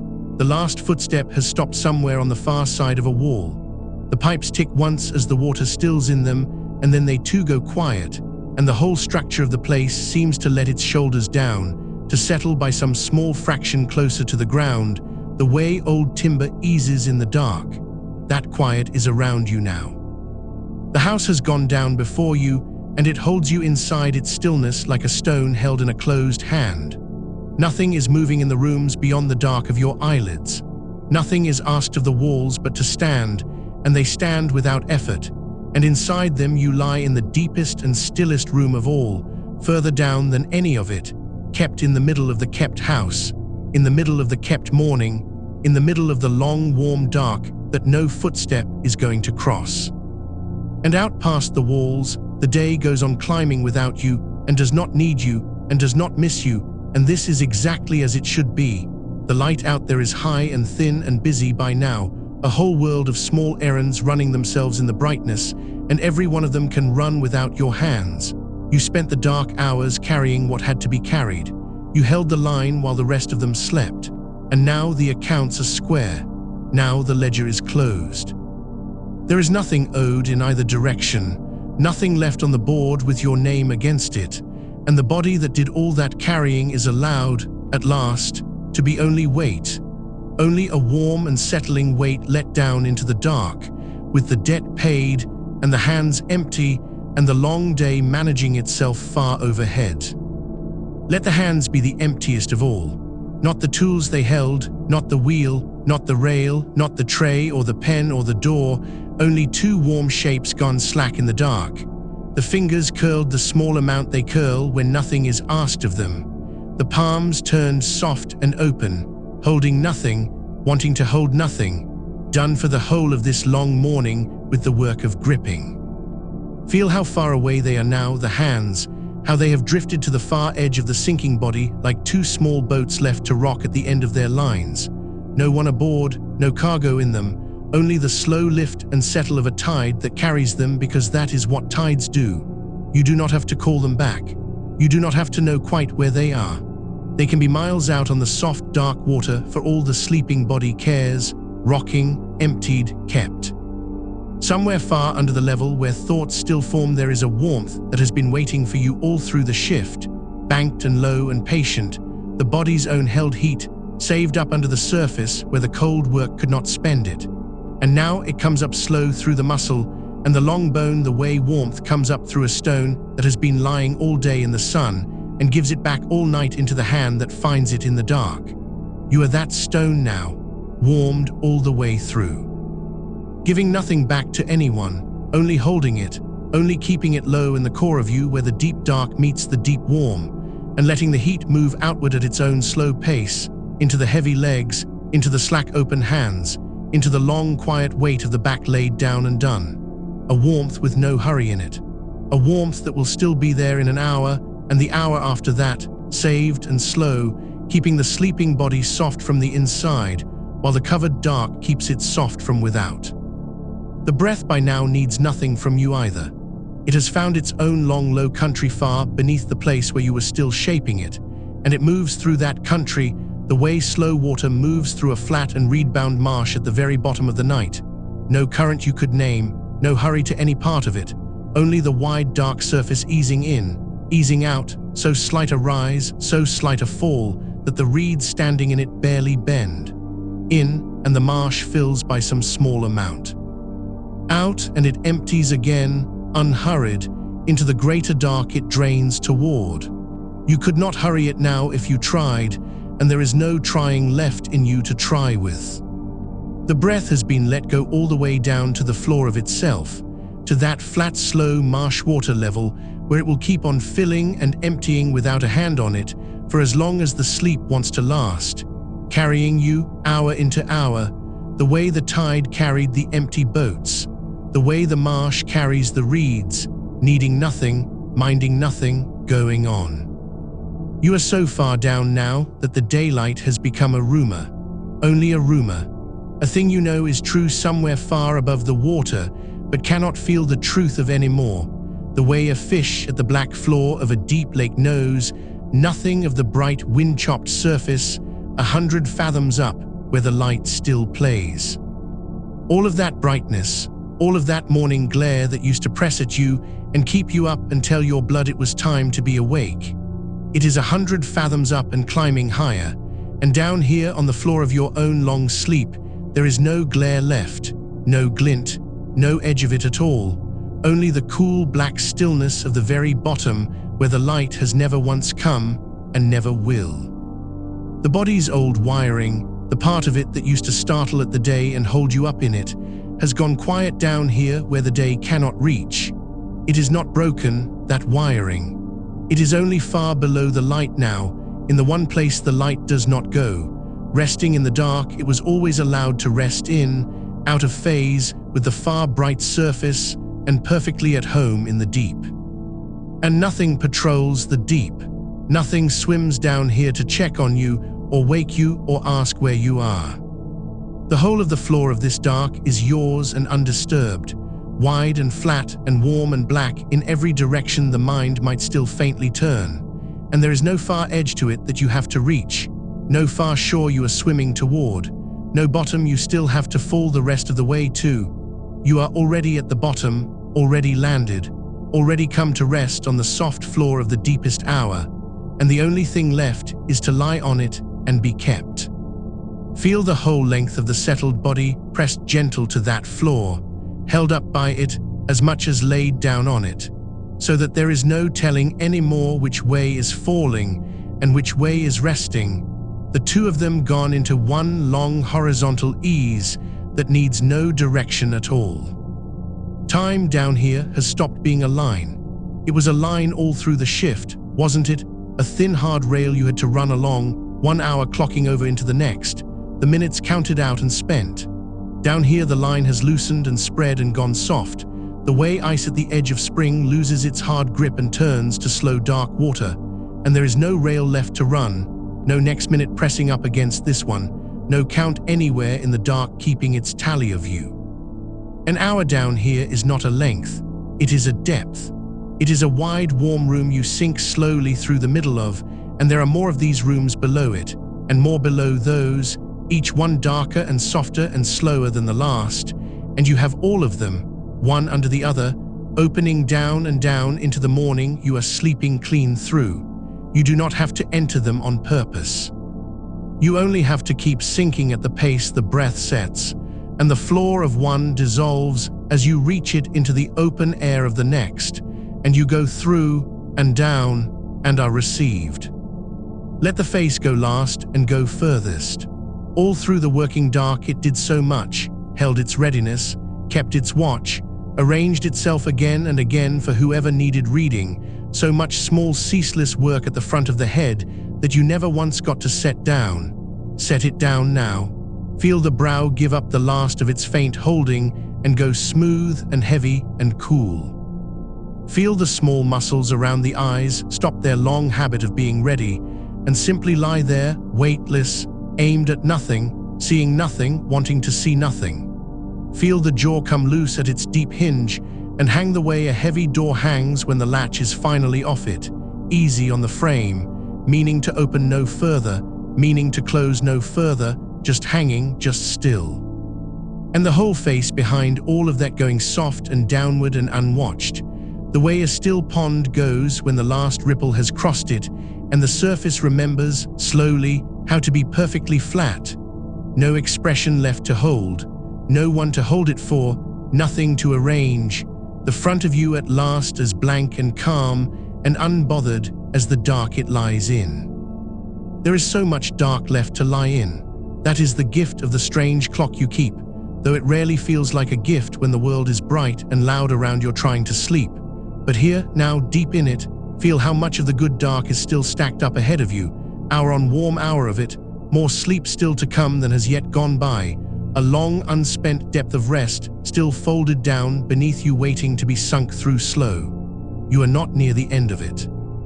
You are near the middle at most, in the widest and warmest part, where the floor is furthest from the surface and the quiet is deepest, and there is nothing on either side of the hour, before it or after it, that you have to think about at all. Just this wide middle, just this warm depth, just this being held at the bottom of a dark that goes on much longer than you will need it to. Feel the weight one more slow time, the whole of it all together, the way you might feel the heaviness of a good thick quilt without lifting a corner of it to look. The legs gone to warm stone, the back laid full length along the floor of the dark and given up entirely to it. The chest moving only the small amount the slow marsh breath moves it. The arms drifted out to the far soft edges, emptied. The hands rocking on their far dark water, holding nothing. The face flat and cool and unwatched. And under all of it, holding all of it, the deep, the wide warm floor of the deepest hour, taking the full press of the sleeping weight and not straining under it in the least, made to hold exactly this, made to hold you, holding you now. You have set the whole shift down, every last piece of it. There is nothing still in your two hands. There is nothing still on the board with your name to it. There is only the weight, and the warmth, and the dark, and the slow water of the breath carrying all three of them onward through the long, unhurried middle of your sleep. So sink the next small fathom now, at the breath's own pace, with nothing pushing and nothing pulling, and no bottom you still have to find. Let the warmth keep coming up slow from the core of the stone you have become. Let the house stay gone down and silent around you. Let the day climb on far overhead and manage its bright business without one thought of you. Let the coals of the shift bank lower into their ash warmth and lose the last of their glow. And let yourself keep on being carried, weightless and warm, and dissolved into the dark, deeper by a breath, and then by another, into all the good hours of it still waiting below. And now let the dark around you begin to fall the way snow falls. Not water any longer, not a floor beneath you, but something even softer settling down out of the air, slow and white and silent, landing on you without any weight at all. A snow that makes no cold, only quiet. Coming down over the whole of you a flake at a time, over the hours-long stillness you have already become, laying itself down grain by grain, the way it lays itself over a field at the far edge of a town, when no one is awake to watch it. Every flake that lands takes one more small sound out of the world. And there are so many landing now, so slow, so many, that the last of the sounds are being covered over one by one, tucked under, gone soft, until there is nothing left to hear but the wide hush of the falling itself. The hush that a heavy snow makes, which is not a sound at all, but the shape of all sound going quiet together. Let it keep coming down, over the legs already so long gone still, over the low ground of the back, over the chest, over the far-flung arms, over the upturned face, a slow white settling that asks you for nothing, that only covers, only softens, only deepens the quiet by another layer and then another. You do not have to hold still for it. It would fall on you just the same if you moved. But you are not going to move, and it knows that, and so it falls thicker, gathering in the low places, filling in the last small hollows where any waking might have caught. And the longer it falls, the deeper you are folded under it, warm beneath the white, buried soft, held down not by any hand, but simply by the slow accumulating hush of hour after hour laid gently over you. Outside, past the drawn dark of the room, the day is doing all its bright and rattling work, and none of it reaches you here under the snow.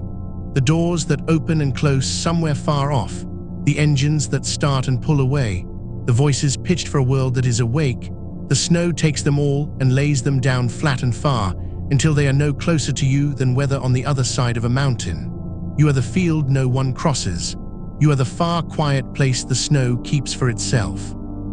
And it is your midnight down here, deep and white and unbroken, however loud the noon is that leans on the roof above you. There is nothing wrong in you that needs this much dark to rest. That is worth knowing even now, even half asleep, even with the thought going soft at its edges before you can hold it. The part of you that keeps the time is not broken and never was. It is only turned around, pointed the other way down the day, keeping a faithful and steady midnight of its own while the sun climbs the wrong side of the sky for it. It is doing, right now, exactly the patient thing it was built to do, only out of step with the light. And the more nights you lay yourself down into a dark like this one, at the same slow hour, the more surely it learns where your midnight is and comes to meet you there and lets the snow fall a little easier each time. So there is nothing to correct tonight, only this settling to be let happen, only this white and gathering quiet to sink further under. Let the snow keep falling and let it turn as it deepens into something even heavier and softer still, into wool. A great slow drift of wool laid over you fold on fold, warm where the snow was cool, the two of them together now, cool air on the face and thick warm wool over the length of you, the finest weight there is, a weight that does not press so much as gather, that holds you the way a deep drift holds a stone dropped into it, closing over slow and keeping it. Feel the wool settle into the gaps the snow left. Feel it lie along the arms and fill the space beneath the knees and gather warm across the chest. There is nowhere on you it does not reach, and nowhere it reaches that does not go softer under it, heavier, more willing to be kept. And in that deep gathered warmth, notice how far away the last of the shift has drifted. Not set down now so much as snowed under, out there somewhere beyond the wool and the white, a shape under a long, slow drift, its edges gone, its glow gone, no longer anything you are near enough to reach even if some old habit reached for it. The whole hard length of the hours you worked has been laid flat and covered and quieted like everything else. It made it through with you. It is out there resting too, under its own soft weight, and it does not need you to keep watch over it any more than the field needs you to count its flakes. So let the deep hour widen further still around you. Down here where you have come to rest, the cold and the dark hold steady the way they hold steady in a cellar cut into the earth, a place so far under and so far from any window that it does not know or care what hour the sky is keeping, a place where it is always the same cool dark, always the same low still, no light leaking, no heat climbing, nothing changing from the top of the day to the bottom of it. Your body finds that kind of dark and settles into it the way anything settles into a steady, cool stillness. It stops bracing, stops listening for a change, stops holding any part of itself ready, because nothing here is going to shift. The cool will stay cool, the dark will stay dark, and in a steadiness like that, kept long enough, the deepest kind of rest can finally come up from underneath and take you. Sink toward it. There is no floor you have to reach, no bottom you have to touch, only more of this cool, deep, steady dark below you, layer under layer of it, older and quieter the further down you go. The way the earth gets stiller and more silent the deeper it is cut, until you are down past the reach of any noise from the surface, down where the only slow thing still moving is the breath, and even that has gone so unhurried, so long and low and far apart, that it barely stirs the wool over your chest. In and the drift lifts by the smallest amount, and out longer, softer, and it settles again, and then a wide still pause where nothing moves at all, and that pause is not something to end. It is a place, a resting place between the breaths, and you are allowed to stay in it as long as it stays open. Let the breath find its own longer and longer measure with no help from you. It knows the way down. It has been carrying you down for hours, and it will carry you the rest of the way without a single instruction. You do not have to make it slow. It is slow. You do not have to make it deep. It has already gone deeper than thinking. It is simply the tide of you, going out a long, long way now, further out with each turn, leaving more and more of the wide, flat quiet behind it. And coming back in so gently, it hardly seems to come back at all. And going out again, further still, into the cool dark that has no bottom and no clock, and no far shore you have to swim for. Somewhere the light is at its highest and hardest now. Somewhere out past the wool and the snow and the deep-cut dark, the day has climbed to the top of itself and is pouring down white and flat on the streets, and people are squinting into it and hurrying through it and calling it the middle of their day. Let them have it. It is the top of their arc and the bottom of yours, and the bottom of the arc is the good place, the low sheltered place, the place the whole curve of the day was bending down toward all along so that something as tired as you could finally lie in it.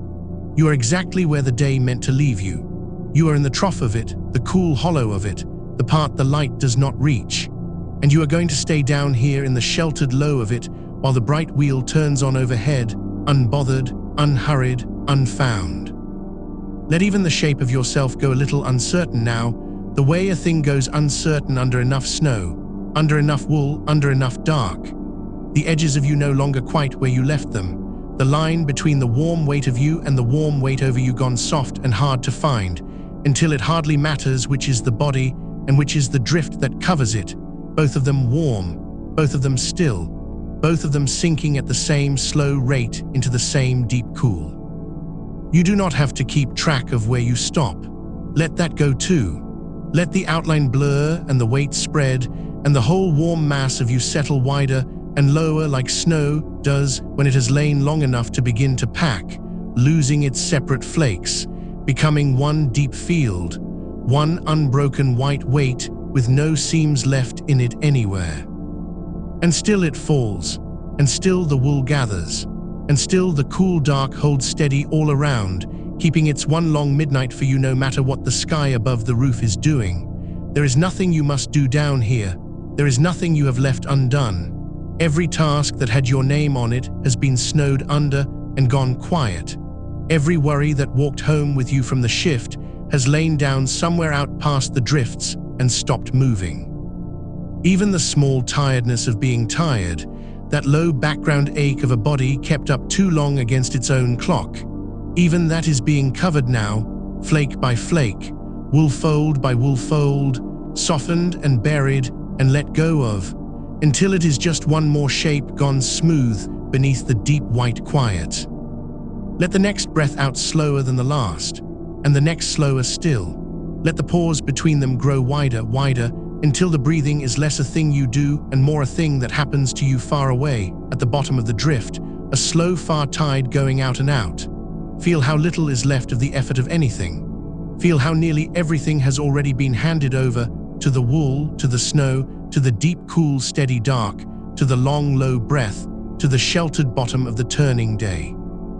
There is almost nothing still in your keeping, and what little there is, you can set down too now into the drift and let the snow come and cover it and stop. The dark is not going anywhere. That is the whole shape of the gift, felt now from down inside it.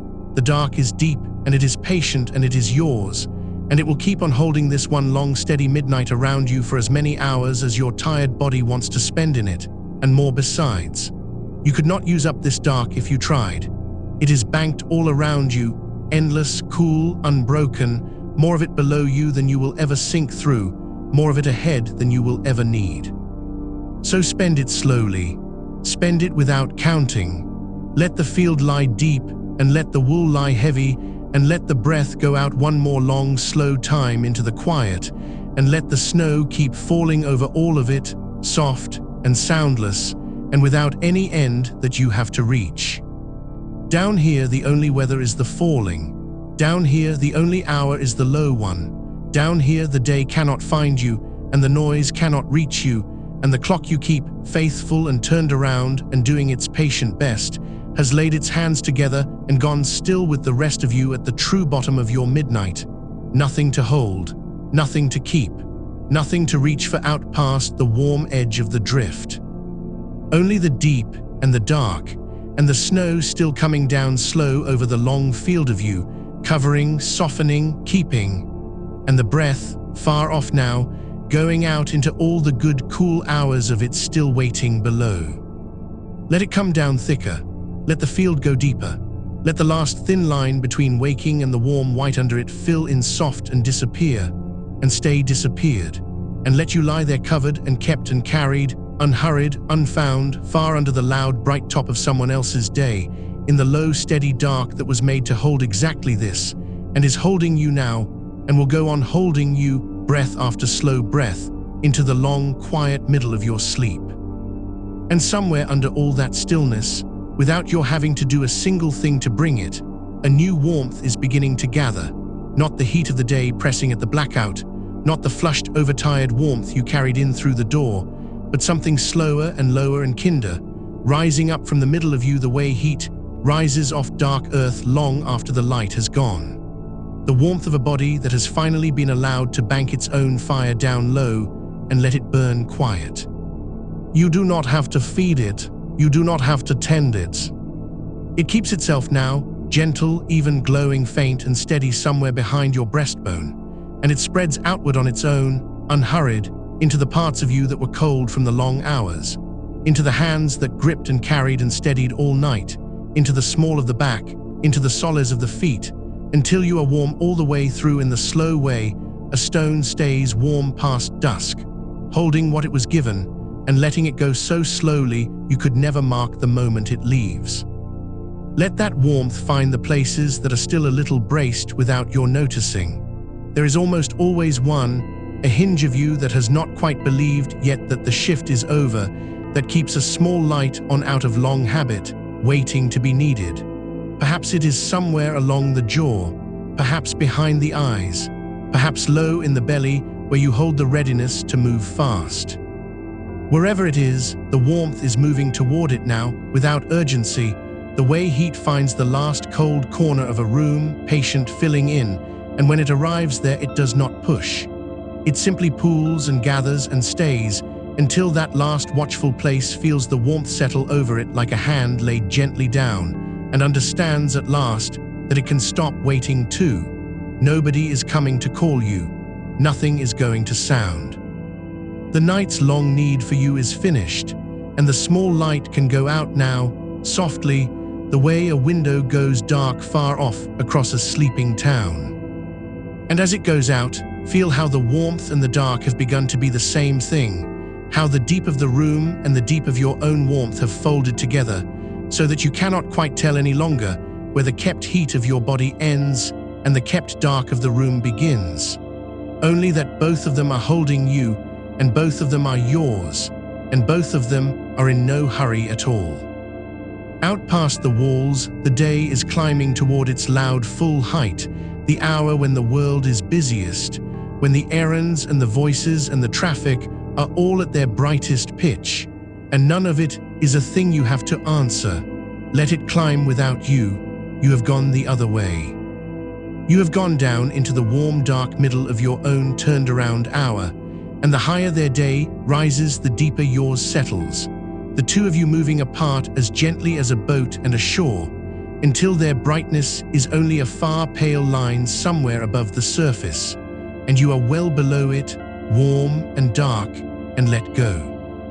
Down here there is a slowness that is older than any schedule. Think without effort of how the deepest water lies, not the bright chop at the top where the light still reaches and the wind still worries the surface, but far under that, in the still cold warm dark where nothing hurries, where a thing that begins to sink goes down through layer after layer of quiet, each one heavier and calmer than the last, each one darker, each one more silent, until it comes to rest at last on the soft floor of everything and simply stays.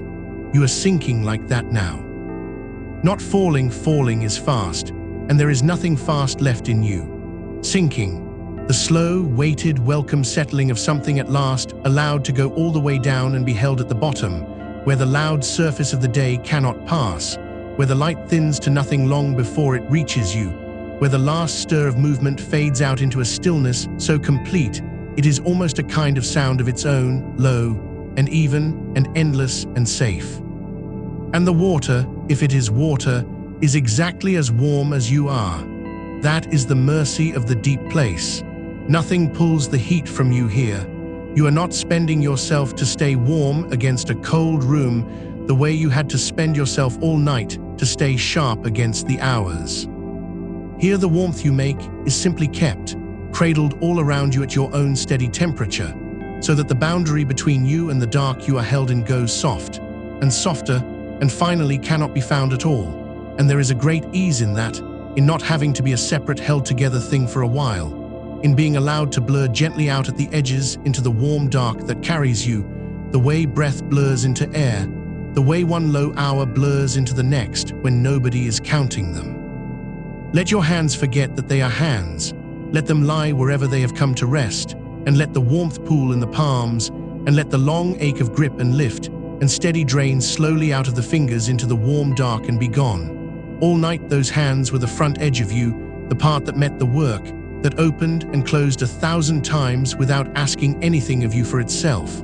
They have earned this more than any part. Let them go heavy and warm and forgotten. Let the wrists soften. Let the ache leave the thumb, the ache leave the knuckle, the small held tension leave the web of skin between the fingers, until the hands are nothing but two warm, still weights lying in the dark, cared for now instead of caring, held now instead of holding, asking for nothing, given everything at rest. And let the arms follow the hands down. Let the shoulders, which carried the whole long shape of the night, which rose without your permission every time something needed answering, let them go loose and low and wide, spreading their weight out into the bed, into the warm dark, into the deep still water of the low hour, until there is nothing left in them to lift, and nothing left in them to brace, and they lie as slack and heavy and unbothered as something that has been asleep for 100 years and has forgotten it was ever otherwise. This is what the body was reaching for all those hours it could not have it.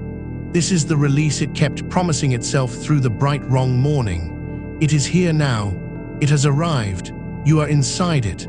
There is nowhere further you have to get to, and nothing further you have to do to deserve it. It is simply happening, warm and slow, all through you, in the dark that was made for exactly this. Somewhere far above, the hour turns over again, one more notch of the loud, bright clock that the rest of them keep, and it means nothing here. It is only a small far sound at the top of the water, a bell rung in another country, for other people, about a day you are no part of. Let it ring and let it fade. Down at the bottom of your own hour, the only time that passes is the slow, warm passing of one long breath into the next, and even that has gone so quiet, so unhurried, so nearly still, that you could not have said whether a single minute has gone by or 100 of them. And it does not matter in the least, because there is more than enough of this deep, warm dark to spend, banked below you and around you past any counting, and you are spending it in the only way it can be truly spent, slowly. And without watching, and without any need to reach the end.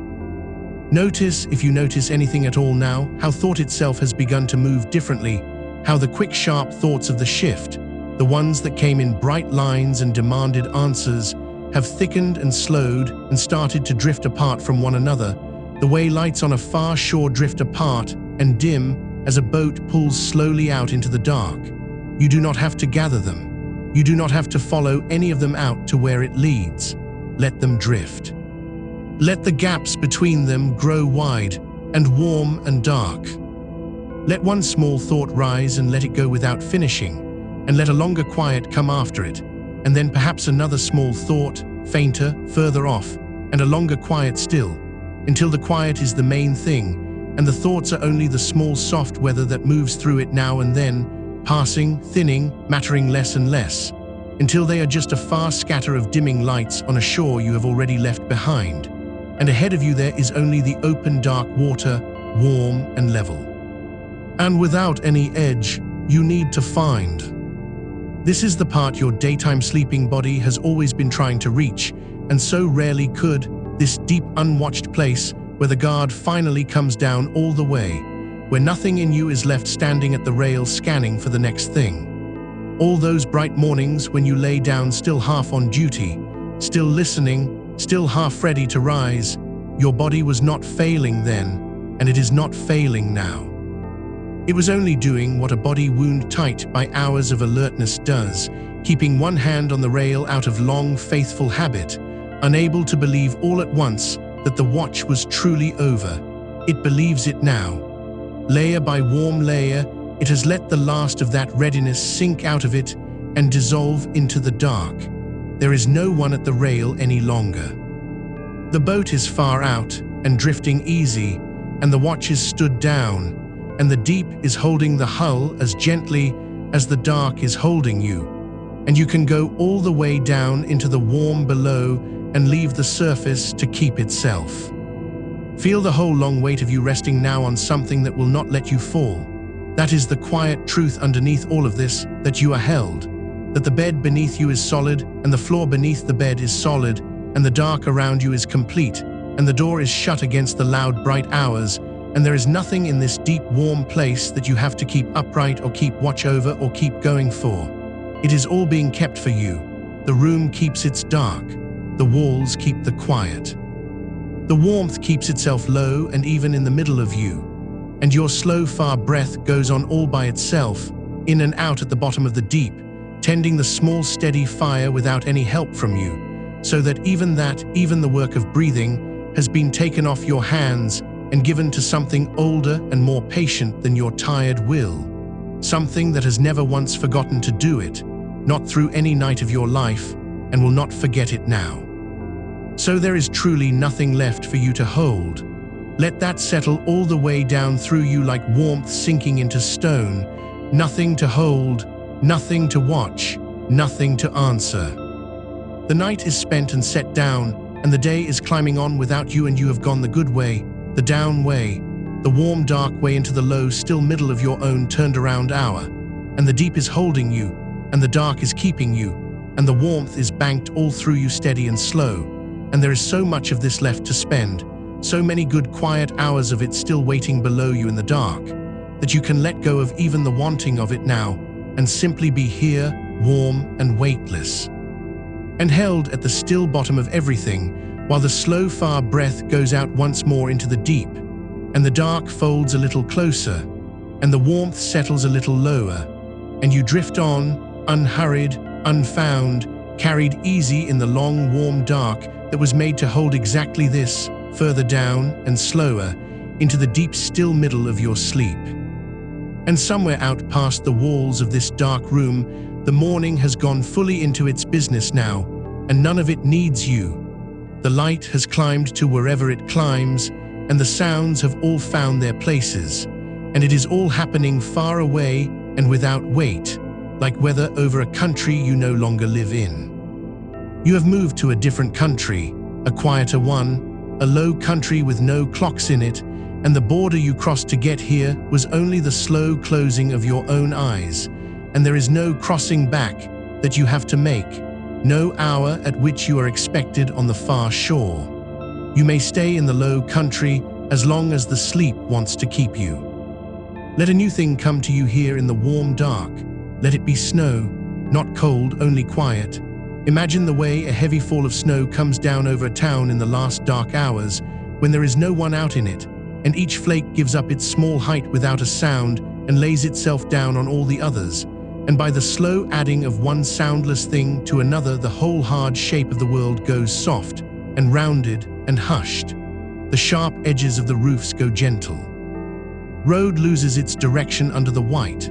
Every noise the day would have made is caught and folded into that deep white quiet before it can even begin. That is what is happening inside you now, layer on soundless layer, a slow fall of stillness settling over everything that was sharp in you, rounding it, softening it, hushing it, until there is no edge anywhere in you for a thought to catch on. Just the deep, even white of rest, come down over the whole country of you, while no one was out to watch it fall. And under the snow, the ground does not fight the cold. It only slows. Everything living in the ground draws its warmth down into itself and waits, unhurried, certain of nothing except that the waiting is the right thing, that the slowness is the right thing, that there is a deep patient season for lying still and letting the long white quiet pass over, and that nothing is lost in it, nothing is wasted. The going slow is its own kind of work, the truest kind, the kind that the whole green world is built on. Your body knows this old season in its own way. It has drawn its warmth down into the low middle of you and banked it there, and let the rest of you go cool and quiet at the edges the way the fields go quiet under the snow. And it is not failing by going still. It is keeping the old good faith of every living thing that has ever waited out the bright hours in the warm dark of the ground. You are doing the oldest thing there is. You are resting, and the resting knows its own way forward without you. Let the breath go once, all the way out into the snow quiet, and let the next one find you whenever it comes, slow, from somewhere low. There is no counting them now, no shaping them. They have slipped out from under your hand entirely and gone on by themselves, soft as the fall of the snow, one and then, after a while, another, each one carrying a little more of you down into the white. I want to give you something warm to lie near now, in the middle of all this cool quiet. Imagine, far down under the snow and the still fields, deeper than the frost can reach, an old warmth that never goes out. The deep warmth of the earth itself, that has been burning low and steady since long before there were any nights to work through, that does not rise and set, that does not keep hours, that asks nothing and answers nothing, and simply holds its slow heat at the center of everything, patient past all telling. And you are lying just close enough to feel it. It comes up through all the layers between and reaches the low middle of you, and keeps the small fire there banked and even, so that however cool and quiet you go at the surface, however deep the white settles over you, there is always this old warmth underneath, holding you from below, and you can let yourself down onto it fully, the whole tired length of you, and trust it the way the fields trust it through the longest, coldest dark, and know that it will not fail you. Has never once failed anything that lay down on it, and will hold its low warmth steady under you through every hour of this sleep and every hour you cannot see past it. You do not have to reach for that warmth. It reaches for you. That is the way of it here. Everything that used to cost you something is being given now freely from below and from around and from the deep, patient middle of things. The warmth is given. The dark is given. The quiet is given. The long, slow breath is given over and over without your asking. You have come to the one place where you do not have to earn the rest by staying awake for it. Do not have to keep watch over it to make sure it comes. It has already come. It is here. It is all around you and under you and settling down through you like snow onto snow, and there is nothing you must do to deserve another minute of it except lie still in the warm dark and let it keep falling. Let a slow river come now, somewhere off in the low country, moving through the quiet, not fast, not loud. A wide old river far past its rapids, down where the land has gone flat and the water has forgotten how to hurry. It moves so slowly that from the bank you could almost believe it was still, and only by watching one small leaf ride it a long while would you see that yes, it is going, it is always going, patiently, without effort, carried by nothing but its own weight and the long, gentle tilt of the world toward rest. That is how your sleep is carrying you now. So slow you might almost think you were lying still, and all the while you are going down the long, flat, easy water, deeper into the night that is yours, and you do not have to row, and you do not have to steer, and you do not even have to stay awake to keep from missing the turn, because there is no turn. There is only the wide, slow water and the low, warm dark over it, and the long, unhurried carrying that will go on all by itself, taking you further into the deep hours while you rest, and rest, and rest. And on the far bank of that slow river the day is standing, all of it. The whole loud, bright world of the morning is standing over there on the other side, and it cannot cross to you. The light cannot cross the water. The sounds cannot cross it. The things you were going to worry about are all lined up on the far bank, getting smaller as the slow water carries you on, and not one of them can set foot on the water. Not one of them can follow you down into the low country. They will still be there later, whenever later comes, standing patient on their own side, and you can see to them then. But they are not for now. Now there is only the near bank, the warm, dark near bank of sleep, and the wide, slow water taking you along it, and the good, soft distance opening up between you and everything that is not this rest. Notice how far away your own edges have drifted. The shape of you against the bed has gone soft and uncertain, the way the shore goes uncertain in the dark, and you would have to think hard now to find exactly where your hand ends and the sheet begins, where the weight of your leg stops and the warm mattress takes it up. And there is no reason to think that hard. Let the edges stay blurred, let them go on blurring, let the whole outline of you soften into the dark, the way the snow-covered town softened, until you are less a sharp, separate thing lying in a room and more a warm, low place in the middle of the quiet, a banked warmth under a fall of stillness, a slow weight riding a slow river, carried and covered and kept. There is a particular kind of tiredness that only the people who work against the dark ever earn. The long, deep ache of having been awake and upright and useful through all the hours the body most wanted to lie down. You have carried that kind of tiredness in more times than you could count, in through the door with the wrong light in the sky, and asked yourself to put it down and could not, because it was still too bright, or you were still too wound, or the day was already knocking. But you are not asking any more tonight in your turned-around night. You are not asking your tiredness to leave. You are letting it be exactly as heavy as it truly is, letting it lie down its full, honest weight into the bed, and something surprising happens when you stop fighting the weight of it. It stops being a burden and becomes a ballast.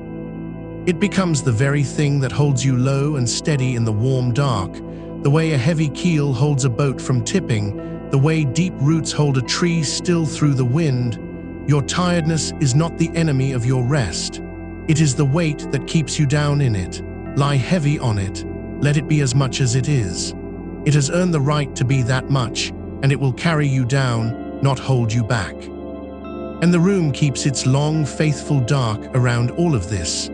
The blacked dark that does not care what the sky is doing, the good, deliberate dark you made, holding its steady night over you hour after hour, while the real day wears itself out beyond the walls. In that dark, your body slowly comes to believe the thing it most needs to believe, that the night has come, that the night is here, that the night is safe and complete and going nowhere.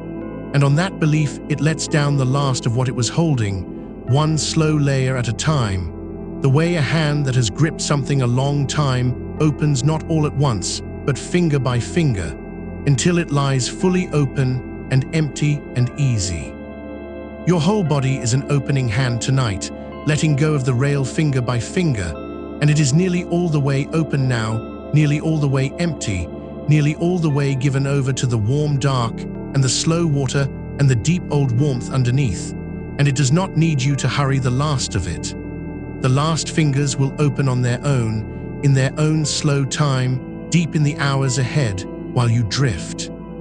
Let the snow keep falling, let the river keep carrying, let the deep warmth keep holding you from below, and let a great soft silence gather over all of it now, the kind of silence that is not empty but full the way the snow-covered fields are full, quietly, completely, with nothing left out and nothing left wanting.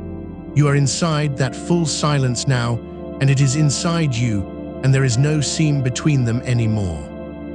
The quiet in the room and the quiet in you have become one quiet, unbroken, wide and low, spreading out in every direction into the dark with no edge that you could find and no reason to look for one. Down here there is no such thing as the wrong time to sleep. That idea belongs to the far bank, with the clocks and the bright hours and the long list of things. It cannot cross the water either. Down here in the low country, there is only the one long soft hour that does not end. The hour with no number, the hour your turned around body has been aching toward all through the bright loud morning. And it has it now.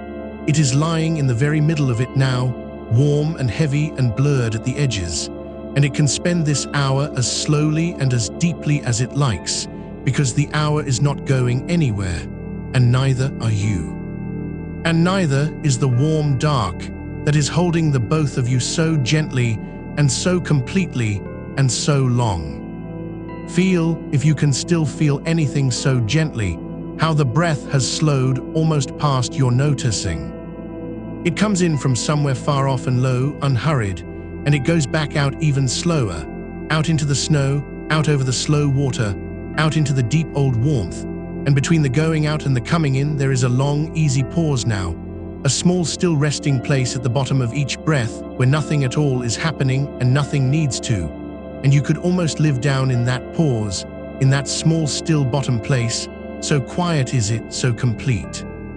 Let each breath set you down a little further into that still place at its bottom, down past the snow, down past the roots, down where the old warmth burns low and patient, down into the wide, slow middle of the night that is yours and only yours, where the day cannot reach and the clock has no number and the tiredness has turned to ballast and the hand has nearly finished opening, and there is nothing left for you to do but lie here in the warm dark and be carried, slow and low, and held further into the deep still middle of your sleep. And still the snow comes down, soundless, over the country of you, and still the wide river carries you patient along the near warm bank, and still the old deep warmth holds steady underneath, asking nothing, and the silence has grown so full and so soft that even these few slow words are only more of it, only more snow, laying themselves down over you one after another and folding quietly away into the white before they can gather any weight. You do not have to hold onto them either. Let them fall past you into the dark like everything else. Let them settle and soften and go. There is nothing here to keep, nothing to carry, nothing to answer for, only the long warm dark, and the slow breath at the bottom of everything, and you, drifting easy, drifting low, drifting further down and further out into the deep, unhurried night that will go on holding you, exactly like this, warm and weightless, and kept for a long, long while yet. And somewhere far above the white and the water, though you have no need to go there, the morning is doing its ordinary loud work without you now, the light climbing the walls of houses that are not yours to keep awake in, the small engines of the day turning over one by one, and none of it, not one turn of it, is asking anything of you anymore. You have handed the whole bright machine back to the people whose turn it is, and it runs without you, easily, the way it always did, the way it always will, and your hands are empty of it at last, open and empty and warm, resting in the dark where no bell can reach them. Let a new quiet come and find you now, not the quiet you have to make by pushing the noise away, but the other kind, the kind that was always underneath, waiting, the quiet that lives at the bottom of a deep, still well, the water there so far down and so untouched that it has forgotten it was ever rain. You are down at that level now, down at the still water level, where the light only comes as a rumor and the cold is soft and even and asks for nothing. And the small round mouth of the well is a long way up, a coin of pale morning you do not have to climb toward, a thing you can simply let be, up there, small and far and belonging to someone else's day. Down here the sound of the world arrives already gentled. Whatever is loud up, there comes down to you softened, rounded, worn smooth by the long fall, the way a stone dropped from a great height turns slow and almost tender by the time it reaches the deep.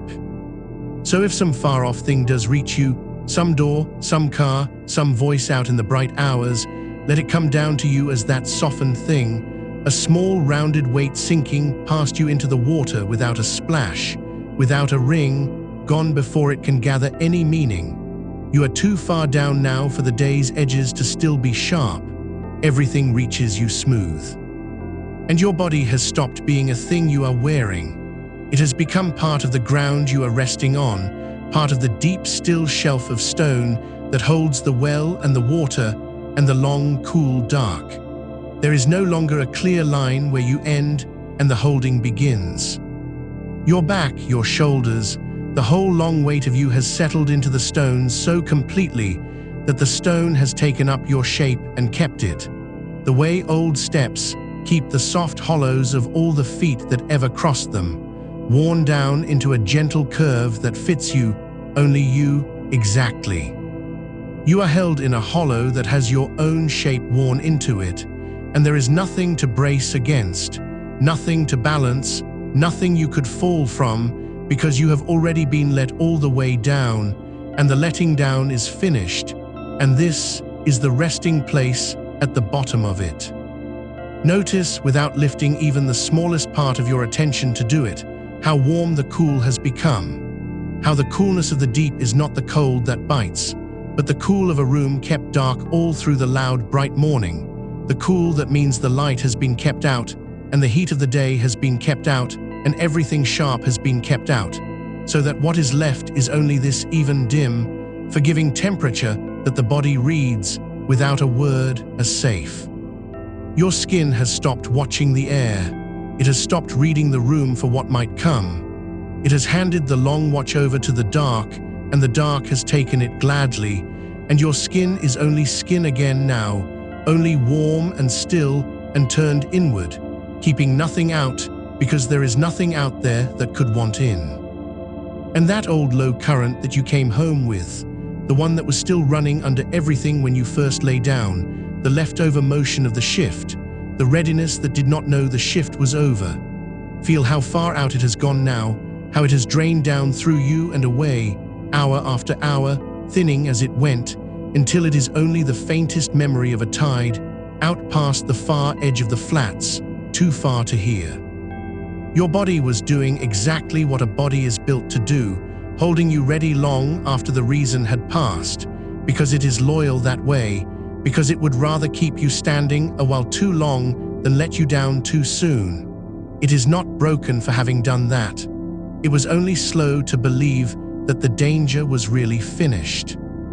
And now down here, hour into hour, it has finally believed it, and it has let the readiness pour out of you and go, and what is standing in its place is this: the deep, the still, the held, the low even warmth of a body that has finally been told, in a language older than any clock, that it is allowed to stop. There is a thing that happens to a house late.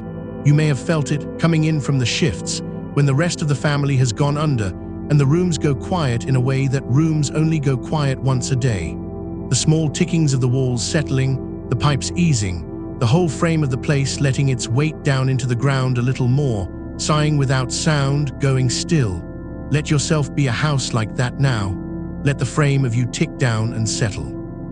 Let each joint ease, and let its weight go into the ground. Let the long walls of you lean into the dark and rest there, holding nothing up anymore, only standing quiet in the deep of the off hours, the way a good old house stands, patient and dim and unbothered, while somewhere far off the day it does not belong to goes on without it. And still underneath, that steady thing keeps its steady time, not the clock's time, which is only numbers laid over the top of things, but the other time, the slow deep time that the body has always kept for itself, under the numbers without asking, the long even swell of the breath, the slow patient work of the blood, the thousand quiet housekeeping things your body sees to in the dark without ever once needing you to know. All of it turning over, slow and sure, the way a tide turns, the way a season turns, on a schedule that has nothing to do with whether the sun is up or down out there beyond the drawn dark.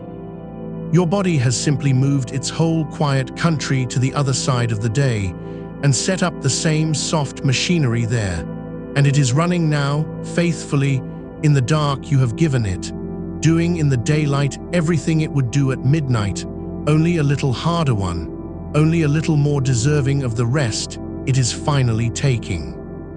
Let that be enough to lean the last of your weight against, the knowing that the deep work is happening on its own, that you do not have to steer the breath or tend the warmth or mind the slow turning of the blood, that all of it goes on beneath you, patient and unwatched, the way the deep sea goes on turning far below the roughest weather at the top, cold and slow and completely undisturbed. You are down in that deep sea layer now, the layer no storm reaches, the layer where the water barely moves from one long age to the next, where a thing that sinks does not race down but drifts, turning slow, taking all the time there is. You have sunk to that layer, and there is no bottom you are hurrying toward, and no top you are being called back to, only this slow suspended drift in the still cold warm dark, going nowhere, needing nowhere, held on every side by a weight of quiet so great, and so even that it feels like nothing at all. If a thought should still surface, now this deep in, let it be like the slow rise of a single bubble, loosed from somewhere far below and drifting up through all that dark water, taking its long time, wobbling and small, and let it reach the far surface a long way up and break there soundless and be gone, adding its little breath to the bright air that is not yours to breathe just now. You do not follow it up. You stay down. You are the deep, not the surface tonight. You are the still, cold, warm middle, where the bubbles come from and where they do not return. Let them go up and break and be day things, up there in the day, and let yourself stay the low, still, dark thing that lets them go. And the dark itself, notice how it has thickened around you into something almost soft, almost woven, not the thin dark of a room with the curtains half drawn, but the deep piled dark of a place the light has never learned the way to, the dark inside a folded blanket, the dark inside the earth, the dark inside a seed in the cold months before it is time. A dark that is not empty but full of a slow, patient waiting that asks nothing of you, that is glad simply to hold you while it waits. You are folded into that full dark now the way a small warm thing is folded into the deep of winter, kept and covered and safe, with all the long dark hours banked up around you like snow around a stone, keeping the little warmth in, keeping the great cold out, letting nothing through but the slow even hush of a season that is in no hurry to turn. Rest there in the full dark, in the deep season of yourself. Nothing is being asked, nothing is being counted. The one small hour with no number has widened out around you until it is the whole of everything, until there is no edge to it in any direction, no before it and no after it, only the long even middle of it, going on, patient and warm and yours. And your breath moves through that endless middle so slowly now that it is hardly a coming and a going at all, only a faint slow swell far down in the deep, the sea barely remembering how to be a tide, rising the smallest amount, falling the smallest amount, and resting, long, at the bottom of each, in that still place where nothing happens and nothing needs to. And you have grown so quiet, and so far down and so completely held that even keeping track of the quiet has slipped out of your hands. Good, let it slip. You do not have to hold the quiet either. It holds itself, it holds you. It will go on holding, long after you have stopped noticing that it does, all through the bright, loud stretch of the day out there, all through the hours the world thinks it owns, down here where those hours have no weight and no name and no claim on you at all. Only the deep, only the still, only the slow, fast swell of the breath, and the woven dark, and the worn stone hollow shape to fit you, and the long, unhurried night that has taken you all the way in and has no reason, none, to let you go. Let the next while be even less than this, less to hear, less to follow, less to be. Let the words thin out to almost nothing and the spaces between them widen into more of the soft, full dark. You will not lose your place, because there is no place to lose, only the deep, even middle, only the low, warm hold, only the slow sea barely breathing at the bottom of everything. And each time these few far quiet words come drifting down to you through all that dark water, let them reach you already gentled, already rounded, already half turned back into silence, and let them settle over you soft as the deep-piled dark itself, one after another, asking nothing, meaning nothing you must keep, only laying themselves down over your long, stilled shape and folding quietly away. Down here the warmth burns low and steady, the way an old fire burns in the last dark stretch before the light, banked and red and patient, no flame left to it, only the deep even glow that will outlast the whole cold night without once needing to be tended. You are that banked low warmth now, that patient red glow under the soft grey ash of the dark, keeping yourself through the long hours without effort, without watching, without any work at all. Nothing left to feed, nothing left to guard, only the slow, even burning low that will carry you all the way through to the far side of your rest, whenever that far side chooses to come, and not one moment before. And still the dark comes down soft over the deep, still country of you, and still the low warmth holds steady far underneath, asking nothing, giving everything, and still the slow, far swell of the breath rises the smallest amount, and falls the smallest amount, and rests, long and easy, at the bottom of each.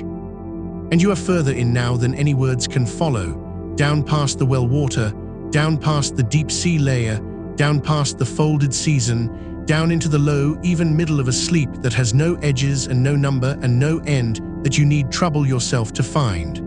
Carried and covered and kept, warm and weightless and held, for a long, long while yet.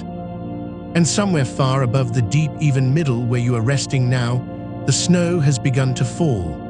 Not a snow you have to watch or feel the cold of, only a slow, soundless settling, the way the quietest weather comes down over a sleeping country in the smallest hours, each flake taking its own long, unhurried while to reach the ground.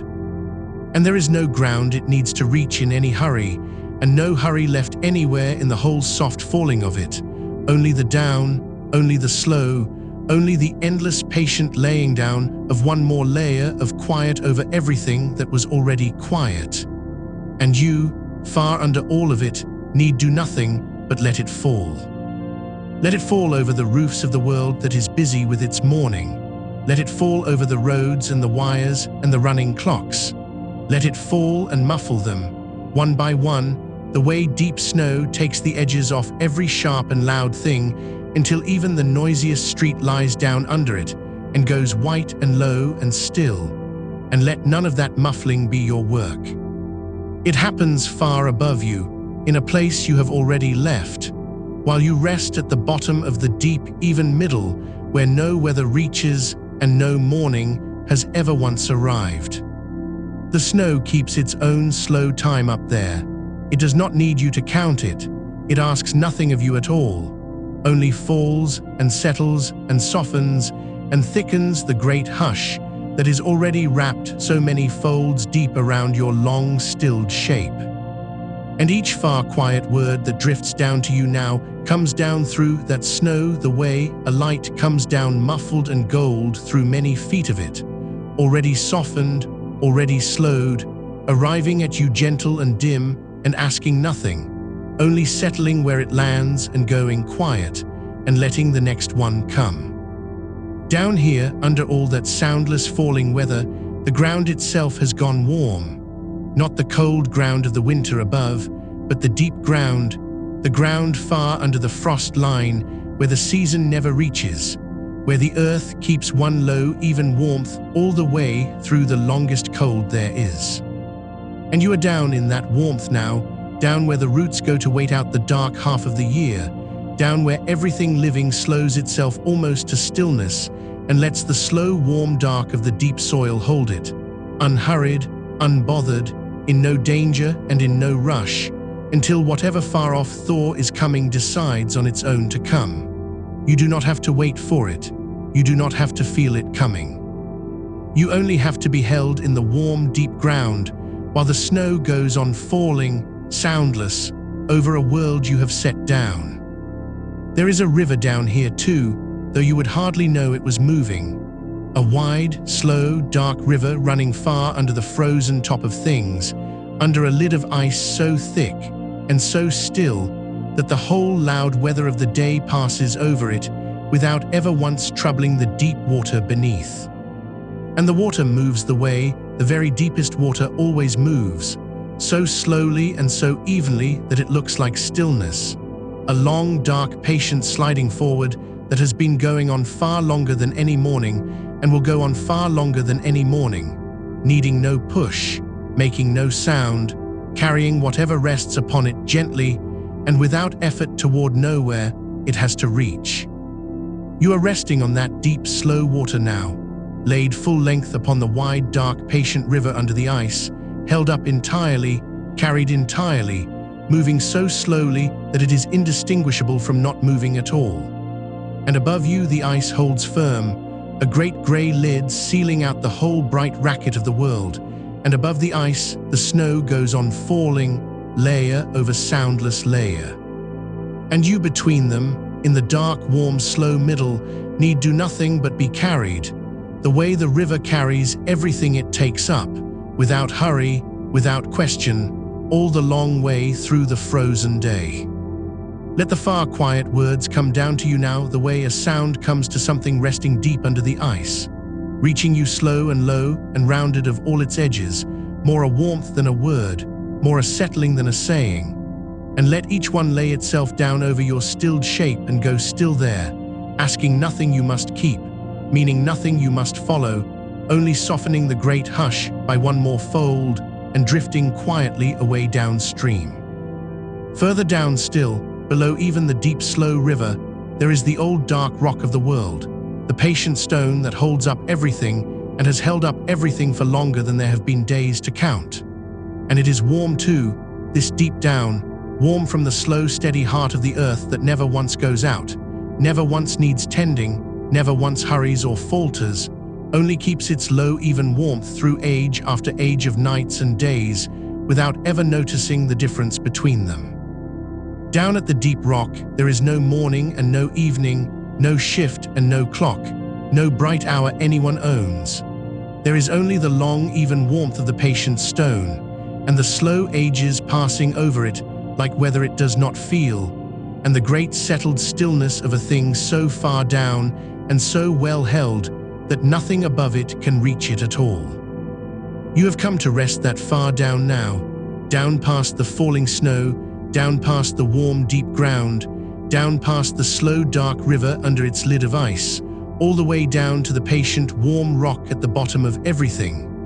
And there is nothing beneath you but more holding, and nothing above you but more quiet, and nothing asked of you anywhere in any of it. Only the deep, only the warm, only the long, slow, settled stillness of a body that has finally been set all the way down and has nowhere further it needs to go. And the day may do what the day does, up there beyond the snow and the ice and the deep warm ground. It may brighten and clatter and run its errands and mind its clocks. It may fill with the light and the noise and the small urgent business of everyone who is awake in it. And none of that is yours to carry now, and none of it can find its way down through all these patient warm layers to where you are resting, and none of it ever will. You have gone too far down, and too far in, and too completely still, for the loud bright day to reach you here at all. Let it run itself out up there. Let it wear itself down through all its busy hours without once needing you to notice. You are the deep warm rock now, holding your own low steadiness far below the weather, and you will still be here, held and unhurried, long after the day above has spent itself and gone. So rest in the deep warm rock, under the slow dark river, under the frozen lid, under the soundless falling snow, under the whole long weight of a day that has nothing to do with you now. Rest the way the deep stone rests, without effort, without watching, without any work at all. And let the far quiet words keep drifting down to you through all those patient layers, slower now and fewer now, and softer now, each one already half turned back to silence before it reaches you, each one only settling where it lands and going still, and letting the widening dark come flooding back in behind it. The warmth down here does not flicker, it does not rise and it does not fall.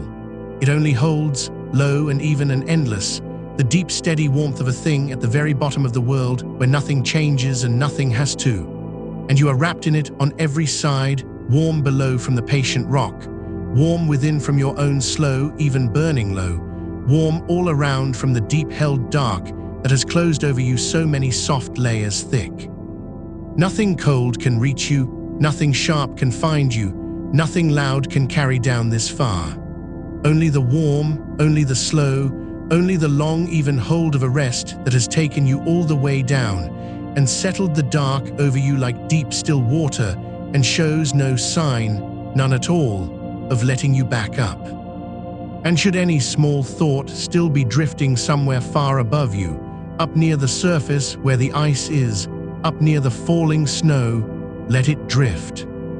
Let it move as slowly as everything else moves down here. Let it lose its edges and its urgency and its shape.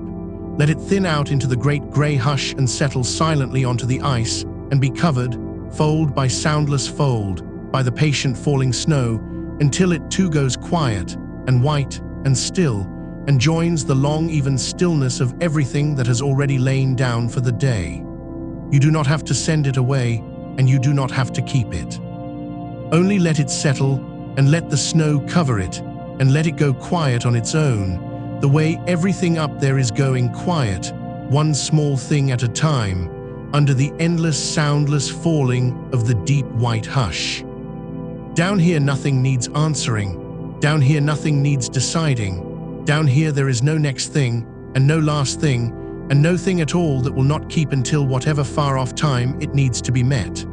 It can all wait up there under the snow, cooled and quieted and held in place, while you rest in the deep warm rock at the bottom of the world, and let the long slow ages of this single sleep pass over you like weather you cannot feel. The river slides on, so slowly it is stillness. The snow comes down, so softly it is silence. The deep ground holds its warmth, so evenly it is forgetting. And you, laid all the way down through the middle of all of it, breathe the smallest slow breath and let it out even slower, and rest at the long low bottom of that breath in the still place where nothing happens and nothing needs to. Carried and covered, and kept warm through the whole bright loud length of a day that has no way down to you, and no claim on you, and no part in you at all. Let it be even less now than it was. Less to hear, less to hold, less to be. Let the words come further apart, and dimmer and slower, with more of the deep, soft, dark pooling in the long spaces between them. And let each space be its own quiet resting place, warm and wide and asking nothing, a place to sink a little further into the patient rock, a little deeper under the slow, dark water, a little further in beneath the endless falling snow. There is always further in down here, always another soft, warm layer waiting under the last one, always more deep, even quiet to settle into, and all the long, unhurried time in the world to keep on settling. And far above, the snow keeps falling over the roofs of the waking world, and it is nothing to you now. It is only the sound the world makes as it goes quiet for you, the long, soft hush of everything up there lying down under the white, so that you may rest undisturbed in the warm, deep dark below. Let it lie down. Let it all go white and low and still. And stay you here, at the patient, warm bottom of everything, held and weightless and unhurried, while the day you have already left runs itself out somewhere impossibly far above the snow. Rest now, rest in the deep, warm rock. Rest under the slow, dark river and the frozen lid and the soundless falling snow. Rest where no morning reaches and no clock runs and no loud, bright hour has ever once come down. There is nothing to do here but be held.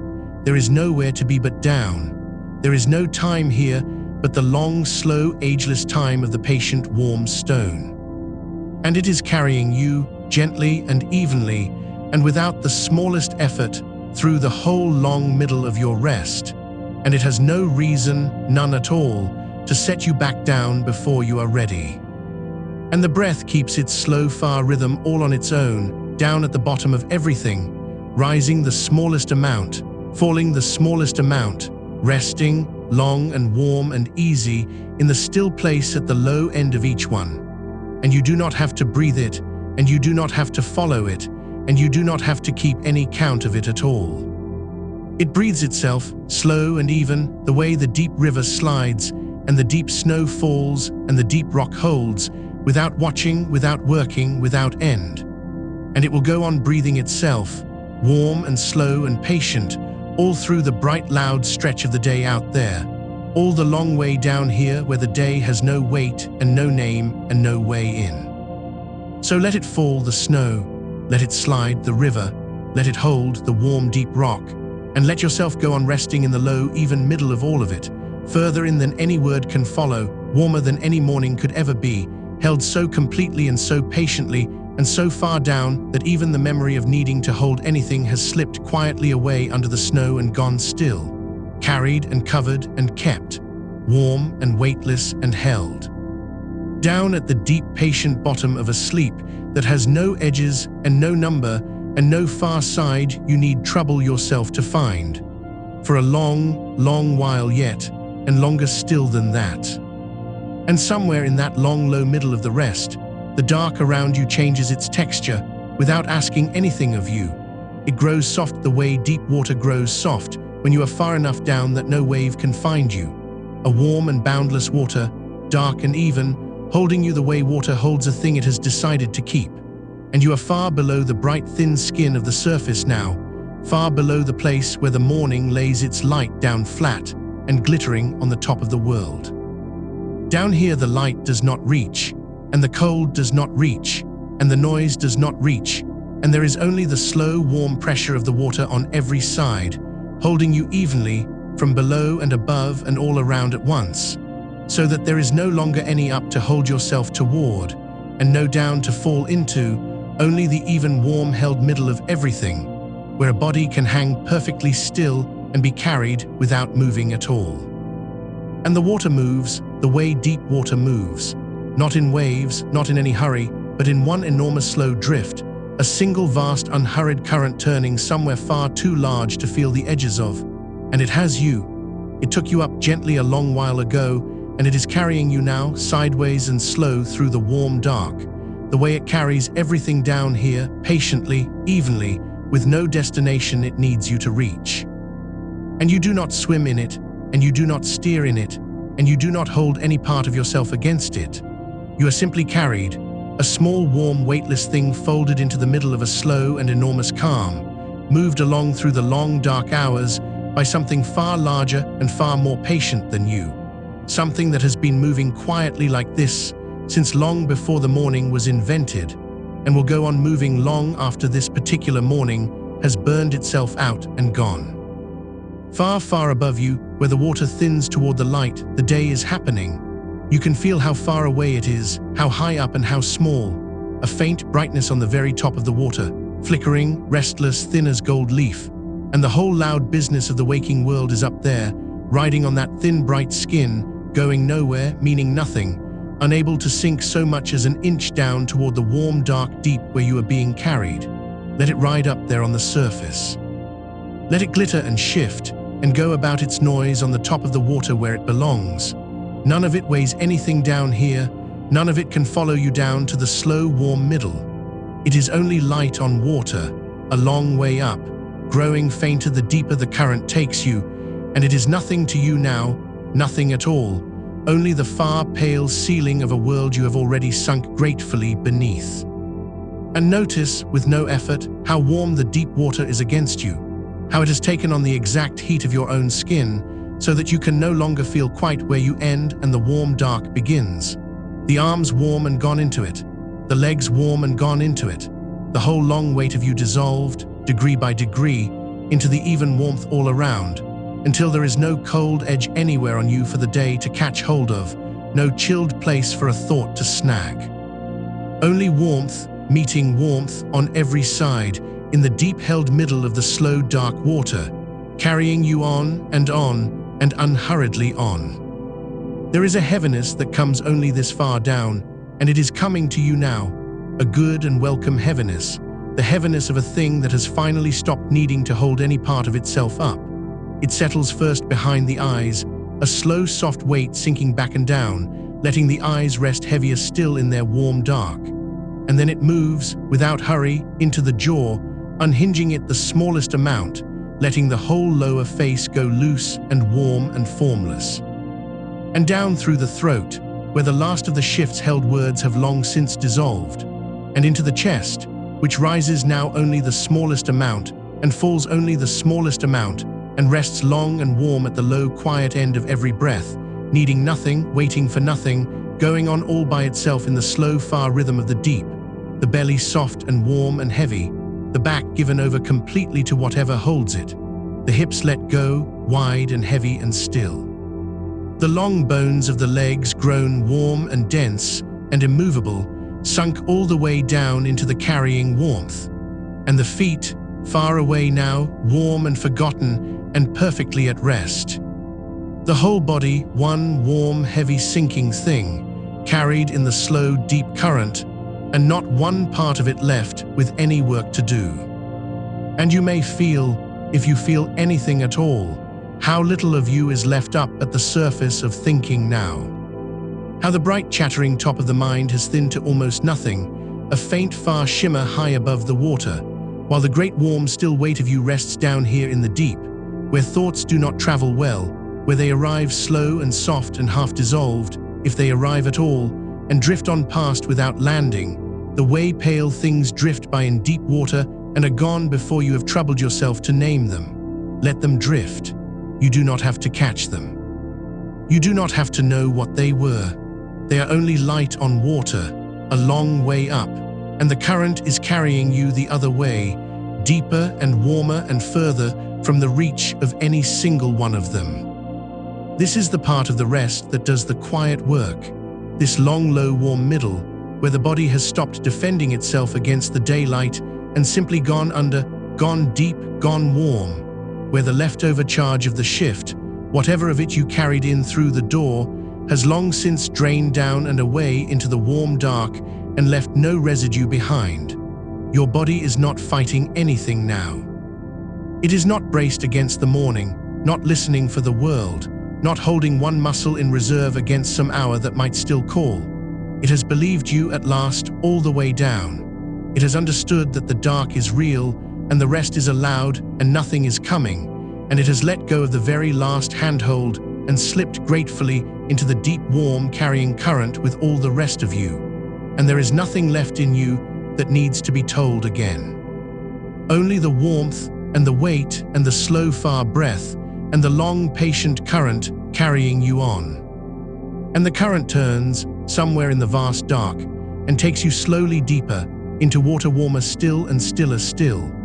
A place so far down and so far in that even the faint gold shimmer of the surface has faded now to the softest suggestion of a memory of light, and then not even that, only warm dark, close and even and complete, wrapped around you on every side like something that loves the weight of you.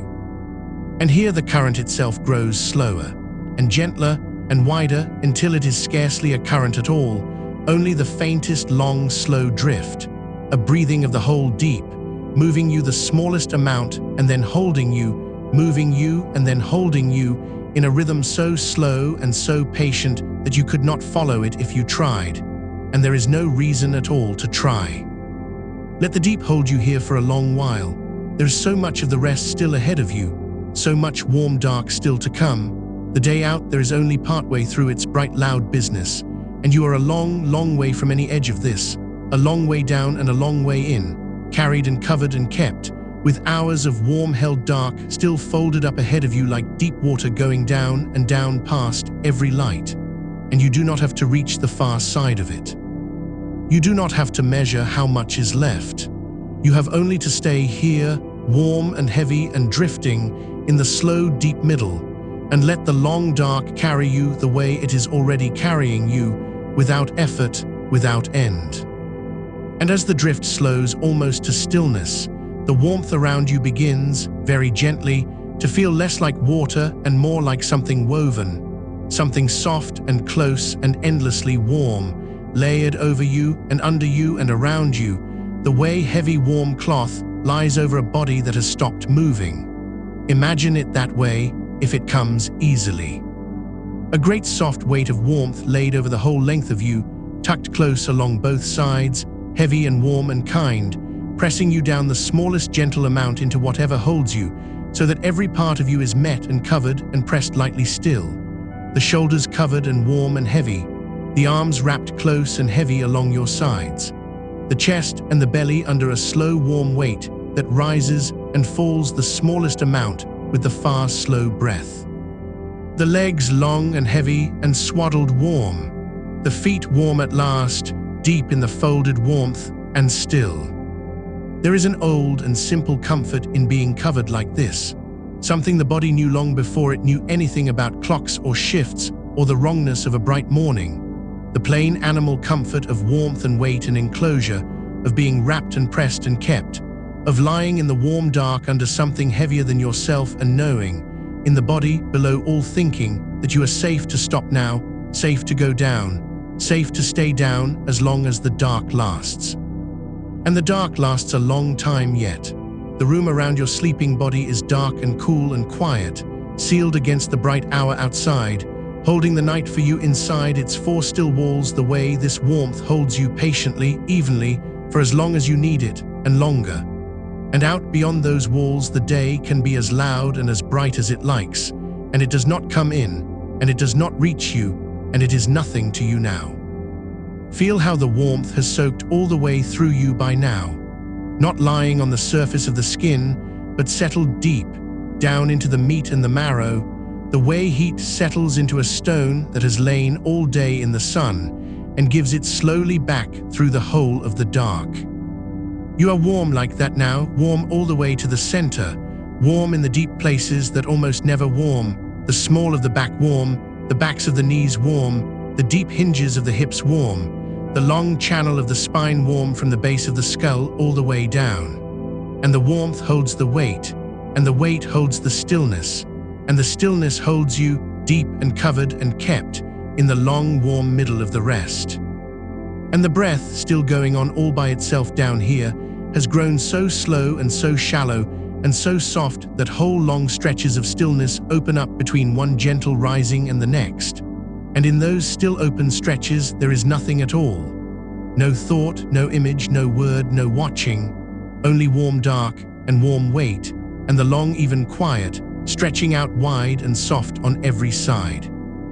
And then, without any effort of yours, the breath rises again, the smallest amount, and turns and falls again, the smallest amount, and settles again into the long, warm quiet at the low end of itself, and lets the stillness open again. And it will go on like that, all on its own, slow and soft and unhurried, through hour after hour of the warm dark, without your watching, without your working, without your needing once to lift a finger to keep it going. It breathes itself, the way the deep breathes itself, and it will carry you through the whole long middle and far side of your sleep without ever once asking you to help. So let the breath breathe itself. Let the warmth hold the weight. Let the weight hold you down. Let the dark stay dark and the room stay quiet and the day stay far away up there on the thin, bright skin of a world you have sunk gratefully beneath. There is nothing here that needs you awake. There is nothing here that needs you at all, except to be held, and you are being held completely and warmly, and without the smallest effort on your part, down at the deep-covered center of the longest and warmest and most patient dark. Carried when the deep chooses to move you, held still when it chooses to hold you, warm through and through in either case, and always, always kept. And deeper still than the warmth, deeper than the weight, deeper than the slow, far breath, there is only the long, even quiet itself, the plain, wide, soundless quiet that lies underneath everything down here, that was here before the warmth and will still be here after it, the quiet that the whole deep dark is made of. Let yourself rest down into that, past the woven warmth, past the drifting current, past the last soft shimmer of any thought. Down into the plain, enormous quiet at the very bottom of the rest, where there is no image left to hold, and no warmth left to feel, and no weight left to notice. Only the quiet, wide and even and endless, holding you the way it holds everything that has sunk all the way down and finally, wholly, come to rest. And you are down there now, or nearly, or drifting the last soft distance toward it, slower and softer with every long, slow breath. And there is all the time in the world to arrive, and no need to arrive at all, and the quiet will hold you either way, for a long, long while yet, and longer still than that. And somewhere far above the place where you are resting now, without a sound, it has begun to snow, slow and soft over the sleeping world, over the roofs and the streets and the still cars, a slow settling white that touches down without weight and without noise and asks nothing of anyone, just falling and falling through the pale hours, laying itself down over everything in a soft, even hush. And each flake that lands so gently that nothing feels it come, and yet by and by the whole world goes quiet under it, softer and rounder and stiller, every hard edge covered over, every sharp corner smoothed away, every sound wrapped and muffled and laid to rest beneath the deepening soft. You do not have to see it. You do not have to picture a single thing. Only let there be, somewhere at the edge of the deep dark you are lying in, that same slow settling, that same soundless coming down of something soft and cool and endless, layering itself over you the way it layers itself over the world above. A covering that thickens by the slow hour, that does not press and does not chill, that only rests where it falls and stays where it rests and deepens and holds you a little more completely with every silent hour that passes. And under snow, the world goes so still. You may have known it once, that particular quiet, the hush of a morning after heavy snow, when even the loud things have gone soft, when footsteps make no sound and voices come from far away, and the whole ordinary racket of the daylight world has been folded down into one low white silence. Let that be the silence around you now.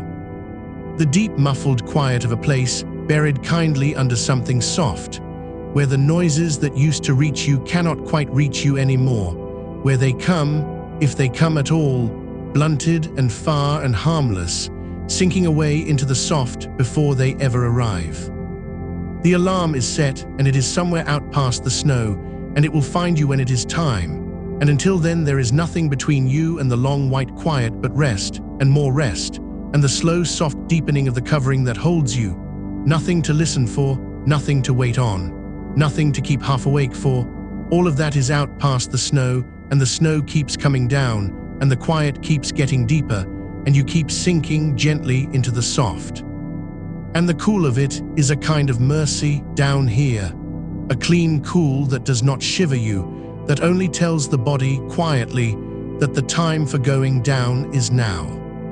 A room gone cool and dark and hushed is the exact room the resting body has always asked for, and here you are inside it, wrapped warm at the core with all that cool laid soft around the edges, the warmth held close and the coolness held around it, and between the two of them, the body understanding, without a word, that it is safe here to let go the rest of the way.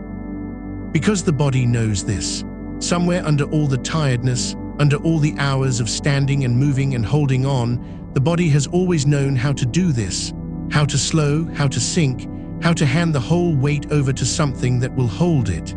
And it is not broken for having to do it now, in the pale hours, with a bright world starting up somewhere far above the snow. It is only turned around. Its clock still keeps good time, good, faithful, patient time. It simply keeps that time in the other direction, calling this the deep of the night, calling this the hour to go down, and it is right. It is entirely right, and you can trust it, and you can let it, and you can lie here and let the old sure knowing do the work while you do nothing at all. So let the snow keep falling. Let it come down slow over the far roofs and slower still over you, and let each soft hour lay another soft layer, and let the quiet go on getting deeper, and let yourself go on getting heavier and stiller and further down, unhurried, uncalled, unneeded anywhere but here.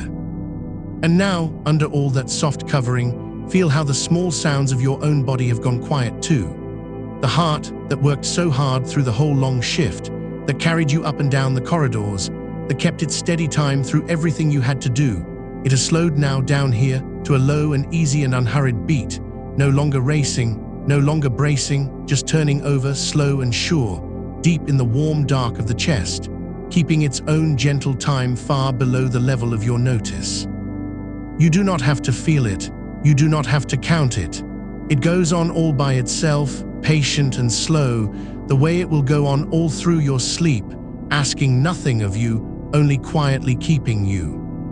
And the blood moving under all of that has gone warm and slow, and even out to the far ends of you and back, in long, unhurried circles, warming the hands where they lie, warming the feet where they rest, carrying the last of the shift's long tension away a little more with every slow turn. You spent the night with the engine running high, and it ran high because it had to, because there were things to lift and watch and manage and get right. And it did, it got you through, and now, at last, in the quiet under the snow, the engine has been allowed to drop to idle, to tick over low and soft, to burn almost nothing, to run so gently that you can barely tell it runs at all. And that low idle is exactly, precisely, what the deep of your rest is made of. Let it idle, let the heart keep its slow, low time. Let the warm blood turn its slow, warm circles.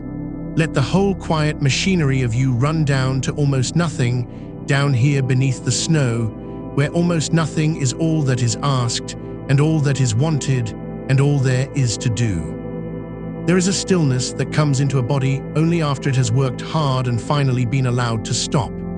It is a heavier stillness than ordinary rest, a fuller and a deeper one, the particular stillness of a thing that earned its stopping.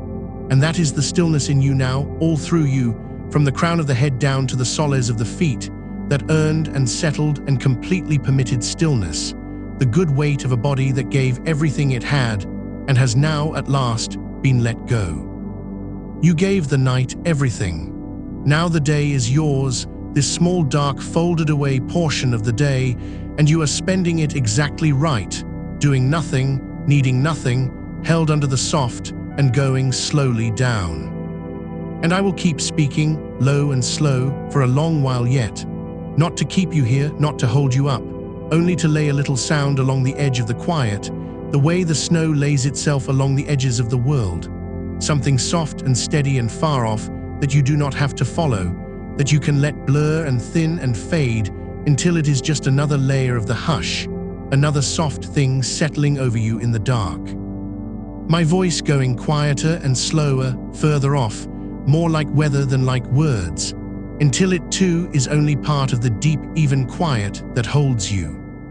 And if some small thought should drift up out of the snow, some leftover piece of the shift, some face, some task, something said or half said, some worry that came home in your coat pocket without your knowing, let it drift up and let it be, and let the snow come down over it too. You do not have to answer it now.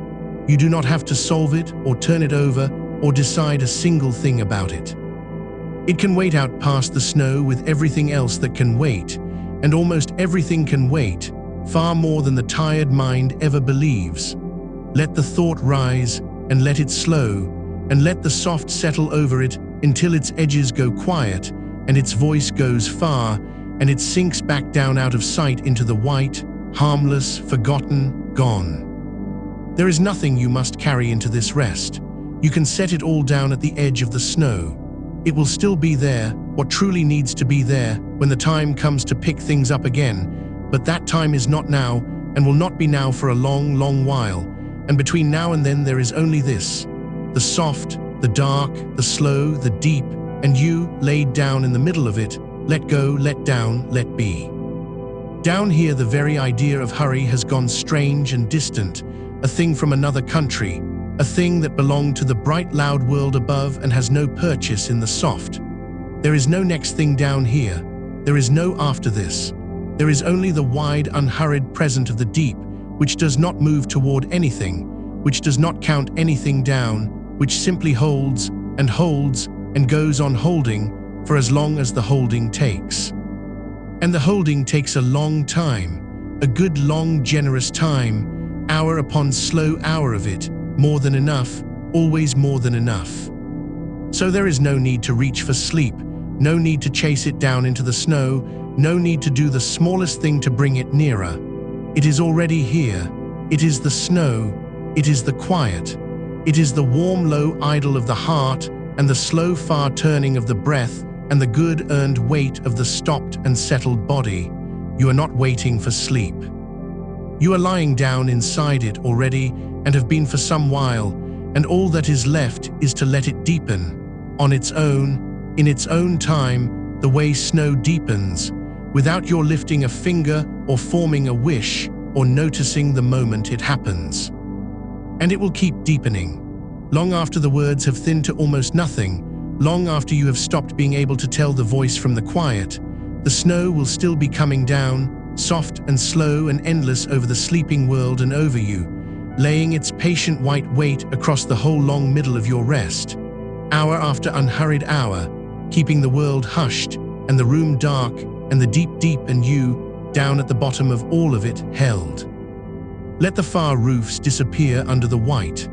Let the streets go under, and the still cars, and the bare trees, and the whole hard shape of the waking world, until there is nothing up there but a soft, even blankness, a clean, quiet nothing, rounded and pale and silent, and let yourself go under in just the same way. Your own hard edges softening, your own shape rounding and blurring and sinking beneath the covering, until there is no sharp line left anywhere between you and the deep that holds you, no place where you end and the warm dark begins, only one soft continuous quiet, going down and further down. And the snow does not judge the ground it falls on. It falls the same on every roof and every field and every still and sleeping thing, evenly, without a preference, without a question, laying its softness over all of it alike. And it falls that same soft way over you, without asking what kind of night you had, without asking whether you did it all right, without asking anything at all. It only covers and quiets and keeps, and you can let it. You can let yourself be covered without having earned the covering by anything more than being here, tired and lying down, and ready to be let go. You are allowed this. That is the plain, quiet truth at the bottom of the snow. You are allowed to stop. You are allowed to be held.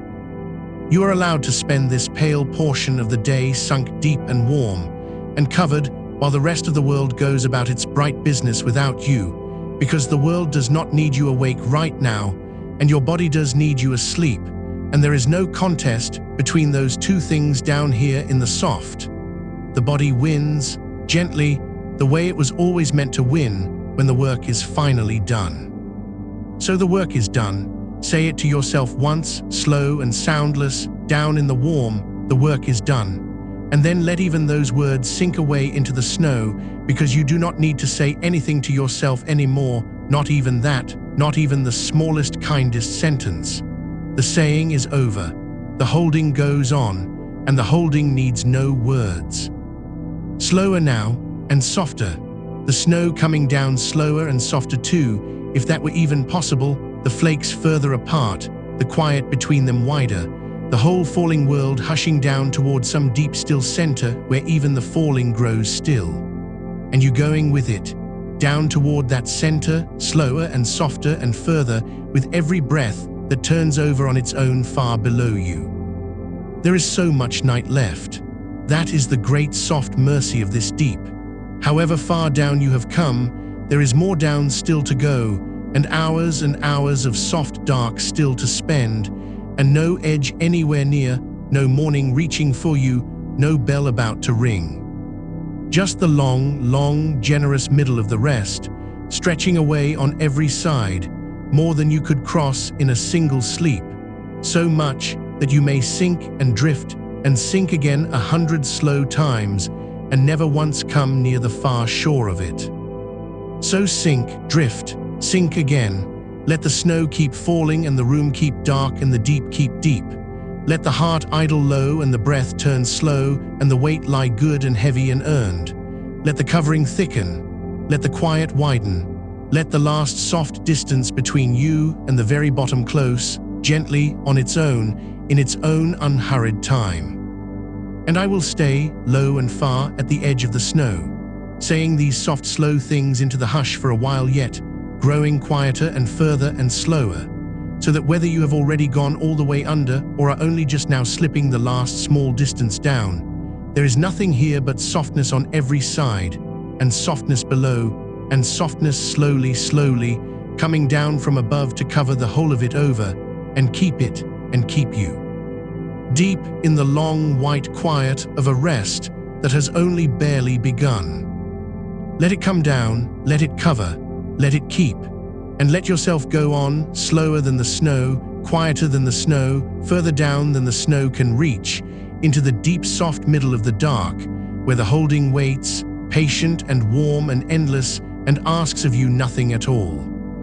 And somewhere below the snow, without your ever having to look for it, the ground has turned to water, not cold water, not moving water, but a deep, still, dark warmth that holds even better than the earth did, the way the sea holds a swimmer who has stopped swimming, who has laid the arms down and let the salt do the work. You are floating now, without effort, in a broad, dark warmth that has no bottom you need to find and no surface you need to break. And it carries the whole long length of you the way it was always going to, easily, completely, asking nothing of your muscles, nothing of your will, nothing of the part of you that used to keep watch. Let the water take the weight the snow was holding. Let it take it lower and deeper and warmer still. There is nothing to be afraid of in this dark. It is the friendly dark, the dark on the inside of things, the dark of a hold below the waterline where the ship rides quiet and the engines are far away, and the sea goes by outside in a long, low hush you can feel more than hear. And you are down there in the warm of it, rocking so slightly it is barely rocking at all, just the faintest slow lift and settle of something very large breathing somewhere beneath you, carrying you the way the deep carries everything that has finally stopped trying to stay afloat. Outside, far up and far away, the day has climbed to its full height and begun already its slow, long lean toward evening, though none of that reaches you here, the sun crossing over rooftops you cannot see, the shadows shortening and then, hour by hour, beginning to lengthen again the other way, the whole bright machinery of the afternoon turning over without you, without needing you, without so much as knowing your name. And it is a strange, soft gift, is it not, to be so completely left out of a day, to have the whole loud middle of it pass you by while you lie folded away in the dark, like a letter that will not be opened until night. Let the day pass. Let it climb and lean and lower itself down the far side of the sky. You are not in it, you are under it. You are in the good deep beneath the day, where the light never comes, and the noise never carries, and the hours go soft and lose their edges and run together into one long, unbroken dark. There is a kind of tiredness that lives deeper than the muscles, deeper than the eyes, a tiredness that gathers behind the breastbone across a whole run of nights, and has nowhere to go except down here, in a rest this long and this dark.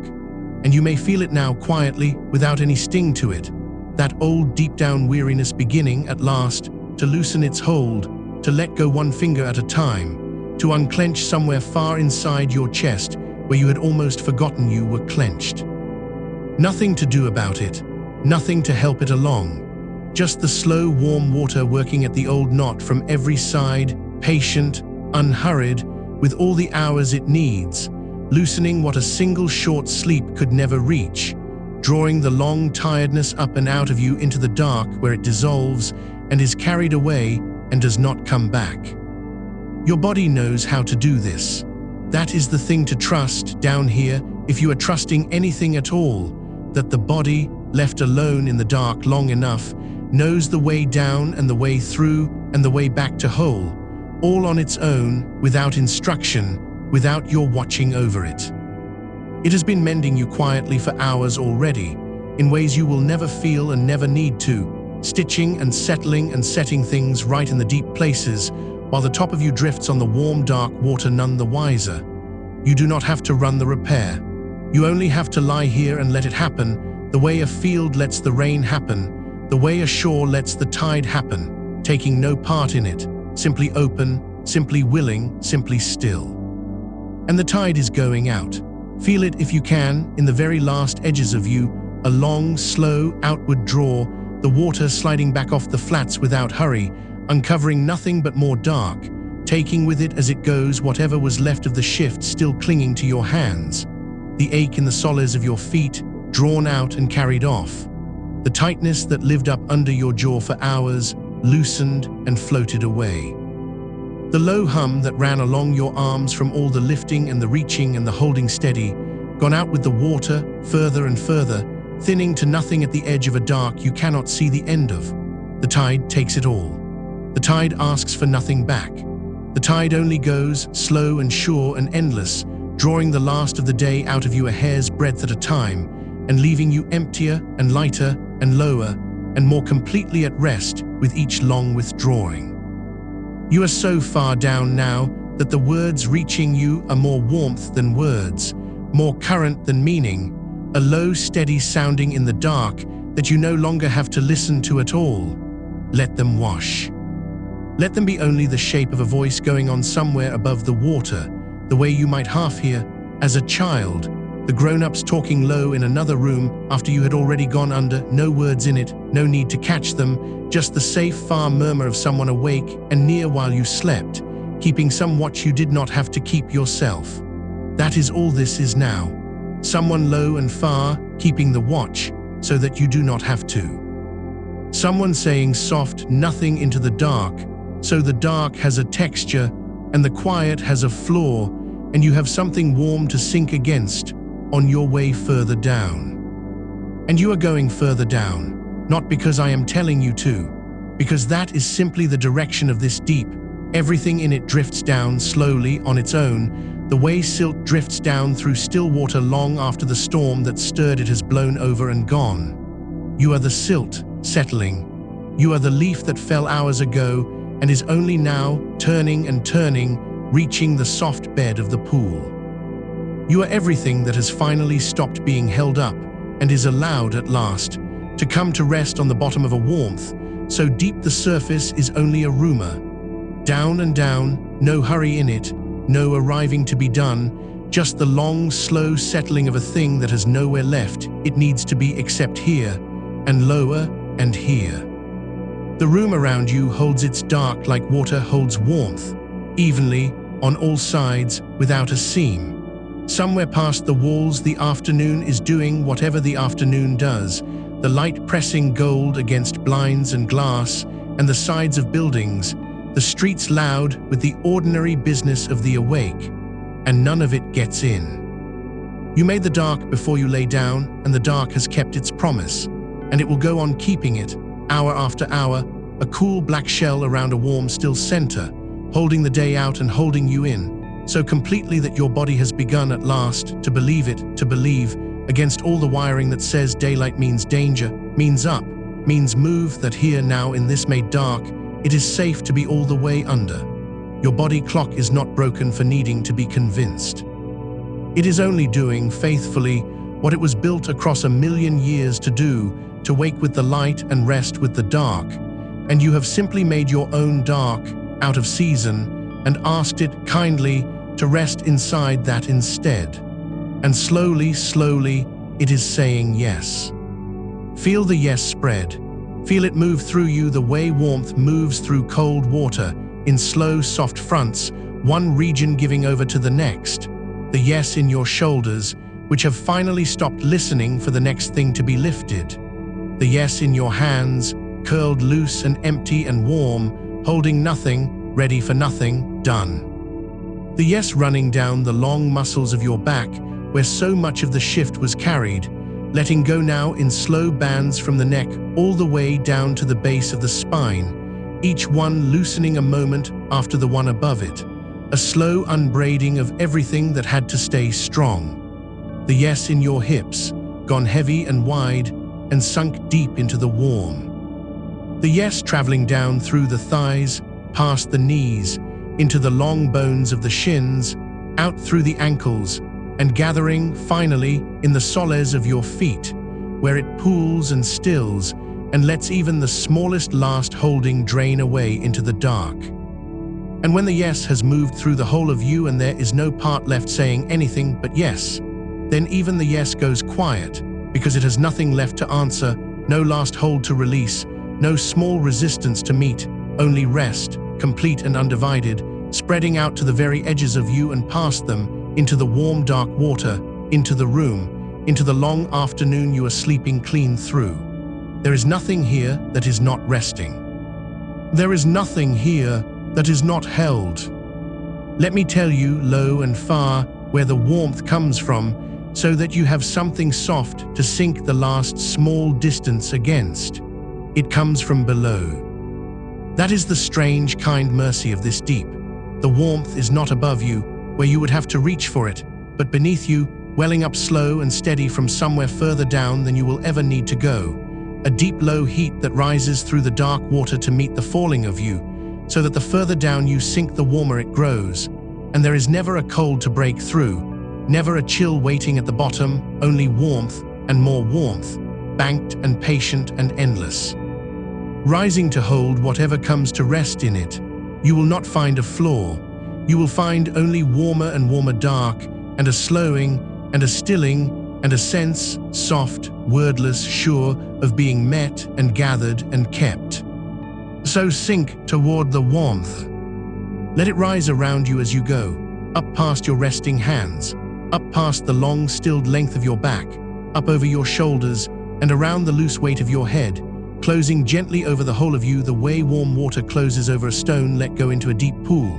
No splash, no struggle, just a soft, dark swallowing, and then the slow, turning, endless descent through warmth that has no bottom and asks no effort, and lets you come down, and down, at exactly the pace your own weight chooses.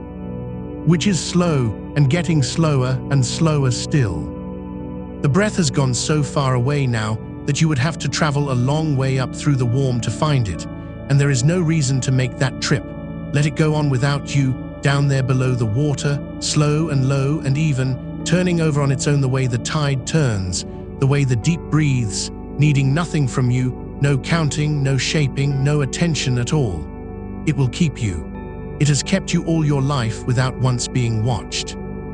It will keep you now, through all the long dark hours still ahead, while you drift in the warm too deep to feel it, too far down to know it, gone under into the place where the breath breathes itself, and the heart beats itself, and the body mends itself, and you, the watching, working, weary you, are finally wholly allowed to not be there for any of it.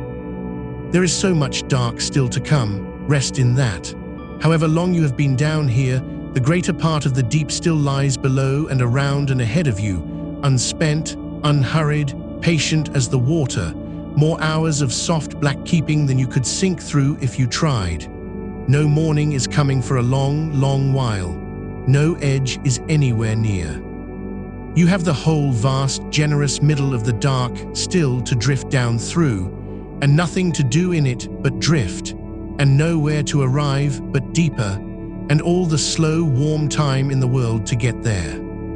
So drift, sink and drift and sink. Let the warmth rise and the dark close, and the tide draw the last of the day out into nothing. Let the body mend in its own quiet below the water. Let the breath breathe itself far down and low. Let the long tiredness go on loosening, one deep finger at a time, with all the hours it needs and none of your help.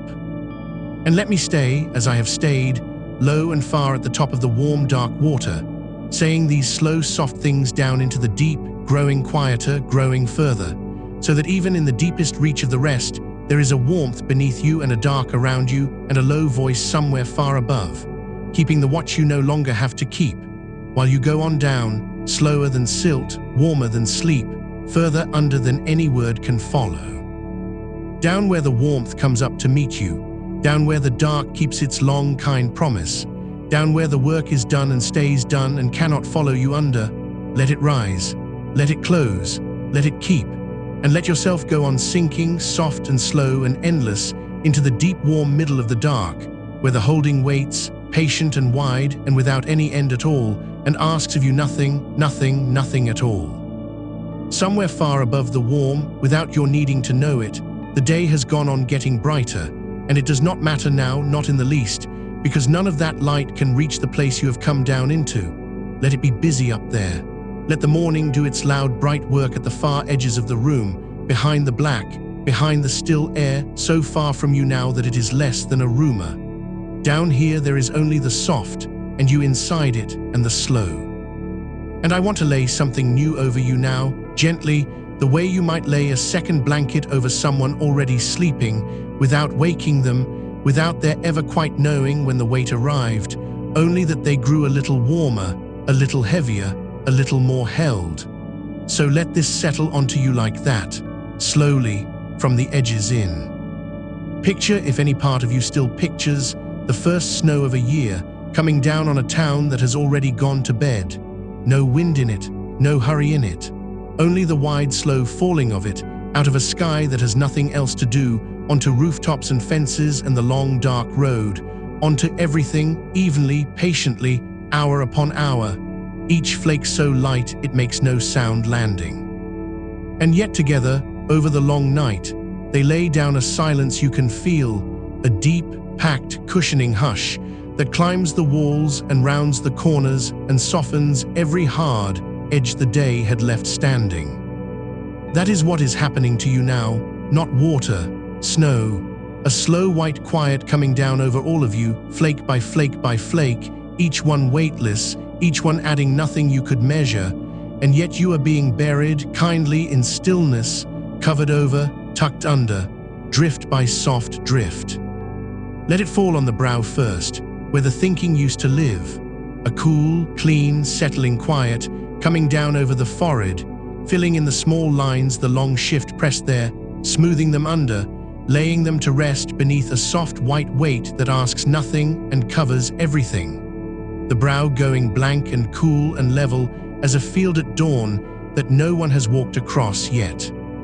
Let it fall on the eyes, the snow coming down so slow and so soft over the closed eyes that they sink a little further shut under the gentle load of it, the way branches bow when the snow builds on them, easing down, giving up their last held tension to the weight. The eyes heavy now, snow heavy, covered still. Let it come down over the whole of the face, the cheeks, the jaw, the mouth going soft, everything the face was holding all night, the alertness it wore for others, the small readiness around the eyes, the set of the jaw against the tiredness, all of it going under the quiet snow, filling in, rounding off, softening down into one smooth sleeping field where no expression needs to be kept. Nothing to arrange the face into now. Nothing to be ready for.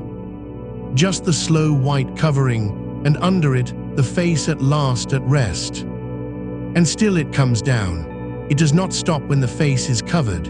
It has all the long hours to keep falling, and it will. Down over the throat that worked so hard, that spoke and swallowed and stayed tense against so much, the snow laying its cool hush along the throat until the throat forgets it is a throat and becomes only a soft covered place, warm underneath, quiet on top. Down over the shoulders, and oh, the shoulders, how long they carried the shape of the work, how high they had learned to sit without your ever asking them to. Let the snow come down on them now in its slow, forgiving drifts, weighing them gently, gently down, packing soft and heavy into the space behind them, until they cannot rise, until they would not know how to rise, until they lie exactly as low as a shoulder can lie, and the snow smooths a long white slope from the neck out to the arms, unbroken, undisturbed, deep. There is no cold in this snow. That is the strange kindness of it. It has all the hush of winter and none of the bite. It falls cool and lands warm, the way the best tiredness does, and where it settles it does not chill you. It insulates you, the way real snow insulates the small sleeping animals far under it, the ones who have gone down into the dark of the ground to wait out the long season, curled and slow-hearted and utterly safe, beneath a roof of white that keeps the true cold out and their own small warmth in. You are one of those now, gone down under, slow-hearted, kept warm by the very thing that covers you. Let it fill the room, this snow. Let it come down not only on you, but on everything around you, over the floor, over the doorway, over the whole waking world that waits beyond the walls, until the walls themselves are banked high with quiet and no sound from out they could ever cross the drifts to reach you, the town going white and wordless, the roads going soft and impassable to noise, every bright and busy thing out there sinking slowly under the same patient falling, muffled, gone. You in the deepest room of a snowed-in house, at the bottom of a snowed-in street, in the heart of a town the winter has folded shut for the day, and all of it, every layer of it, holding the silence in around you like cupped hands around a small flame. And you do not have to keep the flame. That is what I keep telling you in one shape and then another, and I will keep telling you in shapes you don't even hear now, because it is the only thing worth saying down here. You do not have to keep it alive. It is kept. The warmth at the center of you burns low and steady and needs no tending, banked like coals under ash, glowing without flame, throwing its slow heat up into you all through the covered dark, while you do nothing at all to feed it. Your body knows how to hold its own warmth. It has done it every night of your life you never watched. It is doing it now, under the snow, under the hours, without one instruction from you. Rest lower than the snow. Rest under it, where the animals rest, in the close, dark ground. Let me tell you what your body is doing down there, while you lie covered and cannot feel it, not to make you attend, but so you can hand it over completely, the way you hand over the wheel to a driver you trust, and finally, actually, sleep in the passenger seat. All through this long, buried quiet, the deep machinery of you is at its patient work. The heart is slowing itself, without your asking, drawing its beats further apart the way the snow draws the flakes apart at the very end of a storm, unhurried. The blood is going warm and easy to the surface of you, which is why the hands feel large and soft and far away, why the face feels heavy, why the whole of you feels laid open and mild.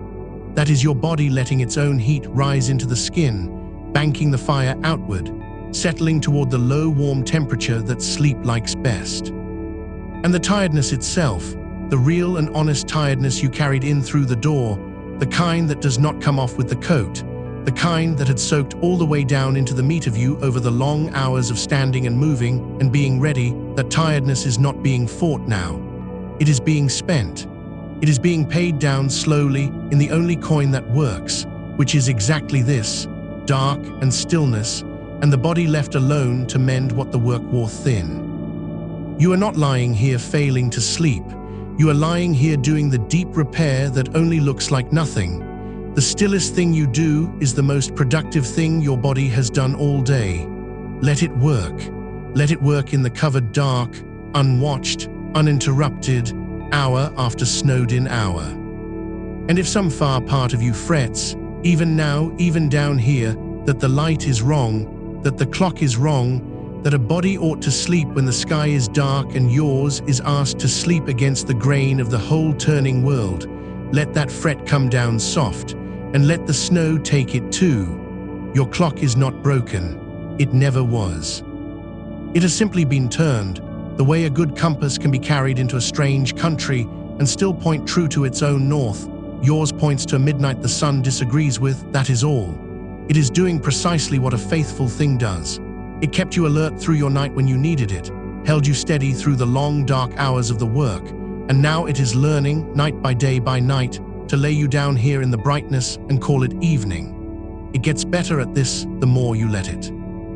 Each time you come down into the dark at this same hour, the turning inside you settles a little deeper into the shape of your real life. You are not fighting your body. You are teaching it kindly, and it is a good student, and it is trying, and it is doing, right now, the best that anybody could do, which is to have brought you all the way down here, under the snow, to the edge of sleep. In the middle of a bright, loud morning, it was born to be awake in. That is not failure. That is something close to a quiet miracle, and you did it, and it is done, and you may set it down. So set it down. Set down even the knowing that you are doing well. Set down the small, proud watchfulness that has been checking all this long while whether the rest is working. It is working. You do not need to watch it work. Let the last watcher lie down under the snow with all the rest of you and be covered and be quiet and be off duty at last, completely, for the first time in a long time. No part of you standing guard, no part of you keeping one eye on the light, no part of you counting the hours till you have to be someone again. All of that snowed under, all of that at rest. Down here it is always the same soft hour. The snow does not tell time, it only falls and deepens and holds. And you can stay in this one unmoving hour as long as the sleep wants you, because nothing out there is coming to pull you up out of it. Nothing is expected of the person under the snow. Nothing at all is asked of you, but to lie here and be kept warm and let the long quiet do the rest. Feel now how the weight has spread until it is everywhere at once. Not the snow on this part or that part, but the whole soft depth of it lying evenly over the whole length of you. A single seamless heaviness from the crown of the head to the soles of the feet. One covered field, one banked and sleeping shape, warm underneath and hushed on top and utterly, utterly still. You could not lift an arm now without deciding to, and you will not decide to, because there is nowhere an arm needs to go, nothing a hand needs to hold, no small task left anywhere in the reach of you. The stillness is total, and it is comfortable, and it is yours. And the breath far off, low, slow, goes on breathing itself beneath all the snow, the one small living motion in the whole white quiet, rising and falling so gently that it barely stirs the covering, so slow now that the pauses at the bottom of each breath grow long and soft and inviting, little wells of stillness you sink a fraction deeper into every time. You do not breathe the breath. The breath breathes, and you are carried on it, down at the bottom of yourself, warm in the ground, under the snow, under the hours, under the whole bright roaring morning that cannot find you and has stopped even looking. Let another layer come down. There is no end to how deep the quiet can lie. Let the snow keep falling on the sleeping town of you, kindly, patiently, hour into hour, laying the silence deeper and deeper until even the memory of noise is gone, until even the shape of the day you came home from softens under the drifts and rounds away and is lost, gently, without your mourning it, the way everything sharp goes gentle under enough snow. The hard, bright edges of the shift, the lights, the corridors, the voices, the ceaseless being needed, all of it drifting over now, filling in, going smooth, going white, going quiet, until where all that used to stand there is only a soft, unbroken field of rest with no footprints in it, and nothing to remember and nowhere the day can still reach you. You are so far down now, so well covered, so deeply kept, and there is still so much of the dark ahead. I will say it again low, because it is the truest comfort I have. The deep is nowhere near spent. The snow has been falling only a little while in the long measure of this rest, and it will go on falling for hours and hours yet, banking higher, holding softer, keeping you warmer, all through the long middle of your night that the world outside is calling day. No alarm is near. No edge is near. No getting up waits anywhere within the reach of the hours in front of you. There is only more snow, more quiet, more slow, warm, covered dark, more of exactly this, laid down and down and down for as long as the sleep wants to keep you. So sink into the ground of yourself and stay. Curl into the small, warm dark under the drifts and stay. Be one of the sleeping animals in the safe, closed earth, slow-hearted, slow-breathing, mending in the dark, waiting out the bright, loud season above with nothing to do but wait and be warm and be still, and let the long white quiet keep on coming down. Let it come down on the shoulders again, deeper. Let it come down on the hands, until the hands are only warm, soft shapes far off at the ends of you, buried, gone. Let it come down along the whole slow length of the legs, packing them heavy and even into the softness, until they are more snow than limb, more rest than muscle, more weight than anything that could ever stand again in the next long while. Let it come down on the chest, rising and falling so slightly beneath the drift that you would have to search a long time to find the motion. Let it come down over all of it, all of you, one last even limitless falling, until there is no part of you that is not covered, not held, not quiet, not kept. And I will stay up here at the edge of the storm, where the last flakes turn slow in the dark, low-voiced and far, saying these soft covering things down over you as the snow says its cold, soft nothing over the sleeping town, growing quieter, growing further, letting the spaces between the words fill up with snow so that even the voice becomes part of the hush, another slow thing falling, another layer of the quiet laid gently down over the deep warm dark where you are sleeping and mending and kept. Where nothing is asked and nothing is owed and nothing at all is left for you to do but lie here under the long soft falling and be covered and be warm and go on down into the deeper white beneath the white, slower than snow, further than sleep, into the still ground of the rest, where the hours pile soft and endless above you, and the morning never, never comes.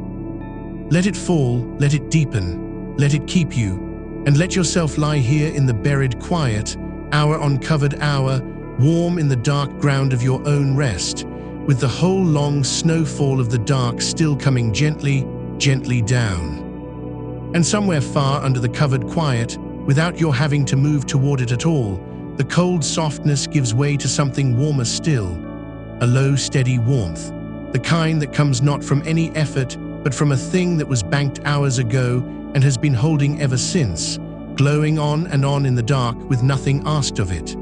Think, if you can still think anything at all, of a low fire kept overnight in a grate. Not a leaping fire, not a bright one, nothing that flickers or crackles or throws light up the walls, only the deep orange rest of it, the coals settled down into their own soft ash, breathing their heat out slow and even into a room where someone is sleeping. That is the temperature of you now, that banked, buried, patient warmth, the heat of a thing that has already done all its burning and now only rests and glows and keeps. You do not have to feed it, you do not have to tend it, it asks for nothing. It only lies there at the center of you, low and red and warm in the dark, and it will hold like that for hours, through all the long middle of your sleep, needing no hand, no watching, no waking. The warmth staying while you go further down away from it, out past the reach of any small task, into the wide dark where even keeping warm is done for you now. And the light that the world is making out beyond the walls, the bright climbing loud of the middle of their day, it means nothing in here, it reaches nothing in here. It is only whether happening to other people, far off, in a country you have already left for the night. You crossed over hours ago. You are on the other side of it now, in the deep warm keeping hours that belong to you, and the day can go on being loud and bright without you the way a storm goes on being loud and bright outside a house, where someone has already fallen asleep by the fire, no longer listening, no longer there.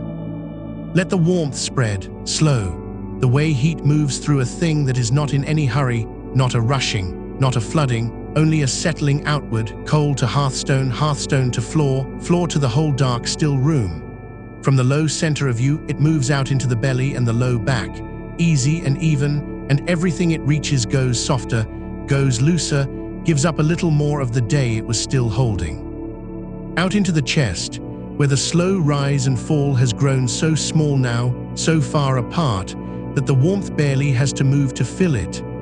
Out along the arms, unhurried, into the wrists, into the palms, into the slack, quiet fingers, warming them from the inside until they are heavy and glowing and still. Down the length of the legs, the same slow way, patient, thorough, into the knees, into the ankles, all the way out to the soles of the feet, so that even the far ends of you, lie warm and settled and done. There is nothing in you now that is cold, nothing in you that is bracing, nothing in you that is still holding itself ready for something. The readiness has gone out of the body, the way the light will one day go out of that low fire, slowly, without alarm, without anyone needing to be there for it. And what is left is only warmth and weight and the long dark keeping of the sleep. And I want you to know, lo, from the edge of the room where I am keeping the last of the quiet for you, the tiredness you carried in through the door, the wired hollow ache of coming home lit up and wrong way round while the sky was already going pale, that is not in you anymore either. It has been leaving you slowly, hour on hour, breath on breath, drawn off into the warm dark like heat into a cold night, until now there is hardly any of it left to find. You are not the person who came in off that shift. That person was still running. This one has stopped. This one is only warm and heavy and held and sleeping, and none of the running reaches you here. Your body has not failed at any of this. It never was failing. It is doing, right now, in the warm dark, the oldest and simplest thing it knows how to do. It is mending itself in the quiet while the world it cannot use is busy somewhere else. The clock inside you is not broken. It only keeps a different midnight than the one on the wall, and it has found that midnight now and settled into it and gone down into its proper deep. You are exactly on time. You are exactly where the rest lives. There is nothing out of order in you but the hour on a clock that was never yours to keep. So let the warmth hold you, and let the day roar on without you, small and far and no concern of yours. And drift now, if you would like, towards something even softer than the fire. Because past the warmth, deeper in, there is water, not cold water, not moving water, only a great dark, still warm water, the kind you might find in a cave far under a hill where no light has ever come, a pool so quiet and so deep and so perfectly the temperature of your own skin that to lie back into it is to stop being able to tell where you end and the water begins. You are floating there now. You have been floating there for a while without noticing. Held up entirely, without effort, without a single muscle lifting a single ounce. The warm, dark water carrying all of you so completely that the difference between you and it has begun, gently, to dissolve. There is no bottom you need to find. There is no edge you need to swim to. There is no surface you must keep your face above. You are simply held in the warm, still black, weightless and slow, turning so faintly you cannot even be sure you are turning, drifting on a water that has no current and no shore and no clock and no end. And it is so quiet down here in the warm water under the hill, the kind of quiet that has a shape to it, a fullness, the quiet of a place the noise of the world has simply never reached and never will. Up above, past the stone, past the long dark of the earth, the day is doing whatever the day is doing, the traffic, the voices, the bright, hard business of all the people who slept when the sky said to and are awake now because it told them to be. None of it comes down here.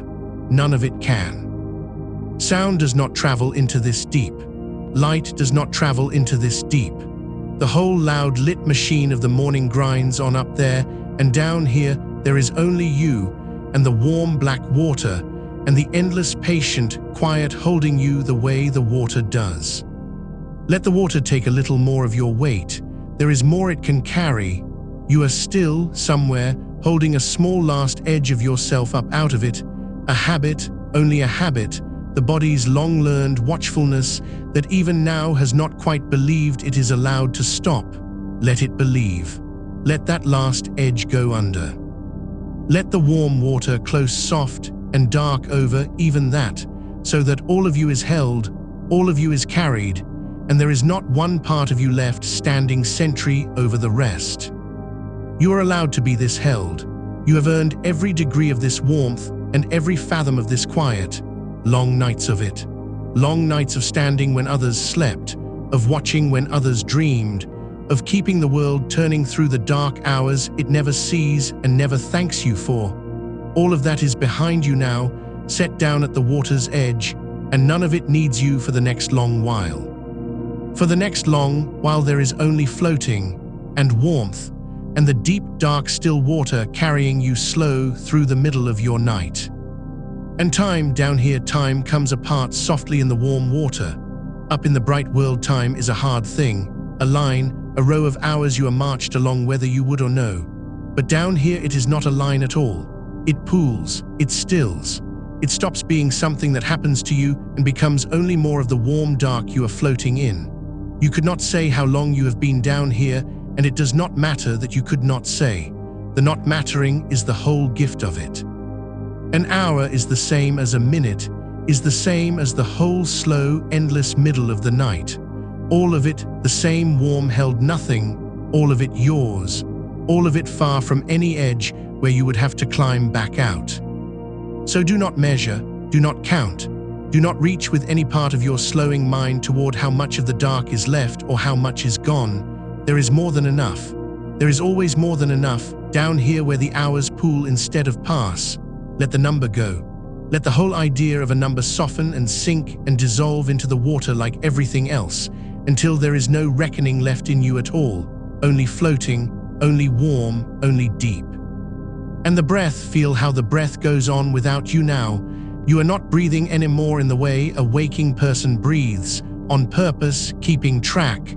The water is breathing you, slow, so slow.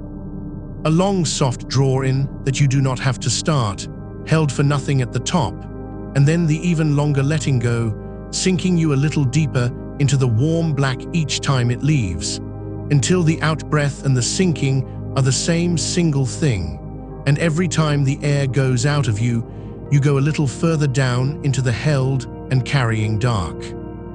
Down on the out-breath, a little further. Down and warmer and quieter still. There is no floor, I told you that and it stays true. You can go on sinking as gently as this for the whole length of the sleep and never arrive anywhere but deeper. Sinking here is not falling. Sinking is only rest getting more complete. Each slow settling down through the warm water is another layer of the tiredness leaving you, another degree of letting go, another hour of the mending done, and there is no bottom to it because there is no bottom to how rested a body is allowed to become. So sink, slowly, on the long soft breath, into the warm black water under the deep dark hill, where the day cannot come, where the clock has pooled and stilled, where you are carried whole and asked for nothing. Let the last edge of you dissolve. Let the water close over. Let the difference between you and the deep warm quiet go on softening until there is hardly any difference left to hold. And I will stay, the way I said I would, up at the far edge of it, up where the last of the light lies on the still black surface, a long way above where you are floating now, low-voiced and further with every word, letting the quiet come up between the things I say the way the warm dark comes up around you, watching over the surface so you do not have to, keeping the one small light at the water's edge so that nothing has to be kept by you. You are down too deep now to need me close. You are held by something older and warmer than any voice. So I will only murmur here at the top of the dark, softer and softer. Another far off, nothing laid gently on the water, while you go on down into the warm, still deep, where the sleep is keeping you. Down where it is warm and black and endless and yours. Down where the morning is only a rumor, the water never heard. Down where there is nothing to do and no one to be and nowhere at all to get to, but here and warm and deeper and slower and further into the long-held quiet of your own good rest. Let it carry you, let it keep you. Let the warm dark water take the whole slow weight of you and hold it through hour after hour after hour, while the day wears itself out up there in the far bright noise, and you lie here below it all, floating, breathing slow, mending in the deep, kept warm and kept dark and kept safe for as long as the sleep goes on wanting to keep you. And it wants to keep you a long, long while yet. The deep is nowhere near its bottom because it has no bottom. The night in you is nowhere near its end. There is so much warm, dark water still ahead, so many slow, settling breaths still to sink you, so much of the quiet still to come. Nothing near you is asking, nothing near you is ending. There is only the next slow breath, and the little further down it takes you, and then the one after that, softer, and the one after that, further, on and on, into the warm black keeping deep where you are floating now. So stay, float, sink when the breath goes out and rest when it comes in, and let the two of them carry you down by the smallest degrees through the long middle of your night. I am here. The light is at the water's edge. The dark is warm all around you. And there is nothing left for you to do, down in the deep where you are, but be held and be warm, and go on drifting slower than the slow water, further than the deep dark, on into the endless held quiet where the hours pool soft above you and the surface, and the light and the loud bright morning are also very, very far away. Let it hold you, let it deepen, let it keep you down in the warm. Somewhere far above you, if you listen for it without reaching, there is a new kind of quiet coming down. Not the water now, but something even softer, even slower. Snow. Imagine it if you like, or don't imagine anything at all, and only let the words settle on you the way the snow settles on the world, the fine, slow fall of it out of a low gray sky, each flake taking its own unhurried time to come down, none of them in any hurry to land, and none of them making the smallest sound when they do. That is the kind of quiet that is lying over you now, a quiet that falls and does not stop, and asks nothing of the ground it covers, only lays itself down, soft on soft, deeper by the hour, gentling every hard edge of the world beneath it, until there is nothing left out there with a sharp corner or a loud color, nothing left that could reach you, only the long white hush laid thick and warm over everything you used to have to carry. And you are far under it now, far under the soft fallen quiet, warm the way the earth stays warm beneath the snow, held the way the seed is held all winter in the dark ground, in no hurry at all to wake, in no danger at all down there, only kept, only waited over, only let to rest in the deep warm dark, while the cold bright day goes on far up above the snow line, and never once comes down to where you are. Let it fall, let it keep falling. Let hour after hour of that slow white quiet come down over the roof above you and the street beyond it, and the whole waking clattering town beyond that, until every sound the day tries to make comes to you muffled, and softened, and slowed, and finally not at all. The snow takes the noise.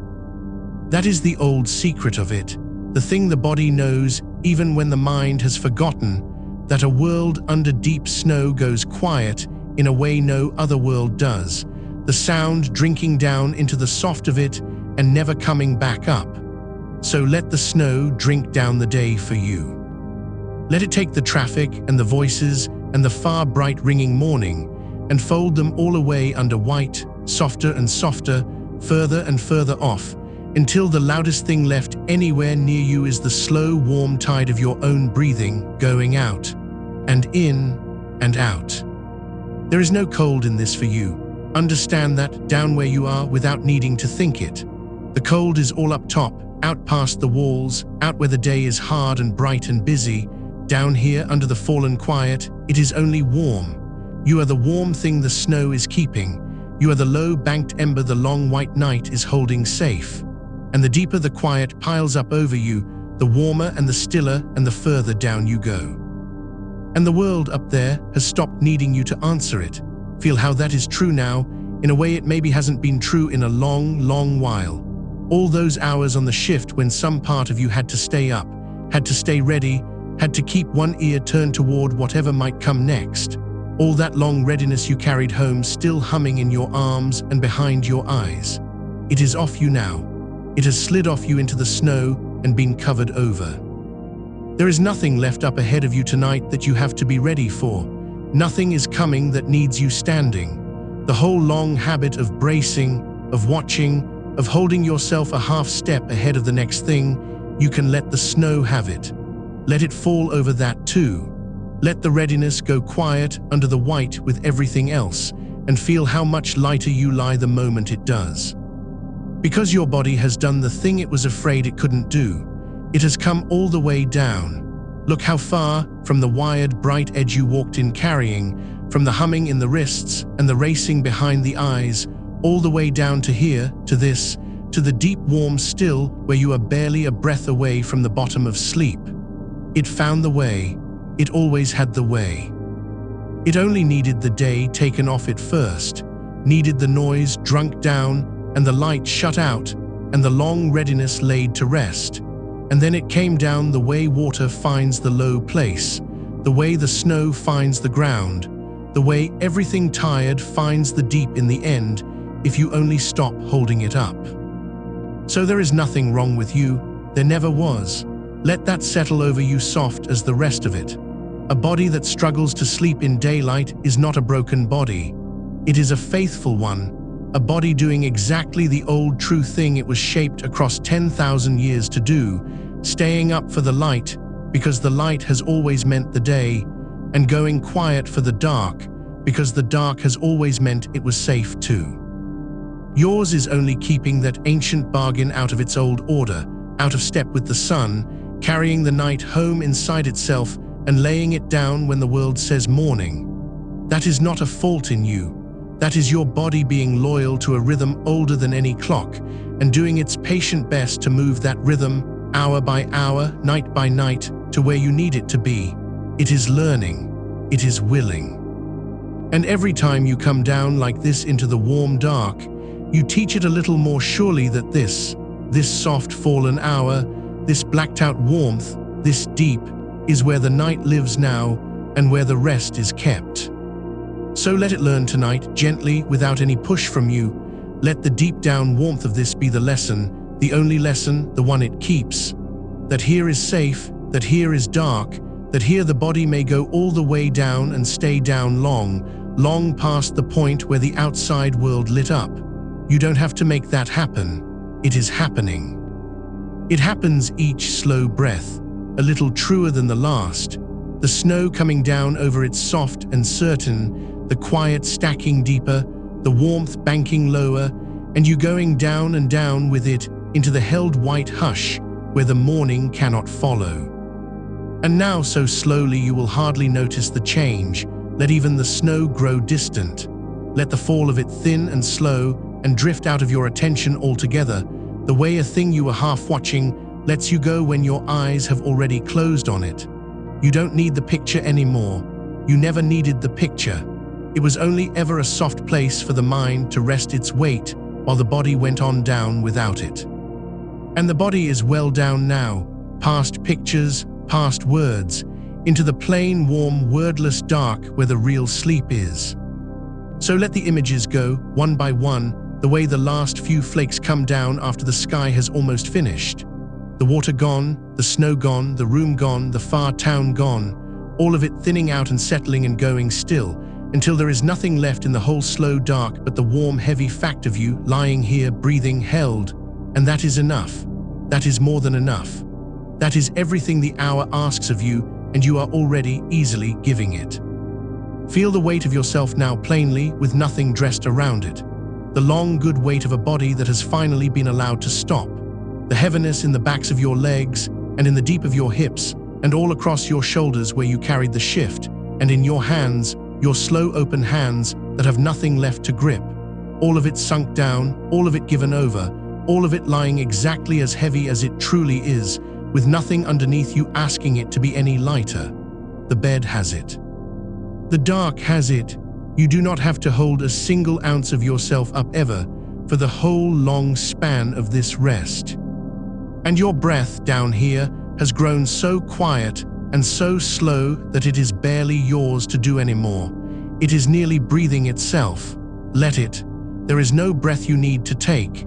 There is no breath you need to make longer or deeper or better than it is.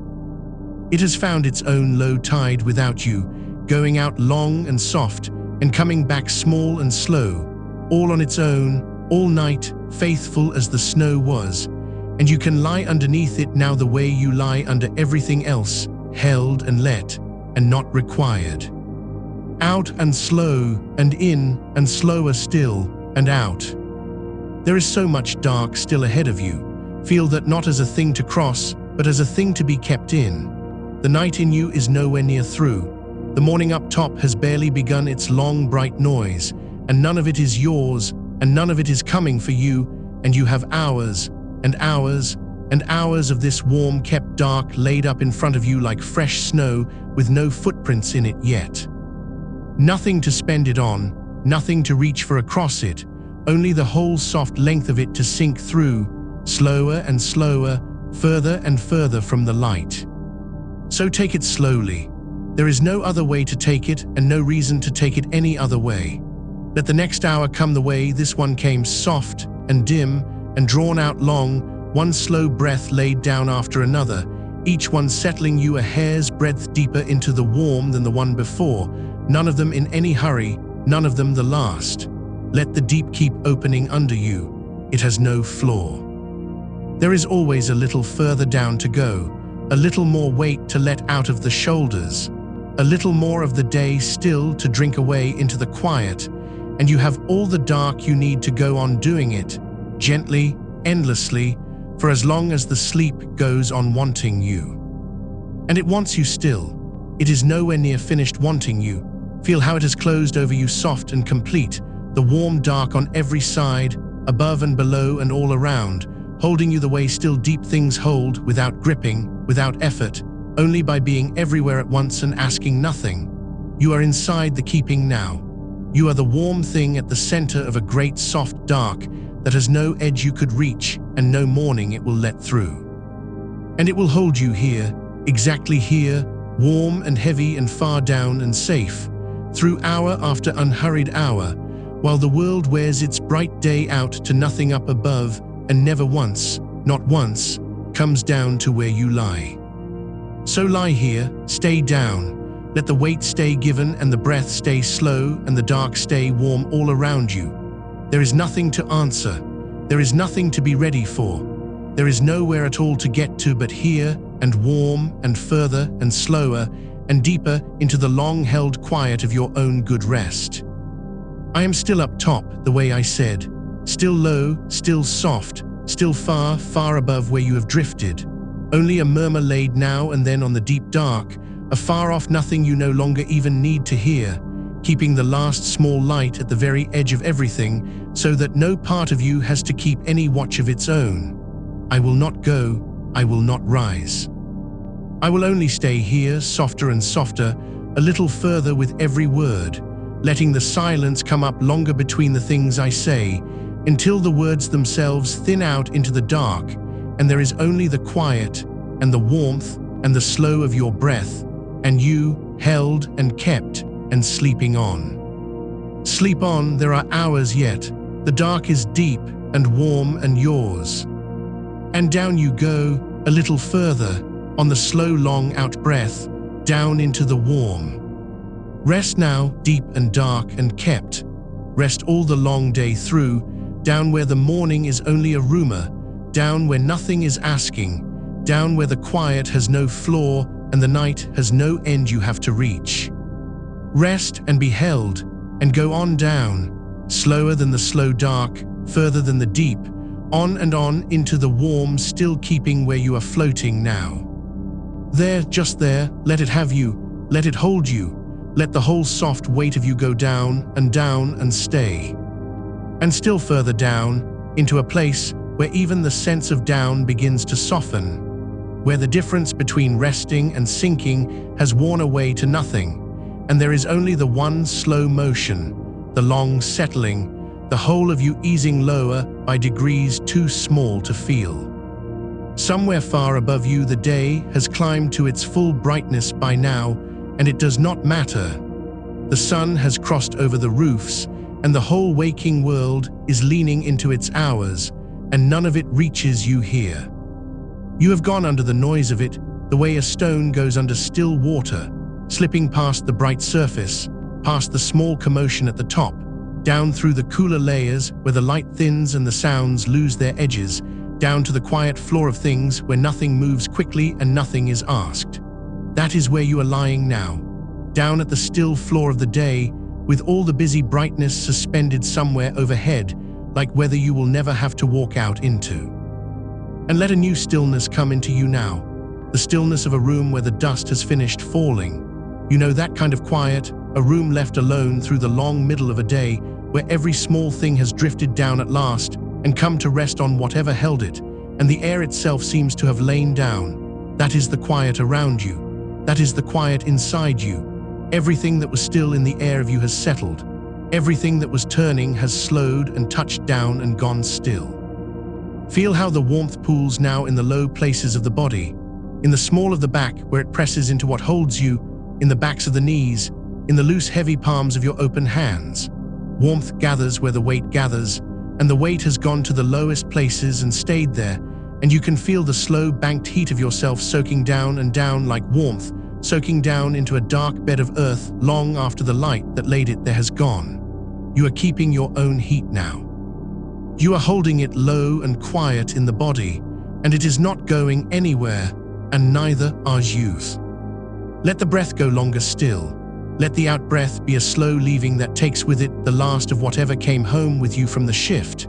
Breathe in, low and unhurried, no deeper than you like, and let it go, long and slow and gone. And feel, on the far side of that breath, how there is a little more of the day emptied out of you, a little more room made for the dark to move into and fill. There is no clock here. That is worth letting yourself know all the way down. The hour has no name where you are lying. The morning that is turning to afternoon somewhere up above you has no claim on this dark. You are not late to anything. You are not early.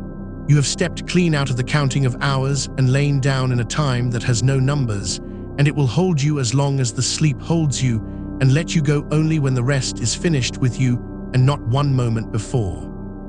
And your body knows how to do this. Let that be a quiet comfort settling over you with the rest.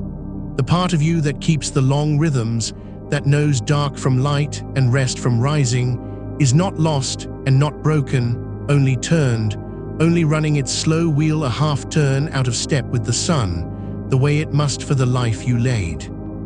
It is doing its patient best down in the deep of you, learning this daylit dark, this borrowed midnight, and every time you lie down into it like this, it learns the shape of it a little better. You do not have to help it. You do not have to try. You need only lie here in the dark you have made and let it find its footing under you while you sleep.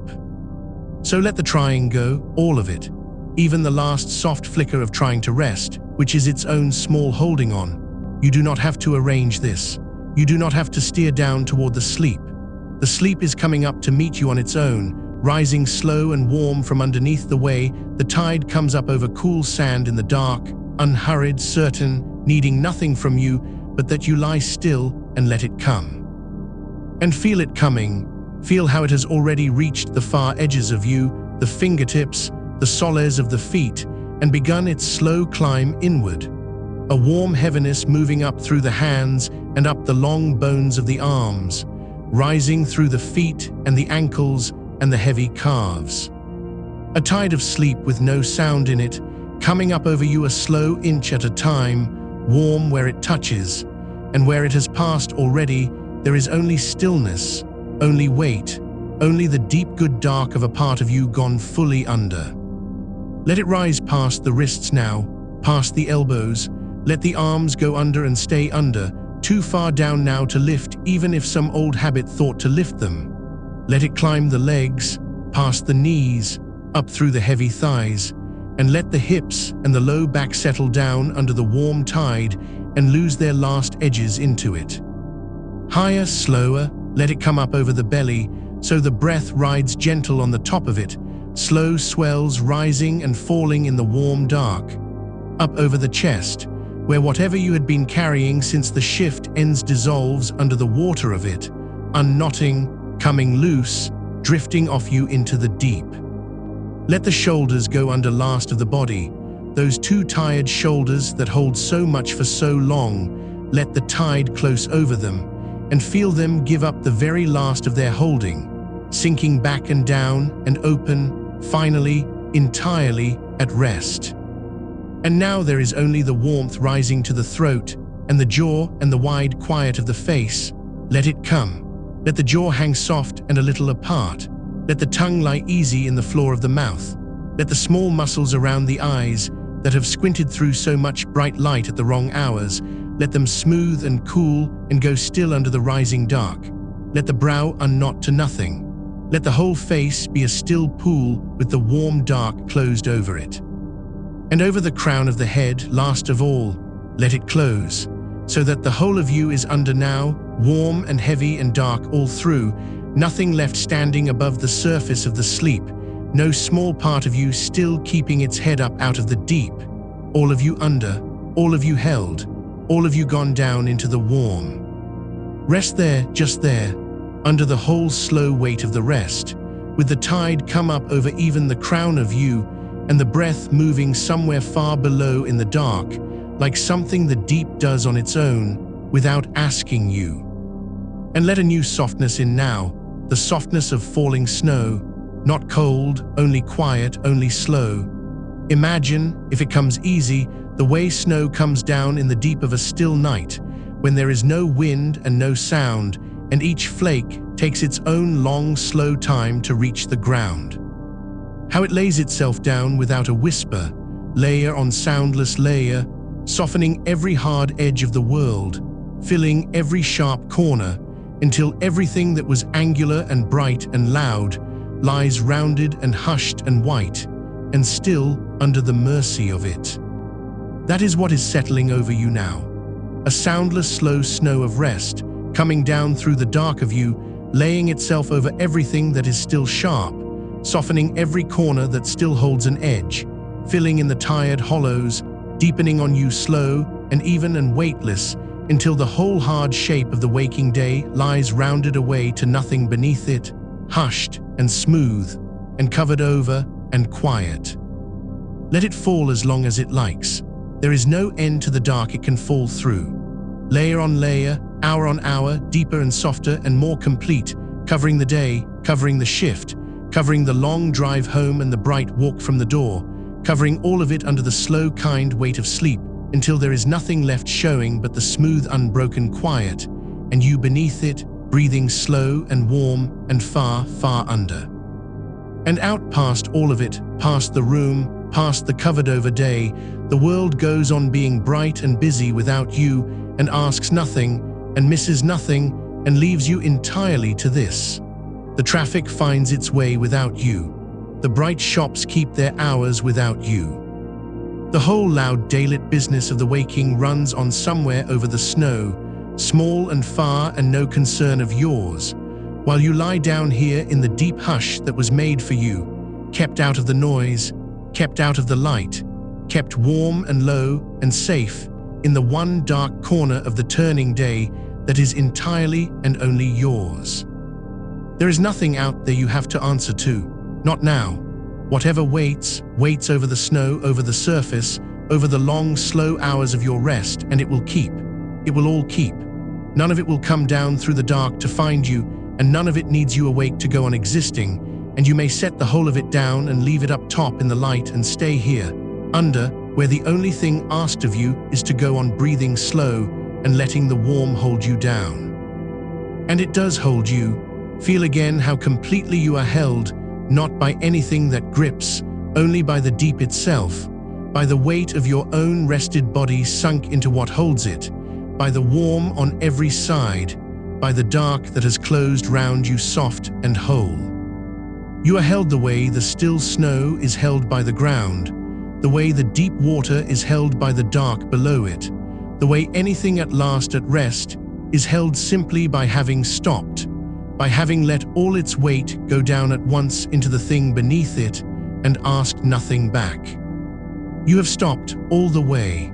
There is no motion left in you but the slow motion of the breath, and even that runs on its own now, low and unhurried in the deep, one long slow swell after another, rising and falling somewhere far beneath your notice, keeping you without your keeping it. So let the last of your attention loosen and go soft, the way the fingers of a sleeping hand fall open. You do not have to hold even these words anymore.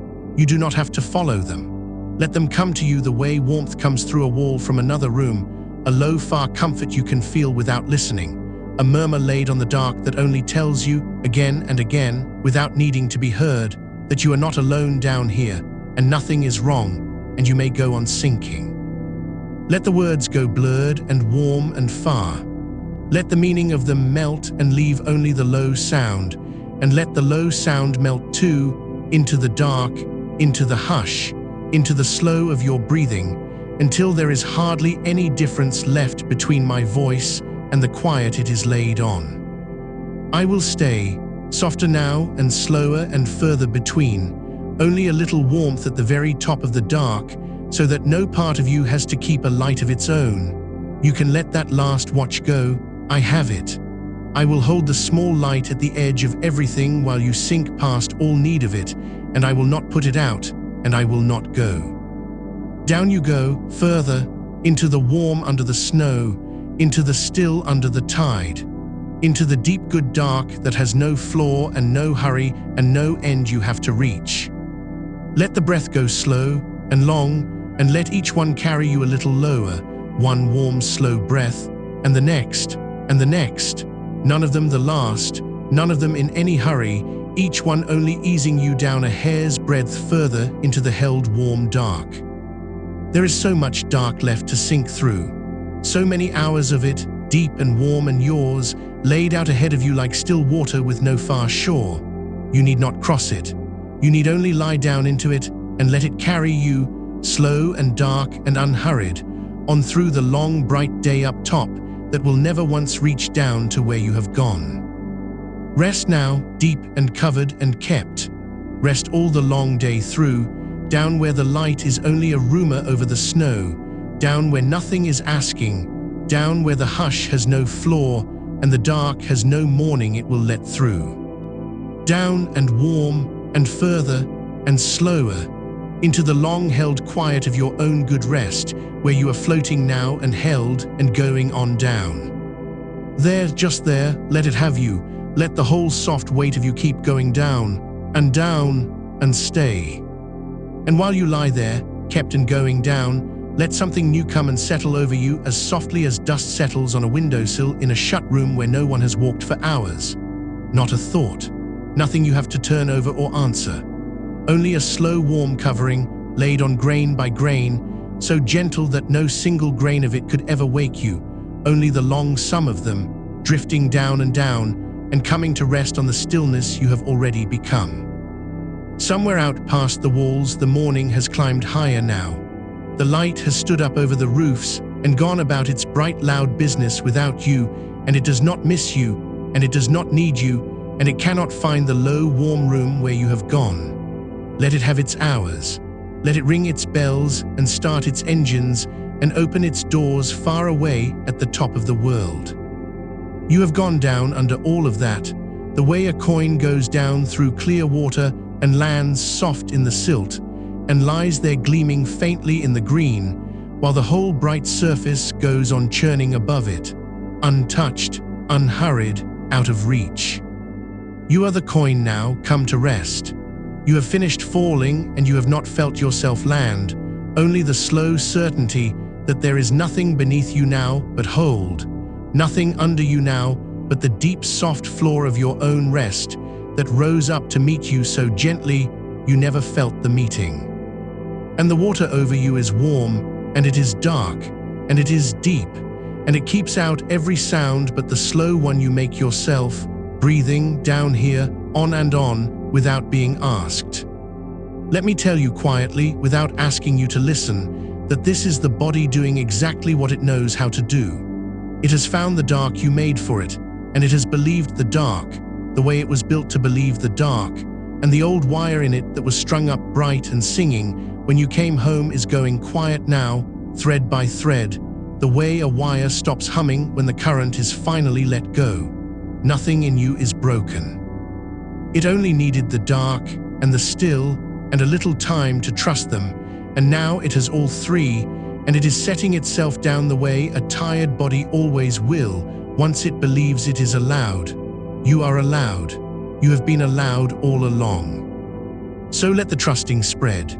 Let it move down through you slow as warmth soaking into cold cloth left near a fire, the warmth finding the weave of you one fiber at a time, and no fiber hurrying the next, only the long, unhurried soak of it, until every part of you that came home clenched has let that go without your telling it to. Feel it in the small places you have never once thought to loosen. The narrow muscles between the small bones of the feet, letting go, spreading, going soft and wide against the sheet. The long tendons behind the ankles, unstrung now, holding nothing, drawn out slack and easy in the warm. The deep hidden muscles along the spine, the ones that stood you up all shift, the ones that carried you down every corridor and held you at every counter and never once got to sit. They are lying down inside you now, one small band of them after another, each one setting down its share of the long night's weight into the bed that has taken all of it and asks for none of it back. There is a great generosity in a bed. It only ever gives. It holds the whole of you and wants nothing, keeps the whole of you and takes nothing, and it will go on holding you like that, exactly like that, all the long bright day, however far down you go and however long you stay. You do not have to earn it. You do not have to thank it. You have only to keep letting go into it, a little more and a little more, the way a stone keeps settling into soft ground long after it has stopped falling, easing down another hair through the give of the earth as the hours pass. And the hours will pass. That is the good thing I want to leave lying beside you in the dark, warm and steady, where you can feel it without holding it.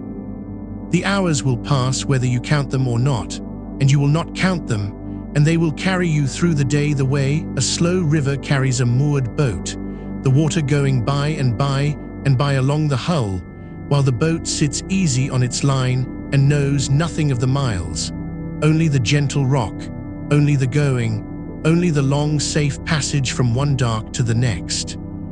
You are moored.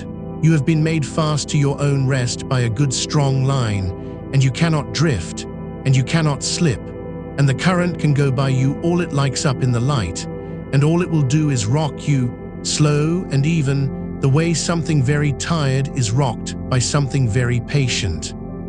Let it rock you now. Let the slow of your own breathing be the slow that rocks you, the small rise, the long fall, the small rise, the long fall, nothing you are doing, only something being done, low in you, on and on, the oldest motion there is, the one that ran before you had a name for it, and will run tonight without a single thought from you to keep it going. You can trust it entirely. It has never once needed you. Give it the whole weight of your trust, and let that weight, too, sink and settle and be held. Far under the day now, the quiet has a grain to it, the way deep water has a color that is not quite black, a warm nearly nothing that the eyes make when there is finally nothing for them to do, a soft gray gold swimming behind the lids that is not light and is not dark, but only the gentle static of a mind laying down its watch. Let that soft nothing spread and even out. Let it lose its shapes. Let whatever still drifts across it thin and pale and slide off the edge of noticing, one dim shape at a time, until the field of it is smooth and warm and unbroken, a still pool with no wind on it, holding nothing but its own faint glow. And under even that, further down, is where you are going, down past the last of the pictures, down past the last of the drift, down to the plain, warm floor of yourself where there is nothing to see because there is nothing left that needs seeing, and nothing to hold because there is nothing left that could fall. You are nearly there, you may already be there. It does not matter which, because the going and the arriving are the same slow, warm thing now, and you can do both at once forever without moving at all. Let a heaviness come into your hands that you have not felt before, not the heaviness of holding something, but the heaviness of a hand that has forgotten it is a hand, lying open and warm and dumb and good in the folds of the covers, the fingers curled a little the way they curl on their own when no one is asking them to do anything, the palms soft, the whole hand gone as slack and thoughtless as a glove set down. Both hands like that now. Two warm forgotten weights at the ends of two warm forgotten arms, and no message running out to them, and none coming back, only the deep, still hum of a body that has stood itself down. And let the jaw go the same forgotten way. Let it hang a little in its hinge, unclenched, the teeth apart, the tongue lying soft and low in the warm dark of the mouth, nothing held there, nothing said there, no word waiting behind the lips to be spoken. All of that quiet now, all of that let down, the whole broad country of the face gone smooth and slack and warm, the brow wide and easy, the space between the eyes as open as a field with the snow lying flat and untouched across it under a low grey sky. I will lay one more warm thing down in the dark beside you, and then I will go slower still and leave you longer to yourself. It is this, you do not have to fall asleep. You are already resting, and the resting is already doing its work, deep in you, whether the sleep comes in the next slow breath or an hour from now down some further stair of the dark. The good is happening now. It has been happening since you lay down. Every long breath has been mending something. Every letting go has been paying down something the night ran up. You are not waiting outside a door hoping it will open. You are already in the warm room, already lying in the deep of it. And the sleep, when it comes, will only be the room going one shade darker around a body that was already home. So there is nothing to reach for. There is nothing to do right. There is no way to do this wrong, and no test at the far side of it, and no one keeping score of how fast you went down. Let that lift off you. Let the last faint effort of trying to sleep lift off you like steam off warm water, and rise away into the dark and be gone, and feel how much lighter you are the moment you stop trying. How the body sinks a little further the instant it is allowed to fail at sinking. There, feel that, the small extra settling that comes when you give up even the wish to settle. That is how you know you are almost all the way down. That is the last stair, the one you take by not stepping, the one you go down by standing perfectly still and letting the dark rise past you. Let it rise past you now. Let it come up warm around your chest, and up around your shoulders, and up around the sides of your throat, soft as risen bath water, warm as blood heat, closing you in from every side without any weight to it at all, so that you are held on all sides at once and pressed by nothing, surrounded and unbounded, covered and free. And over the top of the dark, far up where you no longer live, the day can wheel through all its bright hours. Let it. Let the sun climb and stand and lean and fall the whole long arc of it while you lie here under the whole thickness of your rest, untouched by the going of it, unmarked by the length of it, safe in the one place the light was never made to reach. You have taken the one road down that the day cannot follow, and you have gone far enough along it now that even the memory of the light is only a warmth on the far side of a wall, and the wall is thick, and the room behind it is yours, and the door of it is shut, and the shutting was the kindest thing. Slower now, I will leave more dark between the words. Let the dark between them be as warm as the words, and let it grow, and let it hold. Down where you are, the breath has almost no shape left. It is barely a tide now. It comes so slow and lies so long at the bottom of itself that you could not say, from inside, where one ends and the next begins, and you do not need to say, and no part of you is trying to, and the not trying is itself another softness laid over all the rest. Let it lie long at the bottom. Let there be a wide, still pause at the foot of each breath, where nothing moves and nothing is needed, and the whole of you simply rests in the empty, warm hollow before the next slow swell lifts of its own accord. That pause is a small dark room inside the larger dark, and each time the breath goes out you get to lie down in it for a moment, and each time it comes in you are carried back up a hand's breadth, and then set down again, gentle, into the small warm room at the bottom. You could stay there, you may stay there. There is nowhere you have to be but the bottom of the next slow breath, and then the bottom of the one after, and the day will keep the hours for you while you tend to none of them. Feel now how the whole long weight of you has poured itself down into the lowest parts, the way water in a tilted vessel goes and lies along the bottom edge, the back of you, the backs of the legs, the shoulders, the crown of the head, all the parts that touch the bed heavier now than the rest, warm and dense and given over, while the front of you and the top of you have gone light and thin and almost weatherless, so that you are heavy where you are held and light where you are free, and both of them are easy. And both of them are good. There is a warmth pooling low in the belly now, the deep, unhurried warmth of a body that has finally banked its fire down to embers and asks nothing more of it than to glow. Let that low warmth spread its slow heat outward, unhurried into the hips, into the small of the back, up under the ribs, a heat with no urgency in it, the heat of something settling in for a long good stay, the heat of a house at the darkest hour with the last log fallen to coals and the whole place breathing slow around it.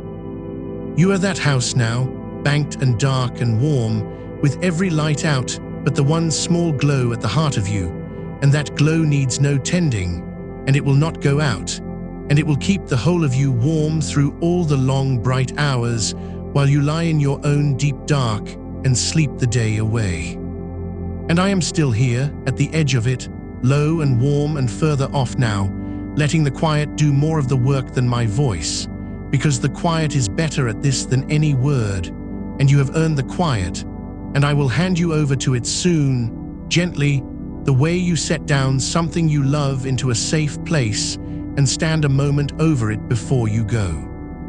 Not yet, a little longer. Let me stay a little longer at the warm edge while you go the last small distance on your own. So slow it is not even a moving, so soft it is not even a going. Only the warm dark closing one more shade around a body that is already asleep in all but name. Down and low and warm and kept, let the last of the words thin out to almost nothing, a warmth on the dark and no more, and let even that be too much to bother with and let it go. There is nothing under you but hold. There is nothing over you but dark.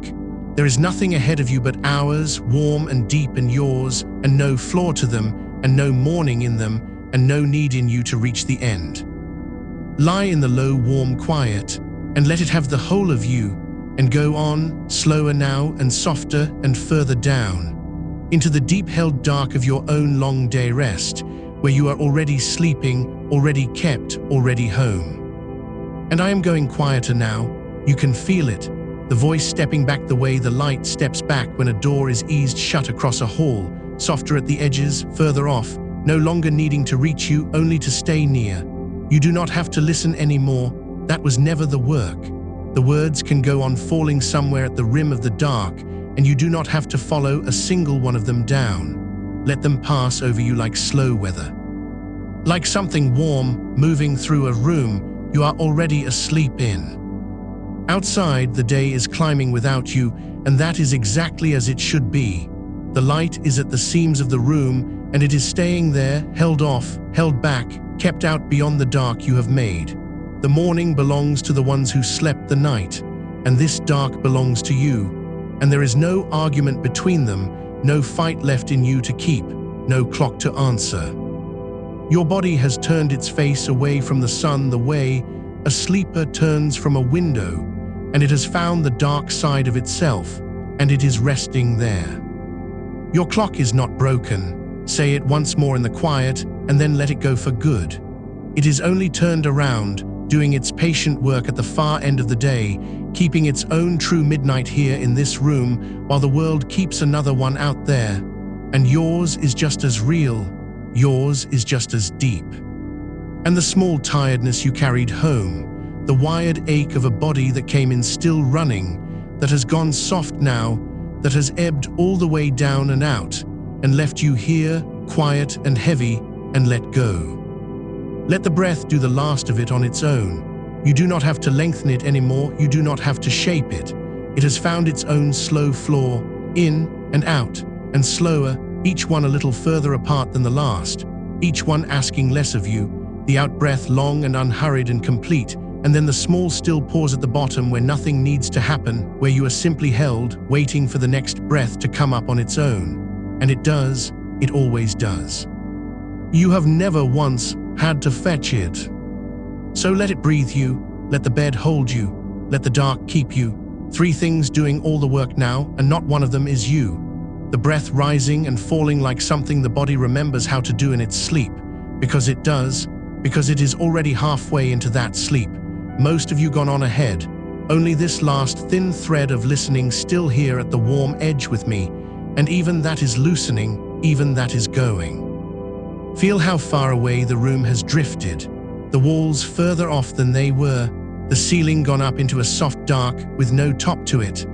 The floor of the bed dropped away below into a hold so deep and so complete that there is no bottom you could reach even if you looked for one, and you will not look for one. You are floating on a weight, sunk into a softness, carried on a dark that has no edges anymore, that goes out past the room, past the morning, past all of it, warm in every direction and yours. There is nothing to keep now, nothing to hold up, nothing to watch. The whole long night is set down, the shift is over and it stays over.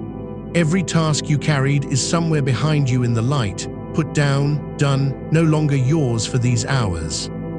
And the hours ahead are empty in the good way, the way a wide dark field is empty, the way deep water is empty. Nothing in them that wants you, nothing in them that calls, only room, only rest, only the slow deep dark going on and on with no morning in it. And if some small thing still drifts up in you, a thought, a fragment of the night, a face, a task, a sound from the shift that hasn't quite finished echoing, let it come and let it go by. You do not have to push it away and you do not have to follow it. It is only the last of the day draining off, the way a room ticks and settles after the fire is banked, small sounds of something cooling, meaning nothing, needing nothing. Let it tick, let it settle. Let it go quiet on its own, and it will. Heavier now, the arms gone, the legs gone, the hands somewhere out at the ends of you, too far to bother with, warm and forgotten, the face soft, the jaw loose, the brow smooth, the small muscles around the eyes let all the way down. The whole front of the face gone slack, and easy the way a face only goes when no one is watching it and nothing is wanted from it. And the back of you poured down into the bed, dense and dark and given over, water lying along the low edge of a tilted glass, still, level, done. I am nearly gone from here now. You can feel me stepping back that last small distance, my voice thinning out to almost nothing, a warmth on the dark and no more. And that is right. That is how it should end. Not with me holding you, but with the dark holding you, and me only having carried you as far as its edge and set you down inside it. Gently, the way you lay something you love into a safe place and stand a moment over it in the quiet before you go. I am standing that moment now, at the warm edge, watching you go the last of the way, and you are going, so slow it is not even a moving, so soft it is not even a going. Only one more shade of dark drawing closed around a body that is already asleep in all but the last thin thread of it. Let that thread go too. You don't need it, you don't need me, you don't need the words. You have the dark and the weight and the breath, and they will carry you the rest of the way and all the way through, down under the bright loud world, down under the climbing day, into the long deep still of your own kept rest, where the hours are yours and there is no flaw to them and no morning in them and no need in you to reach the end. So rest now, all the way. The city has gone quiet for you, the light is held off beyond the dark, the room is deep and cool and yours, the bed has all your weight and asks for none of it back, and I am going now, quiet, the way the last light goes out of a hall, leaving only the warm and the dark and the long, slow breath. Down and low, and warm, and kept. Sleep the day away, you have earned every hour of it. Nothing here will call you, nothing here will want you. Only the dark holding, only the breath going, only the deep opening under you, slow and soft and endless. Rest, rest. The warmth low in you glowing, needing no tending, the dark all around you closing kind, the weight of you gone all the way down and staying, and the quiet, better than any word, taking you the rest of the way. Further down, softer, almost nothing now, just the warm, just the dark, just the slow breath going and letting you go. Down and gone. Rest now.